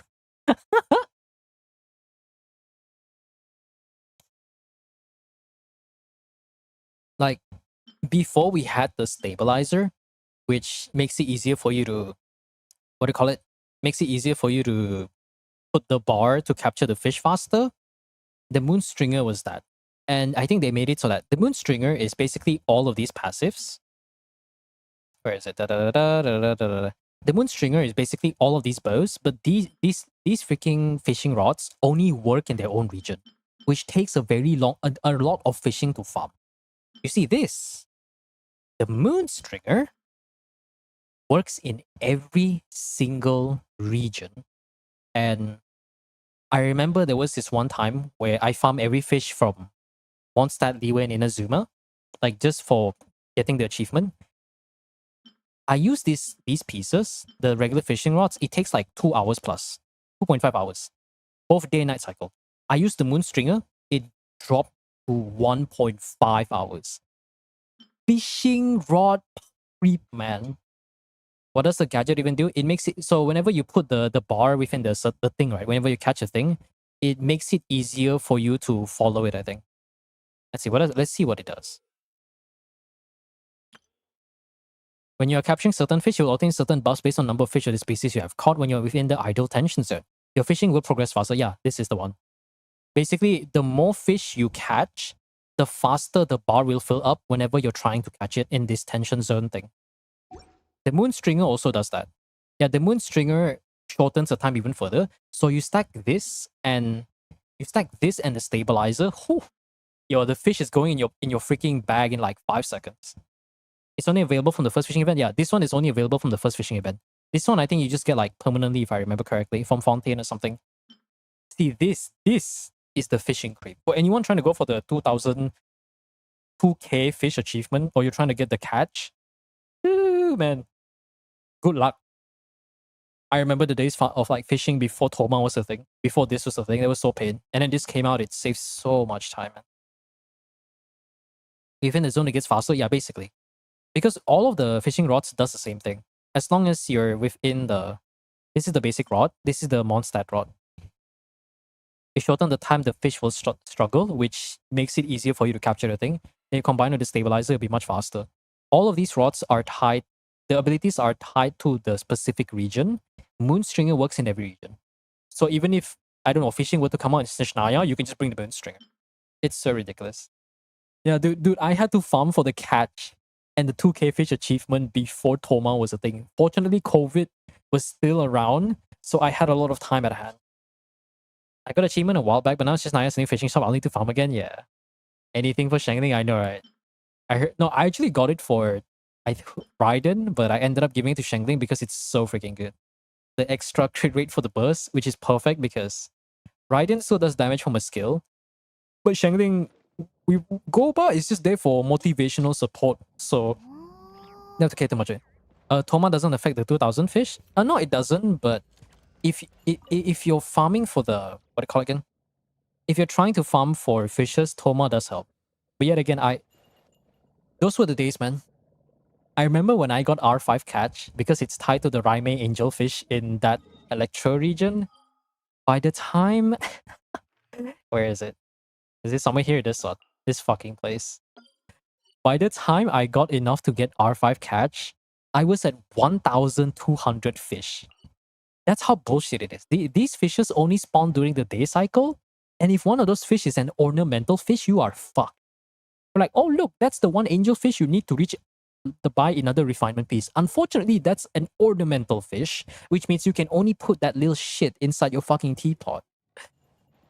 The catch is one of the best. Actually, no, the catch is the only good fishing weapon. And you want to know what's a funny thing? This is from the same series as the catch, like the literal fish series, but you don't get it from fishing. This was I believe it was the leeway event. Basically, instead of collecting oculi, you had to collect this thing called the jade pendants or something. So there'll be like a specific area that you're locked in, and you have to gather all these jade, not jade lanterns, like jade pendants. They're like floating in the air, and there are certain chests that they don't even tell you where it is, so you have to walk around and find it. The worst part about this event is you cannot buy the refinement item unless you 100% find every single fucking jade pendant there is, which is very much a pain. I remember the first region was annoying because they narrow it down to like, the more you find, they narrow down the area that you need to look for the item to become much smaller, but they don't tell you where it is. So imagine walking around for like 10 to 15 minutes and picking Yao Guang Stone Forest. Where is it? Fucking Hua Guang. Like this area was one of the first one. Imagine walking around up and down, left and right, just to find that one chest hidden in a fucking bush. I hate that part so much, man. The pipe. Oh yeah, there is also the pipe. The pipe is decent. The pipe is one of the more decent options. Also, yeah. In case you guys forget, you can. I think if you talk to Catherine, you can just grab your commissions here. The only thing unfortunate about the train is that we don't have the. Do we have any cooking station around here? No, we don't. Oh, hi. If we have a cooking station in the train, yo, I would not be leaving this place, man. I really just teleport to Mondstadt. If we had a, what's that thing called again? If we had a blacksmith and a cooking station, I would be camping here for life. Jesus. Yeah, but made it for Raiden, but I put it on Shangling. Yeah. Fontaine's fishing weapon. Yeah, the pipe is decent. But the fact that we've had quite a few fishing weapons and there's only 2 good ones, we really need to bring fishing weapons back. Actually, no, let me rephrase. We need to bring good, accessible fishing weapons. This one, I think, yeah, I use mine on Kea because he gives the ER buff. 5 seconds is a bit short, but I mean, it's better than nothing, I guess, right? And it's perfect for Kea because I can do EQ and I can like maximize the energy stuff. I should probably give him a burst, freaking attack sense. Did I give him attack sense? I might give him ER sense, I think. Yeah, I probably give him ER sense. Oh no, attack sense. Also, that's a lot of energy recharge. Jesus. I didn't know there were other fishing weapons. We had a few. If I were to look at the list... Fuck, I remember that bow. That bow sucks so bad. Okay, let me think. So we have the catch, right? The catch... I think, did I miss a sword? Sword might be down here. Let's see what other weapons we got.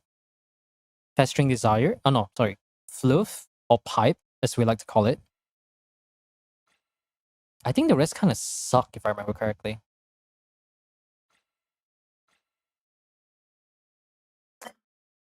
End of the line. You know why it's called end of the line? Because this is truly the end of the line for a good fucking fishing weapon. It sucks. Look at this. High base attack ER. Doesn't even benefit Yolan.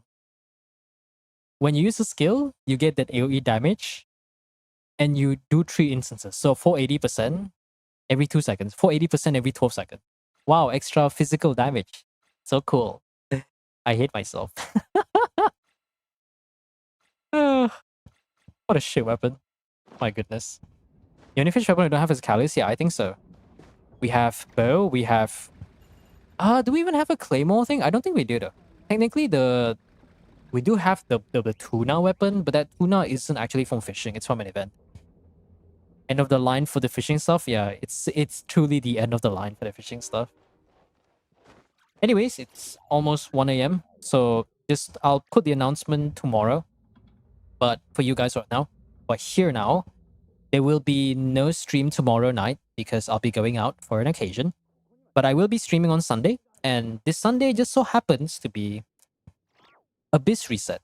So maybe the new Abyss, some of you guys might have trouble, or you want to just go watch me suffer, you can go do that. So I'll see you guys by Sunday. All right. Thanks for stopping by, and I wish you all a great time. Good night, everyone.